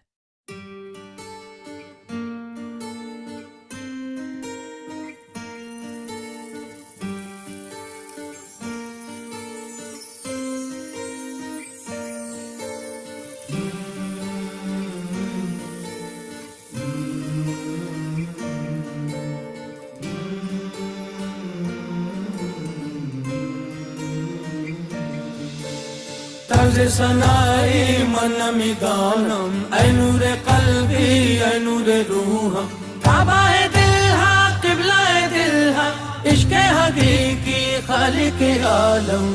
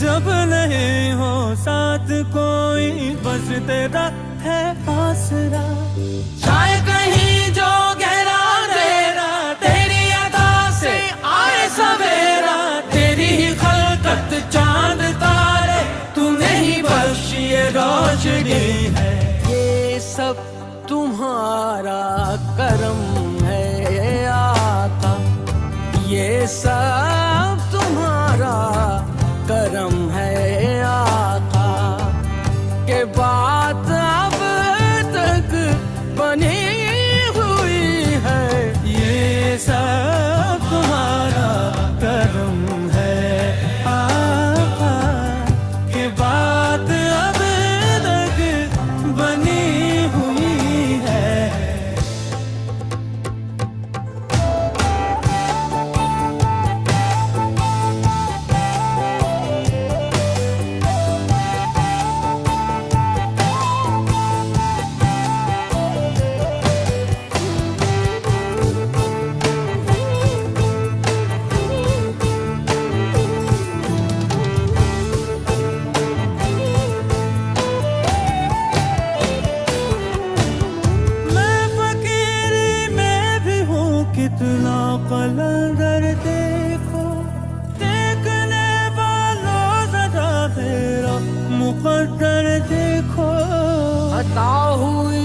खता को मेरी छुपाया है तुमने, करम अपना कर दिया अपना बनाया तुमने।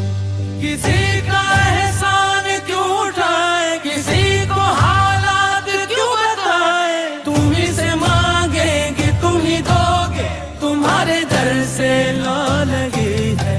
ये सब तुम्हारा करम है आका, ये सब तुम्हारा करम है आका, के बात अब तक बनी हुई है।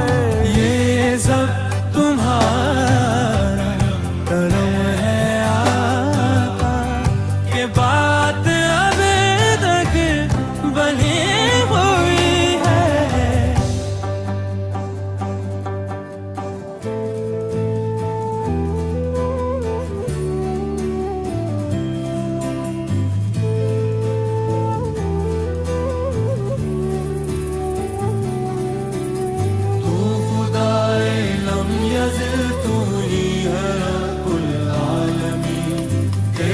सजदे में झुकी दोनों जहानों की जमीन, तू ही अव्वल तू है आखिर, तू आखिर वाहिद भी तू।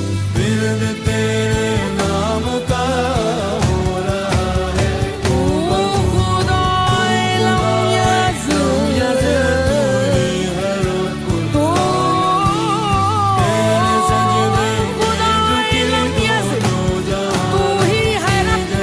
जहानों।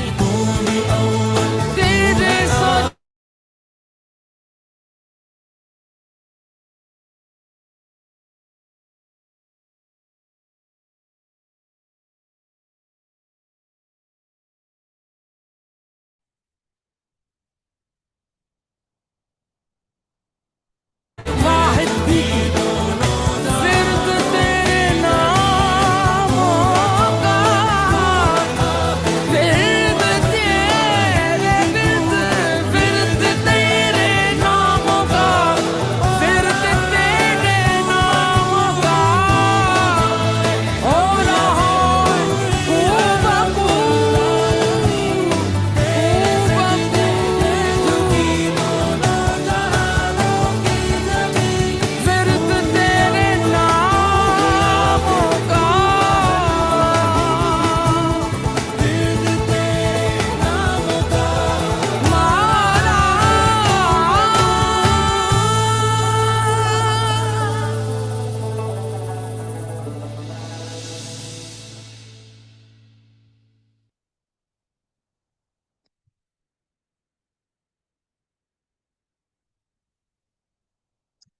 Welcome back, audience.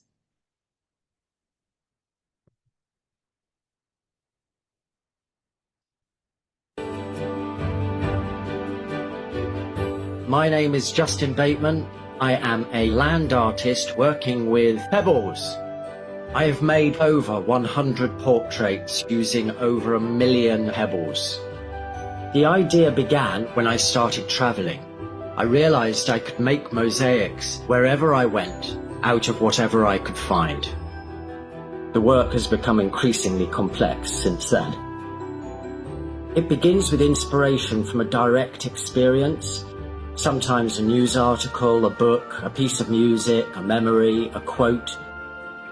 Once I find a suitable subject, site and stones, I begin by creating colour maps of the subject.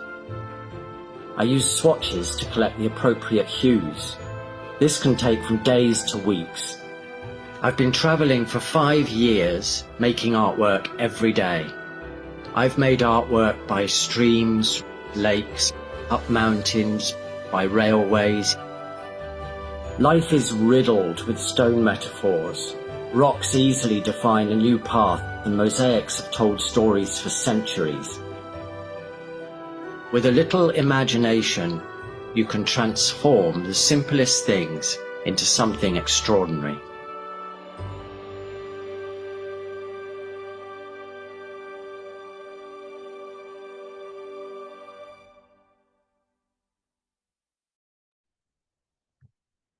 Wonderful, splendid. Indeed, the human mind knows no boundaries. There are no limit to it. So it's the best example of creativity I've seen so far. It's wonderful. So over to you, Dr. Aisha and Dr. Zia.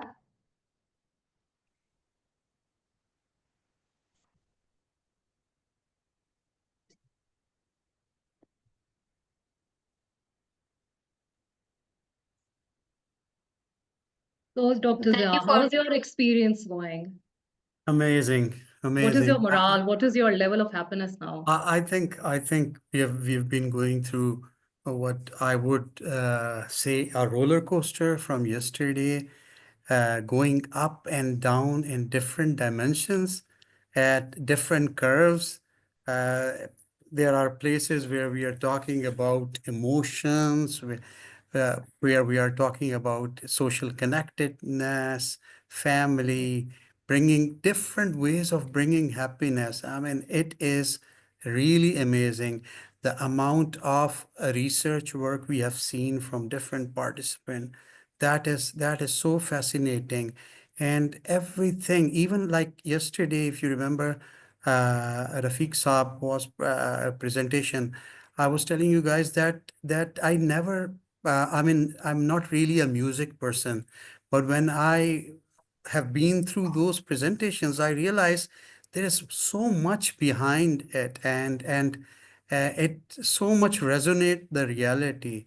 Uh, Evidence based from Dr. 𝗂𝗏𝘁𝗲𝗍. Her presentation was amazing.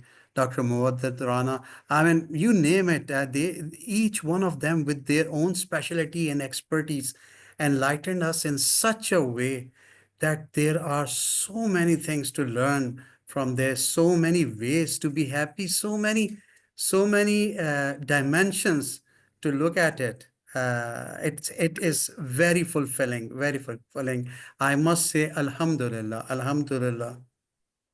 So if I I think, ask you, Dr. Zia, sorry, Dr. Aisha, I think the audience has been very, very supportive for this cause. I can see the numbers rising and not decreasing, because usually at the end of the day, we see people leaving, but they seem to increase time by time. So thank you for the support, and thank you for bearing with us and having the patience. I hope now all of your cups are full and you know the tools of attaining happiness and achieving your strengths. Yes. so as we are heading towards the end of this summit, I'm just, filled with happiness. So what, if I ask you both that if you can summarize that, what is happiness for you people is in just one line. So I'd be grateful for that. Summer, you go ahead first. And there's so much I need to think. Happiness for me is my family. Being around my loved ones, caring for them, giving them all my love and affection, and not only them, all the people I am surrounded with. They could be my team members, my help at home. I think that is what true, and I just feel I need to give back. So there are lots of things, working for the environment, working for my patients on a daily basis. So many things give me happiness, and also I feel that to be able to achieve something, you should first get, like I do with my patients.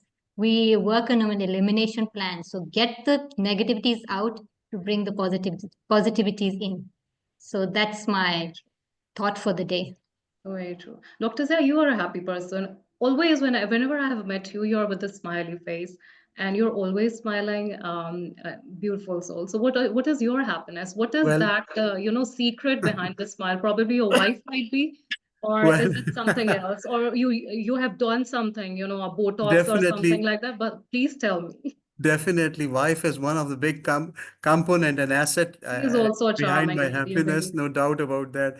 But let me tell you, I was not always like this until I joined the LM family a few years back, and the transformation and my mindset and attitude started changing. So it is all about perceptions. It is how you take on the challenges. If you realized among the presentations we have gone through yesterday and today, some people are in really challenging situation, yet they are they are much better than so many people, and if you look at the one of the videos today was saying that if you have a roof on your head and you have food to eat, you are probably XYZ% of those lucky people. So we are blessed. We are blessed, and I think really gratitude is what keeps us all going. It is so much a good feeling. Alhamdulillah. So I'm just recalling a joke. I don't know whether people will laugh at it, but I laughed out loud at that. Huh? So laughter is a medicine, but if you laugh at the wrong place, you need a medicine. That's a good one. So That this is is a good also very one. important that use this tool which Allah has bestowed upon you, but at the right time. That is very true. Yeah, That but is- keep smiling. Keep smiling. Dr. Zia, Yeah. today you were the best. I think you should get the award for the best smiler, and it was very contagious. I'm sure We all you. should. We all Yes. Let should. me get in. Just Let keeping me a get in smile. our guru here as well. Now, let me get in our guru as well. Please, Of Dr. course, that was Shagufta Feroz, exactly what I join was us. thinking. Yes. It's just the last minutes going on, so I would like to have you here as well. So if we Yes. ask you, ma'am, what is happiness to you? You spread happiness to everyone. We are happy because of you. We are running an international conference on happiness, a summit on happiness. What is happiness for you, in fact? Yes, anything, you are right. In order to spread happiness, you have to be happy first. Because you can't act, you can't be fake regarding spreading of happiness. So definitely I can say that I have found my happiness through my self-care. And self-care is not only one thing, taking care of my body, my health, then my family, then it spreads to society, you, my LM family, then it gives you the amount of happiness gets accumulated. When you spread to yourself, it is about 10 gram. When you spread to your family, it goes to 20 gram. And when you start spreading to the society, to the community, to the country, probably you can imagine the amount of happiness. So it is contagious, as you have already said, and it spreads. It spreads like fire. I can say it spreads like fire. If you are sitting in a gathering and somebody is happy and laughing, and there are 50 people sitting, they will start watching that person. Why this happy? This is how we like happiness. We enjoy watching a person, like you already have observed research also that kindness, like kindness, if the person who is giving, who is receiving, and who is observing. So happiness and kindness go together. So I always have this concept in mind that Allah says that human beings they are not grateful, they are nashukre. So, okay, whatever effort we have done on this planet might be in our book over there. Allah will write that at least they have tried to put an effort to introduce gratefulness or to be happiness, to be happy. If you summarize or if you saw what we have collected in this summit, I was just thinking that we have tried to find the content about happiness from Pakistan, from different countries, from different corner of the world, even from Quran, even from Prophet Muhammad, peace be upon him, saying, even we tried to involve divine system into our summit. So what else is left now? What else we would have done for this summit? Next time we might be getting more ideas, but this was our utmost effort which we have done.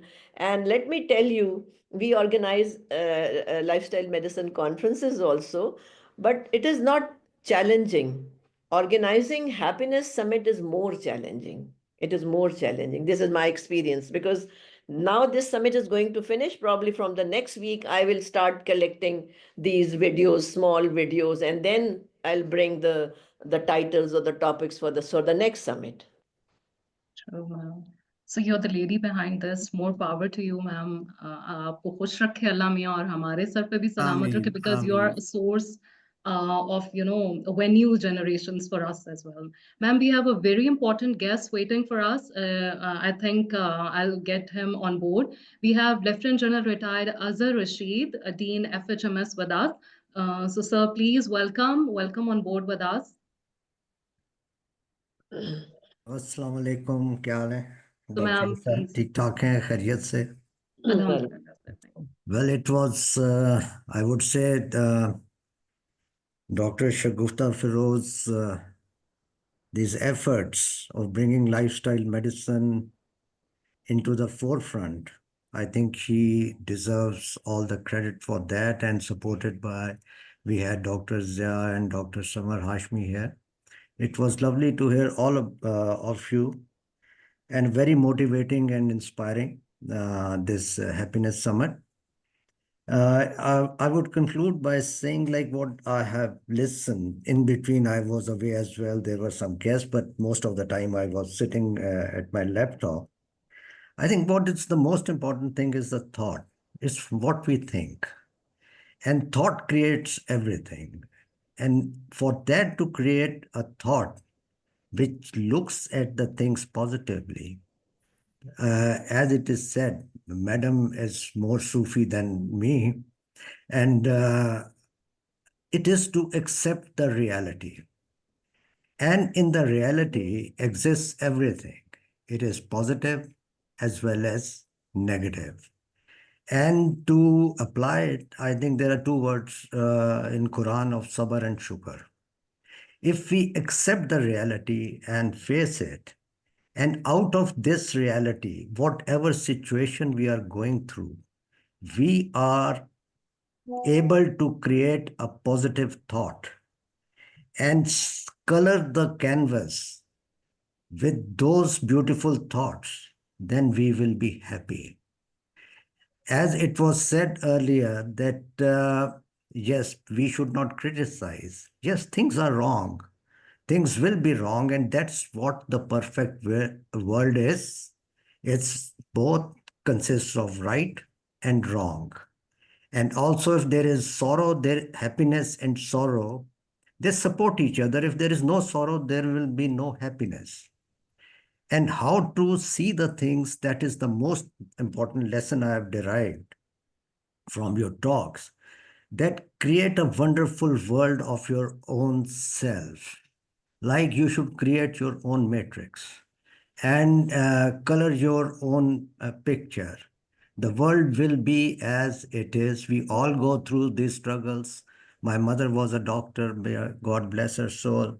She struggled her life alone. She brought up 3 children. And last time when she was the first colonel and first brigadier of Army Medical Corps, and last time when she was going to the hospital, in spite of all the struggles, she told my elder sister, what a wonderful world God has created.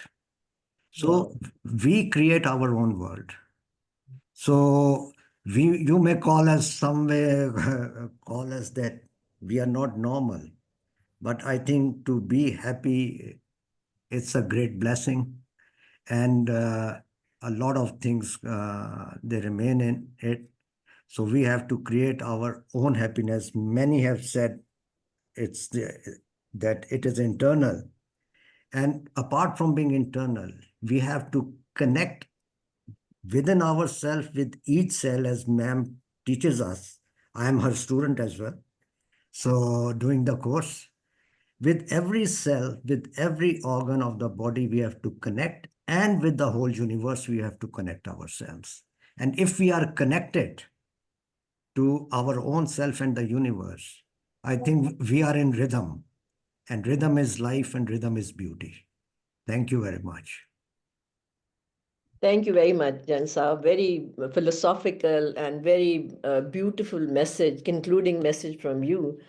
Aisha, I think now we just have one guest missing for his comments, and he can join any time in between. But I think now it's the time to appreciate my team.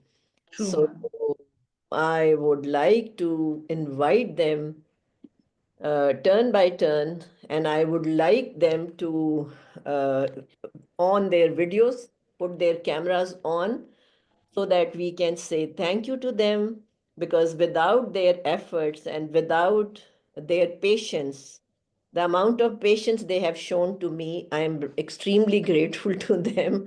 So first I would like to invite our IT team, Mr. Sultan Mahmood. I think you. Assalamu alaikum. Walaikum assalam.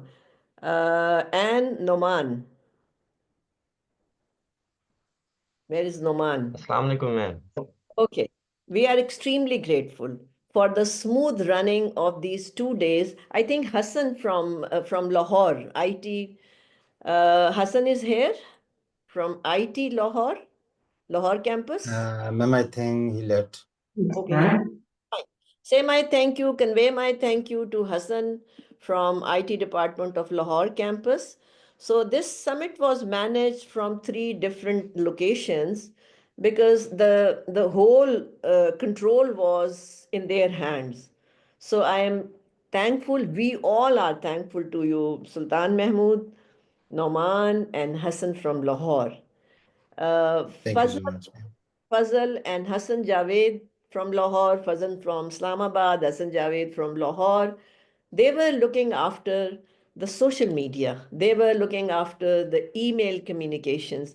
They were responsible for sending and creating the links. So again, thank you very much. May Allah bless you. And you have you have spread a lot of happiness to the community out there. And you will be happy also, as you must have learned that by spreading happiness, you get happiness. So I am waiting for those news which you are going to share with me in next 6 months to 1 year, which you will get as a result of this happiness summit. I would like to invite our content developers. Can you, Dr. Zia and Dr. Aisha and Dr. Samar, can you switch off your camera so I can see them also, na? I would like to invite all those who have developed the content. Dr. Sadia has done a lot of work for video editing. Dr. Saima Omer, you can please put your cameras on. Where are you? I can't see you. Yes, Dr. Sadia, Dr. Saima Omer. If I'm forgetting the names, I have list with me. You can call Sadia. Who were the Dr. Abira? Yeah, Dr. Abira. Samia Khalid. Samia Khalid. Yes, yes, yes. Who else? Dr. Munira. Where is Dr. Munira? Dr. Munira, yes. So I have my list with me. Yes. So Abira, Samia, yeah, these were the ones who were helping us in curating the content, because they were putting the right instructions where they were required. So thank you to you all. You were definitely a big strength for this summit. And I pray for your holistic happiness, and I pray for you to be part of this happiness summit with more energy and more happiness next year also.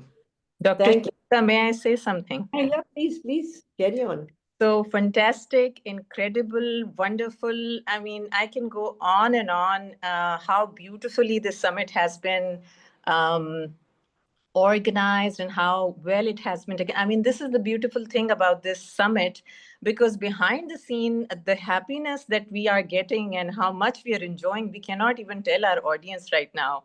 But I would like to convey this through this platform, that this is an amazing, amazing work. Those who have been on lifestyle medicine should join us in this effort. Dr. Shu, there's so much to learn from you. And it's a wonderful, wonderful experience. No words for that. Thank you so much for this opportunity. There was a lot happening behind the camera. You all can comment, please. You all can comment. All the happiness team can comment. But I can just let you what was happening behind the camera. So before every conference and summit, I create a task force. So there was a task force which was moment to moment was connected.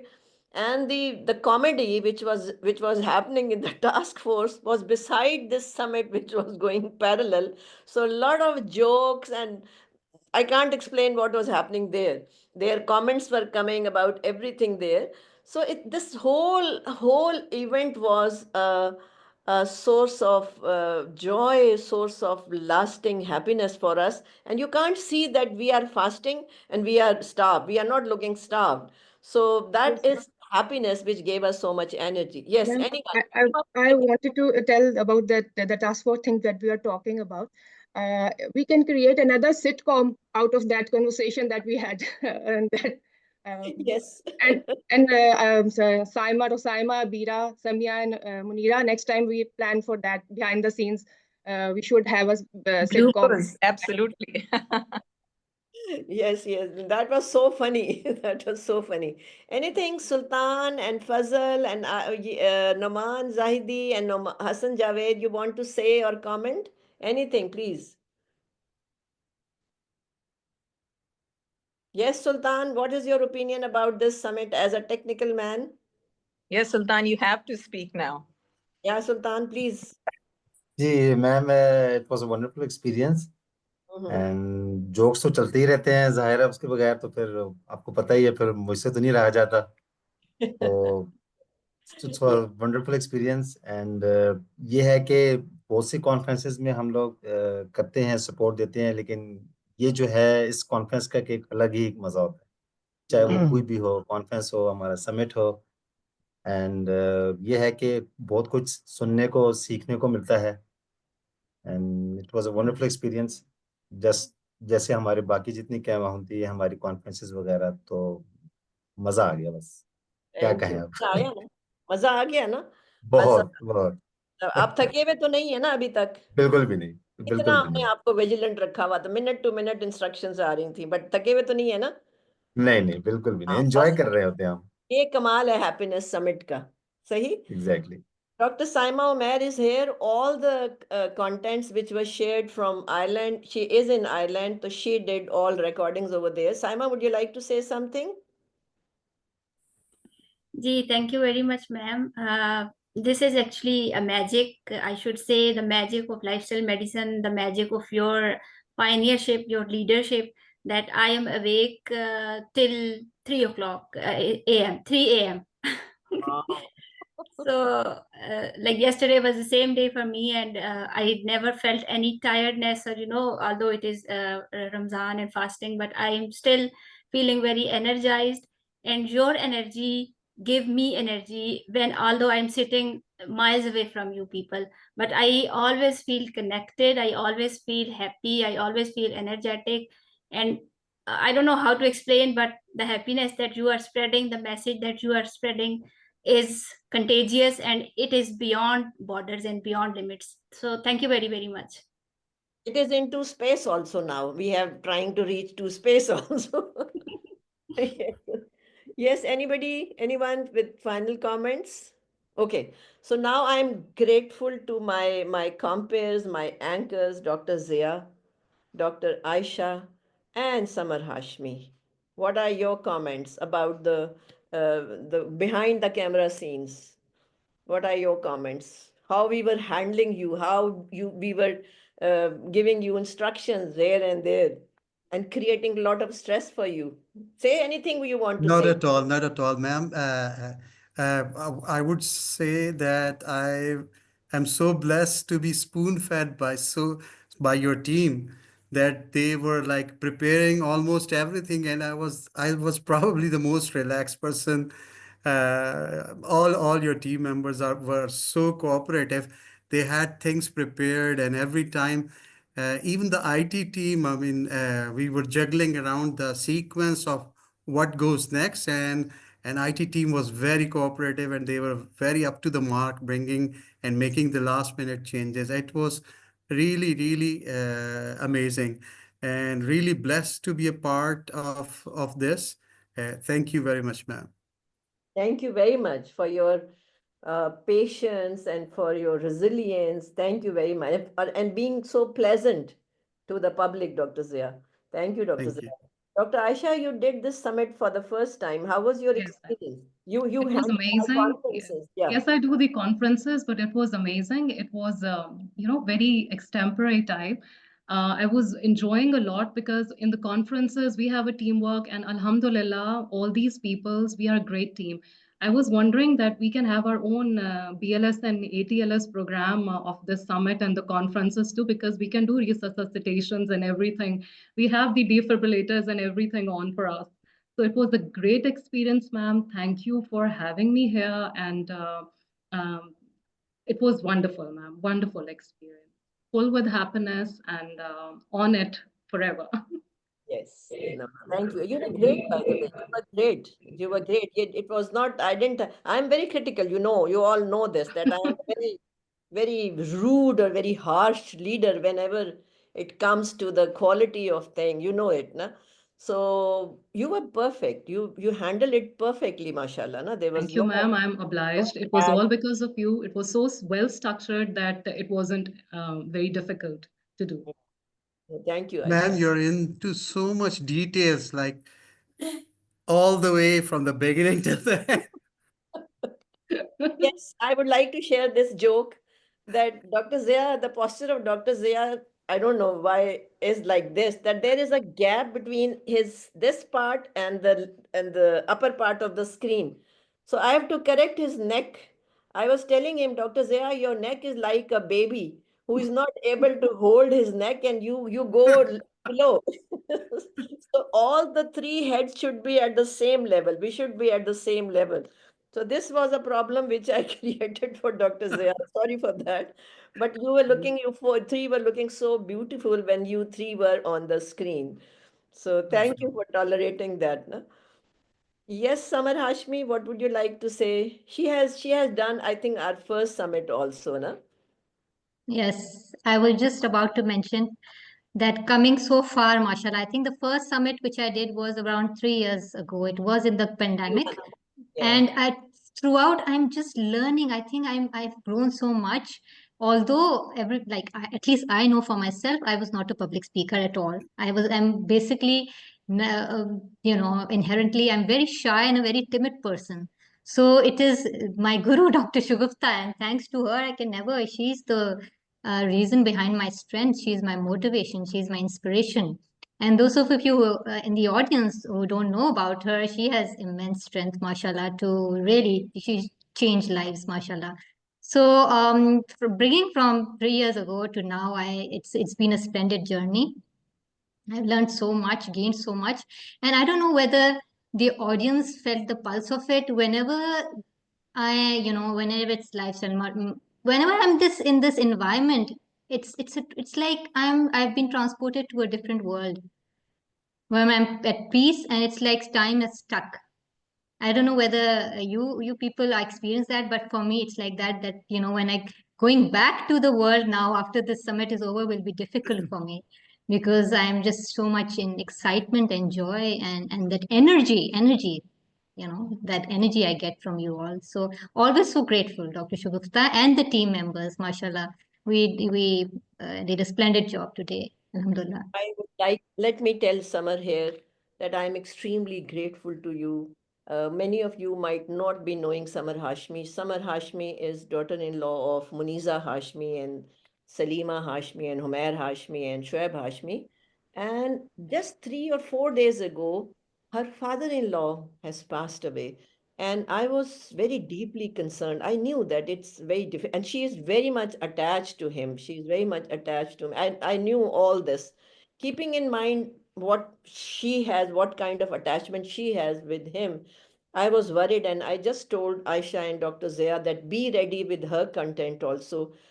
She might not be in a mental state to carry on with her duty as a host, but I'm glad.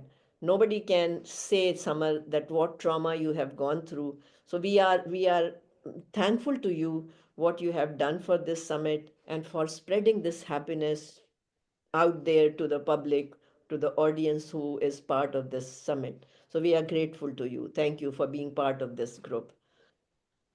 I think we need to conclude now. We are lucky that this time we are going to wind up by little 15-20 minutes earlier, which is good, because today is we are fasting also. Dr. Dennis, he couldn't manage. He has just messaged me that he is in another meeting. and he couldn't join. So thank you very much to all the attendees there. This is rarely happens that in last minute of the summit, there are still about 90 participants, 90 attendees who are waiting for something happier coming more, who are waiting probably for a little more happiness. So I just wanted to tell you that you will get the links of these 2 days sessions. I mean, and you can enjoy because there is so much to learn. And the purpose of the summit is not going to be fulfilled if you have not applied any rule in your life from today. This is the month of Ramadan. Make your resolution that this happiness, and make this summit for me a sadqa jariya, because I'm doing it in Akhri Ashra. So follow something good, which is going to make you happy, Allah happy, and is going to be good for our akhirat also. So thank you to all the participants. Thank you to my team, and Allah Hafiz. Allah Hafiz. Thank you. Allah Hafiz. Allah Hafiz, man.